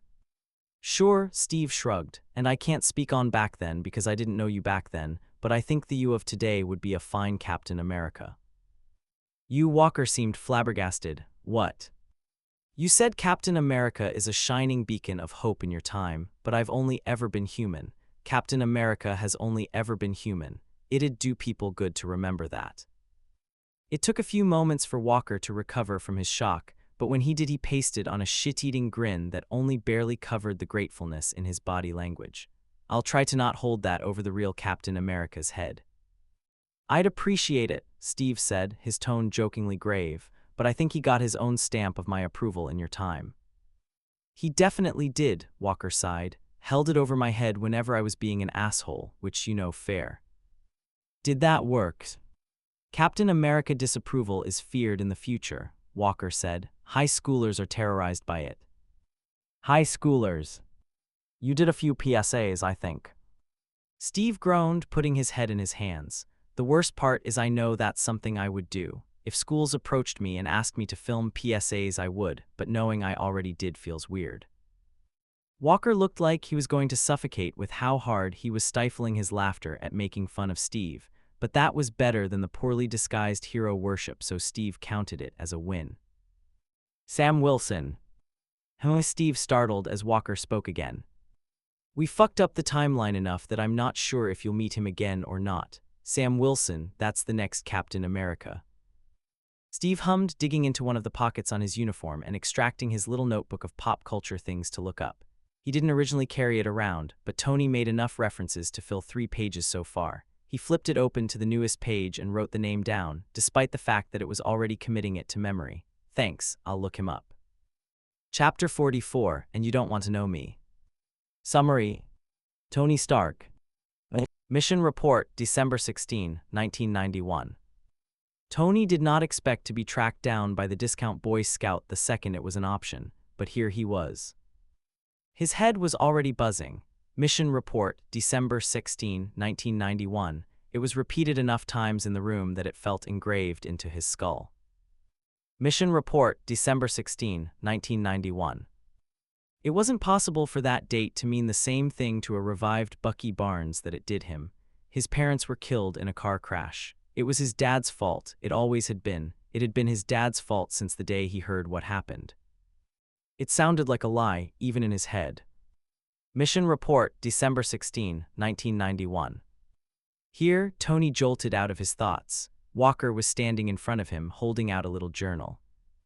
Oh, I don't like being handed things. It was an auto-response. Walker raised his eyebrows, shrugged, and took a few steps past Tony to place it on the chair that had been dragged in for him, back when Bob was in the pod. Tony stared, resigning himself to pick it up later. Okay, great, what is that? When I first came back, I wrote down everything I remembered about the future, Walker said. It's all in there. And you're giving it to me. Yeah. Tony waited, but Walker unhelpfully didn't continue. And you're doing this because... You're pretty much the engineer, he said. Engineers see problems, he pointed back to the notebook, and they fix them. Tony stared at him. Based on everything he had learned so far, everything would imply that Walker would entrust something like that to Rogers. The fact he was being given it just didn't compute. Something Tony had done in the future had apparently convinced Walker that he should be the #1 choice to try to fix future events, which honestly was a step up from everyone assuming he was a narcissistic asshole. Don't get him wrong, he was a narcissistic asshole, but it was still rude of people to assume. He huffed, sliding around Walker to snatch the notebook out of the chair. Flattery will get you everywhere, I'll look into it. Walker's shoulders slumped in relief. Thanks. Yeah, Tony started flipping through and skimming the pages upon pages of cramped handwriting. Don't mention it. Walker's mouth opened like he was about to say something else before he shut it with a click, his eyes locked on something behind Tony. He had a pretty good idea of who it was, and despite his desperate desire to not talk to that particular person, he wasn't quick enough to say anything before Walker was giving a casual salute goodbye and walking away. Stark. Mission Report, December 16, 1991. Yep, exactly who he didn't want to talk to. He spun on his heel, faking a light cheerfulness he didn't feel. Bucky Barnes, I guess now that neither of us are being psychologically tortured, I can properly fawn over yet another hero soldier from my dad's day. Bucky shifted uncomfortably. When we leave, he said, apparently skipping over any pleasantries, Hydra has footage of the night your parents died. You should watch it. Mission Report, December 16, 1991. Yeah, Tony could feel himself deflating, his faux grin twisting into a grimace. I know. It won't be good, but… No, I know. He put as much stress on no as he could. Bucky blinked, taking a moment to step back and study Tony's carefully blank expression. Oh.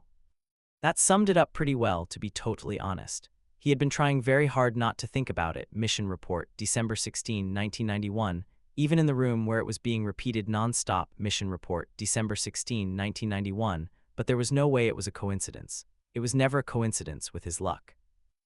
Our other members include a man previously brainwashed into being a weapon. You were trying to help your country, I can't fault you for that. Me and Stevie did the same, though in a different way. It turned into something else. You literally didn't have a choice. Mission Report, December 16, 1991. Bucky was frozen, completely rigid. It looked like he was halfway between running and bracing for an attack.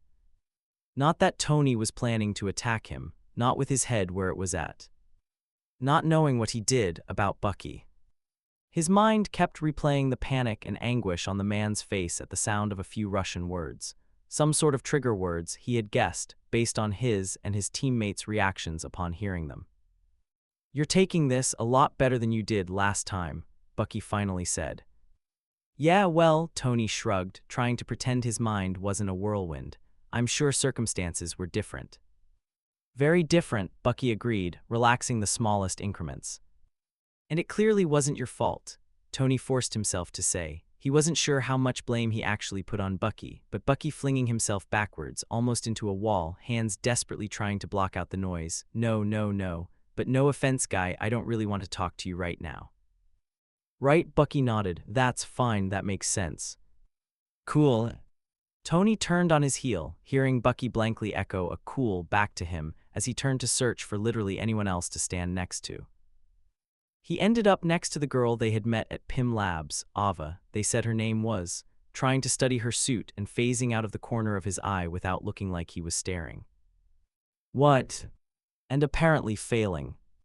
He snapped his eyes back to look at the teammates around him, humming innocently. Ava rolled her eyes. You were staring, Stark, what is it? Just wondering how your suit works. You were at PIM Labs, Ant-Man, that's quantum energy, right? Ava sighed, an amused smile playing on her lips. Yes. And luckily for Tony, who was trying with a passion to not think about anything that had just happened, she was happy to let him drag her into a conversation about quantum energy, something they both had only dabbled in, and comparing notes on different concepts was enough to distract from anything to do with Bucky Barnes, the future, or a mission report from December 16, 1991. Chapter 45, I Will Just Let You Down. Summary. Natasha Romanova.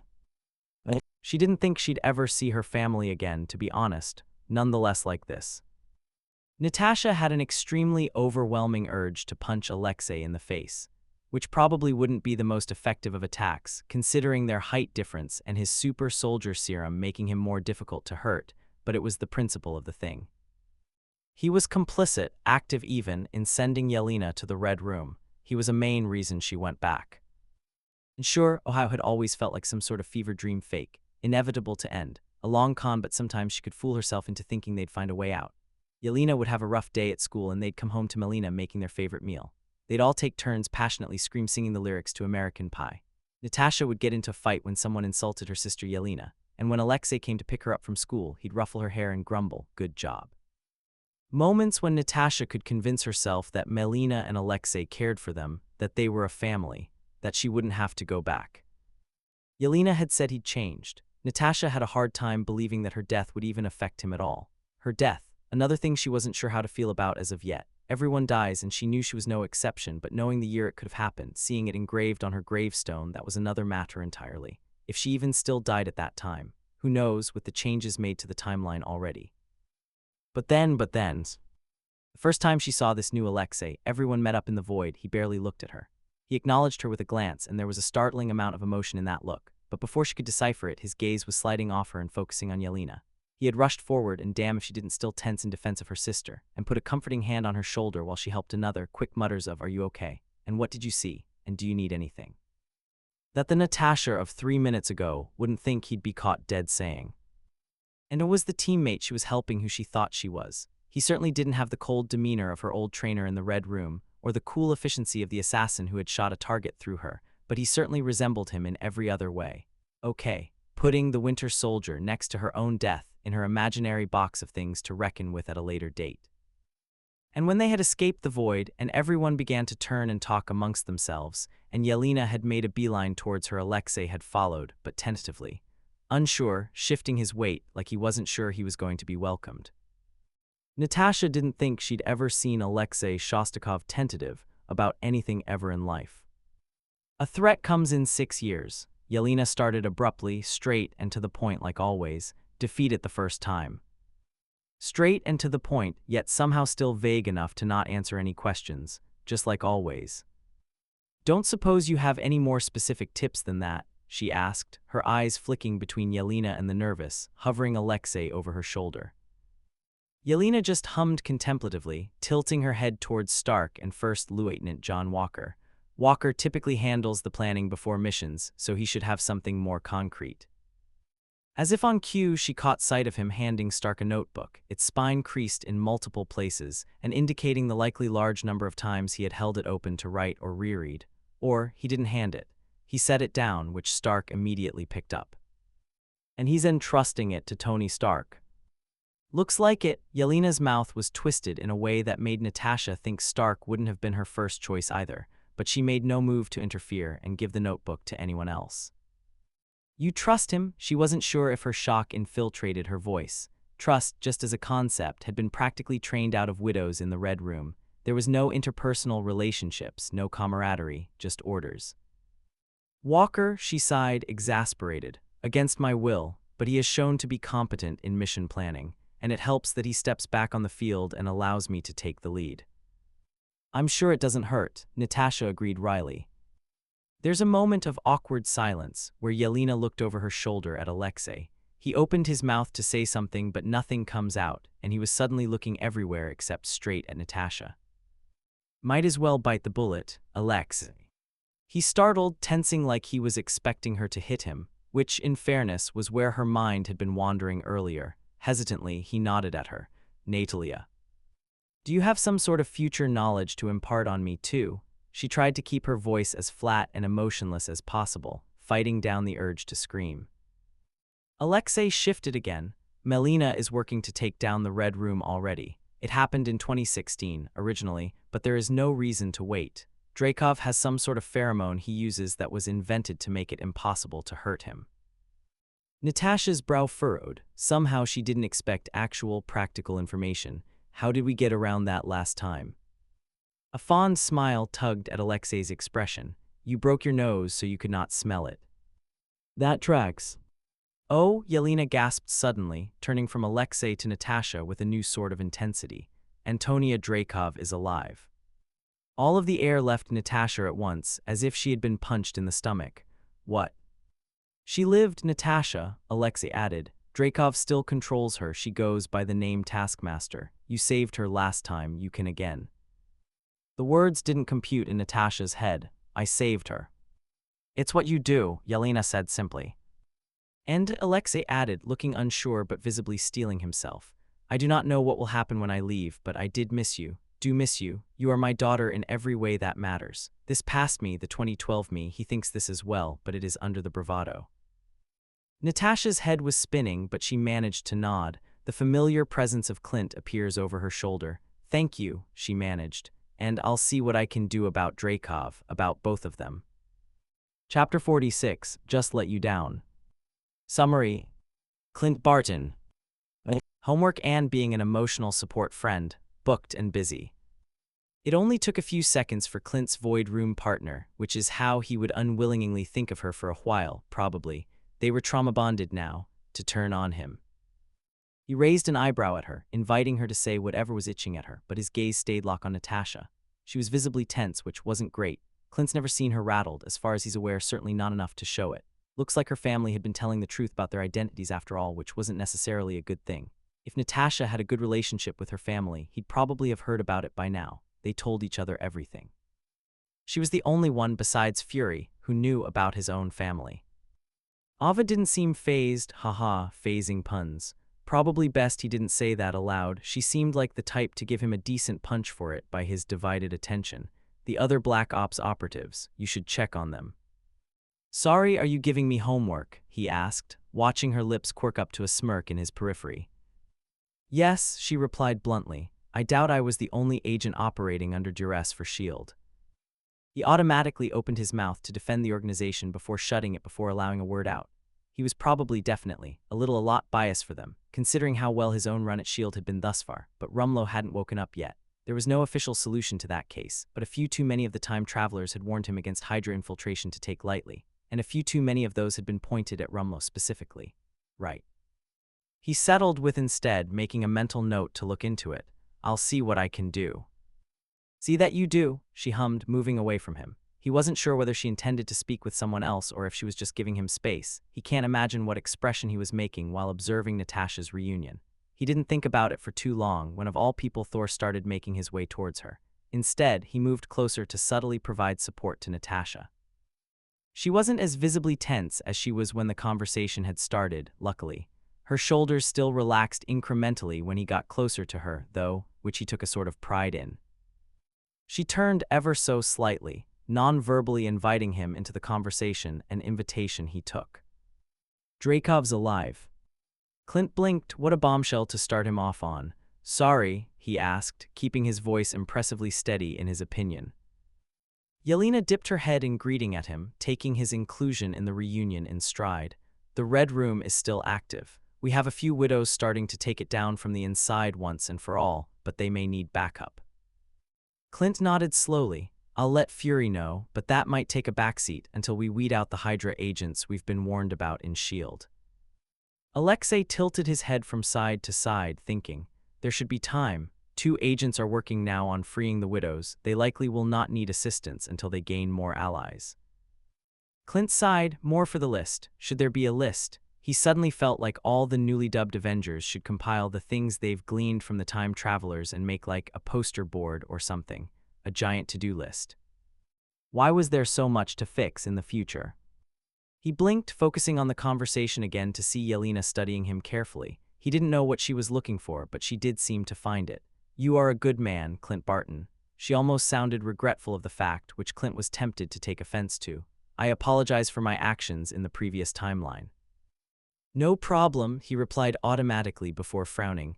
Wait, what happened in the previous timeline? Yelena didn't respond, except with a conspiratorial smile. Next to him, Natasha's shoulders started shaking in what Clint recognized as barely restrained humor. What happened in the previous timeline? He asked again, playing up the horror in his voice to watch Natasha raise a hand to her mouth to cover the laughter spilling out. It will not happen again, Yelena promised ominously instead of answering. Clint rolled his eyes but let out a few chuckles of his own. What? Natasha's voice was hesitant, and it seemed only partly because she was still reining in her laughter. What's happened since you saw me last? We could catch up. Yelena's expression softened, and Alexei's eyes closed in what looked like relief. The younger widow began a half-nonsensical story about a movie night that had brought on a heated argument between Walker and Ava about the possibility of time travel, which the rest of the team had barely followed, but had encouraged and negged on anyway. For the first time in a long time, Clint watched as a new sort of solace overcame his best friend. The last he saw something like it was when she had taken down the Red Room and ended her childhood tormentor, or at least thought she did. In the short, surprisingly domestic lull, Clint let his mind wander as his gaze wandered over the rest of the team. Bruce and Bob seemed to be having a friendly conversation in the corner. Bucky and Steve were standing in companyable silence. Walker, Ava, Stark, and Thor had formed a loose circle, but based on Thor's expression were having a marginally more serious expression. His eyes lingered for a moment on Stark's furrowed eyebrows as he followed along with Thor's words, and a moment that felt like ages ago echoed in his mind. That's just great, resident normal guy survives. And from Yelena, despite my best efforts. Wait, Clint said, genuine horror dawning on him rather than the show he put on beforehand. Wait, did you try to kill me in the last timeline? Chapter 47, My Castle's Crumbling Down. Summary. Thor Odinson. Time must right itself. Sentry, from what Thor heard, was a formidable warrior and void a formidable threat. Bob's, the man behind the titles, did not seem to take the pride in it that he should. He held himself with uncertainty, shifting his weight and avoiding eye contact when he spoke. It was not much of a surprise. He clearly did not have the control over the powers he wanted, but rather than work on and take that control, he appeared to try to avoid them altogether. Thor did not understand that. But Midgardians were strange in that aspect. They feared power rather than trained it, and those who were proud to wield it often used it for immoral reasons. It seemed backwards. Everyone learned and trained on Asgard, whether it was warrior combat or satyr. Everyone had power, and it deserved to be cultivated. He hoped, as he left Banner and the Sentry to their discussions, that he would heed his advice. He ended up wandering between the conversing groups aimlessly for a short while. Everyone had their own mission and reunions to take part in, but there didn't appear to be any Asgardians as part of the team. Unfortunately, he ended up sidling alongside Tony Stark and the woman who left afterimages of herself. It reminded him of his brother when he was first learning to create the manipulated decoys. He would often practice with an arm or leg, leaving smoky illusions of himself behind until he could copy his entire self. At least that was how Thor understood it. Much of the explanation of Satyr went over his head. He had a difficult enough time managing his own elemental abilities. As he conducted through Mjolnir, he could hardly imagine the delicate control work of illusions. It was something he used to, begrudgingly, respect of his brother. Not anymore. He listened for a few moments to the conversation he had walked in on, but it went over his head as much as Satyr did. Something about quantum fields, nanotechnology, perhaps something Jane or Selvig would understand. The science of Midgard baffled him. Eventually, Tony Stark noticed Thor standing to the side and looked at him expectantly. Any notes? Point break. No, Thor feigned understanding, agreed on all points. Quarks, molecules, density, all of that. The woman snorted. Well, I'm convinced. I don't believe we've met. Thor offered a hand to her in the way Midgards tend to. Thor, son of Odin, god of thunder. Indeed you are, she agreed, taking and shaking his hand. Ava, just Ava, sometimes ghost on the field. A suitable title, Thor said appreciatively. She looked at him strangely. Thanks. I was wondering, Lady Ava, if you or any of your compatriots may have knowledge of the future events of Asgard, so I could prepare for them the way you have for Midgard. Ava winced. Unfortunately not. I've got a few basics from S.H.I.E.L.D. files, but not much beyond that, and preventative measures for those events are the same for the Midgard events. And what measures are those? Are you familiar with the Infinity Stones? Stark asked, absent-mindedly thumbing through a worn notebook, because those seem like the biggest thing to take care of. Thor sombered. The Infinity Stones were practically legend, a myth, sure, but one known to be true. The Infinity Stones, how do those play into this? You will run into quite a few of them. Her eyes cut to the side, staring at nothing in particular in an effort to not look at them. You already have. Thor's brow furrowed. We already ha. The scepter. Stark was holding open the notebook at this point, focused on a particular page with a sketch of a gem roughly shaded in yellow. Loki's scepter, that was one. The Tesseract, what he was after, that was another. We were in battle with 2 Infinity Stones. Mind and space, it looks like, Stark confirms. That explains how he got Clint. Mind, Thor repeated numbly. Loki wielded the Mind Stone. If everyone's done now, one of the Thunderbolts, the friend of Steve Rogers, raised a hand to call attention to himself. I'd like to go home now. Wouldn't we all? Clint Barton muttered. Is everyone, the Sentry Bob asked. Done, I was waiting on you all. The Thunderbolts all glanced amongst themselves, including Ava, who looked apologetic. Yes, I think we are about finished. The blonde assassin shrugged, though she was looking at the Black Widow as if scared she would disappear. We must go home. What will you do there? The Black Widow asked quietly. We have our own saving the world to do. The blonde assassin smiled. Taking after you, I suppose. Ah, that seemed like a personal moment. Thor hummed to himself, looking away. Well, Bob laughed nervously. I can take us back then, I think. Need anything from us? First Lieutenant John Walker. Thor knew of him from the interrogation. Hold hands, power of friendship or something. Bob cringed. Seriously, Walker scoffed. I was making it up. Do we actually have to? Not hold hands. Bob raised his hands placatingly. Just be near each other, I think, and away from the Avengers. I don't want to accidentally take one of them. Unsurely, the group of time-traveling Thunderbolts stepped closer to each other in the center of the room, and Thor's own teammates interspersed between them drew closer to the walls. The bearded man in a red suit who was hovering over Black Widow seemed especially annoyed, mumbling something along the lines of them also being Avengers. Bob took a deep breath, holding his hands out in front of him and shaking them. Right, okay, he repeated quietly to himself. Okay, I think I just need to. He grabbed on to seemingly nothing in front of them and made a pulling motion towards himself, and for a few moments the forms of every Thunderbolt flickered like one of Loki's disappearing clones, and Bob himself did disappear, his silhouette flickering gold for just a moment, then a deep void black, and then gone altogether. Every other Thunderbolt's eyes rolled up, and they collapsed like puppets with their strings cut. There was a moment of silence as the Avengers looked between each other, and then at the heap of future superheroes. Tony Stark laughed, high and disbelieving. Fuck, what are we supposed to do with these guys? Chapter 48, You Don't Want to Know Me Now. Summary. The Thunderbolts. Stark Avengers, Stark Tower melted around them. The clean white walls replaced themselves with the metallic plated tunnels Valentina had preferred. The walls opened into windows, and on top were overlaid screens filled with constant text streams of data. The bar Valentina had taunted them at the first time they met Sentry appeared bottle by expensive bottle, a few dirty glasses in the sanitizer sink. A sofa unhelpfully manifested right under Walker, tripping him. For a moment they were all silent. The only noise was Ava and Yelena's half-stifled laughter as Walker righted himself, glaring at them. Right, great, Walker clenched his jaw. I need to not see any of you for the next 3 to 4 business days.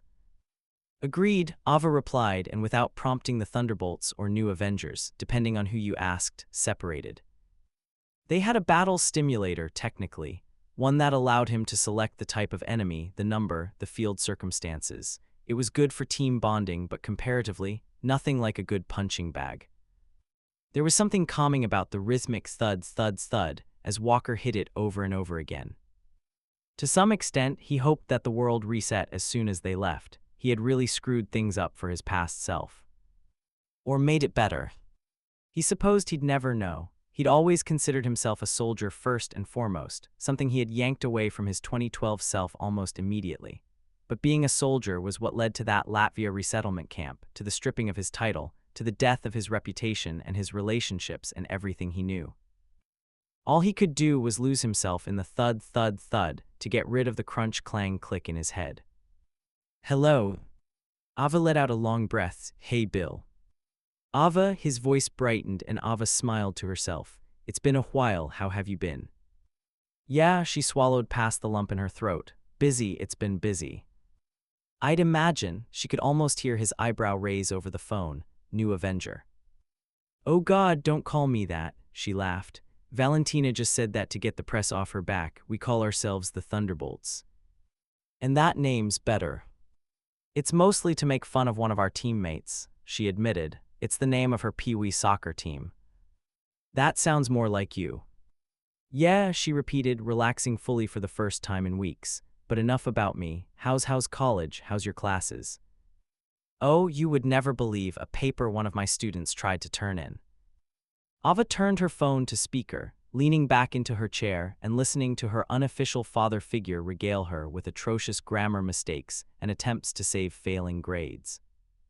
Bucky found himself in the kitchen. The oven was turned on, a pan already sitting on top of it with butter sizzling and moving itself around. The mixer was on low. Bucky watched it dispassionately, carefully adding an egg to the mixing bowl and scraping at the sides with a spatula.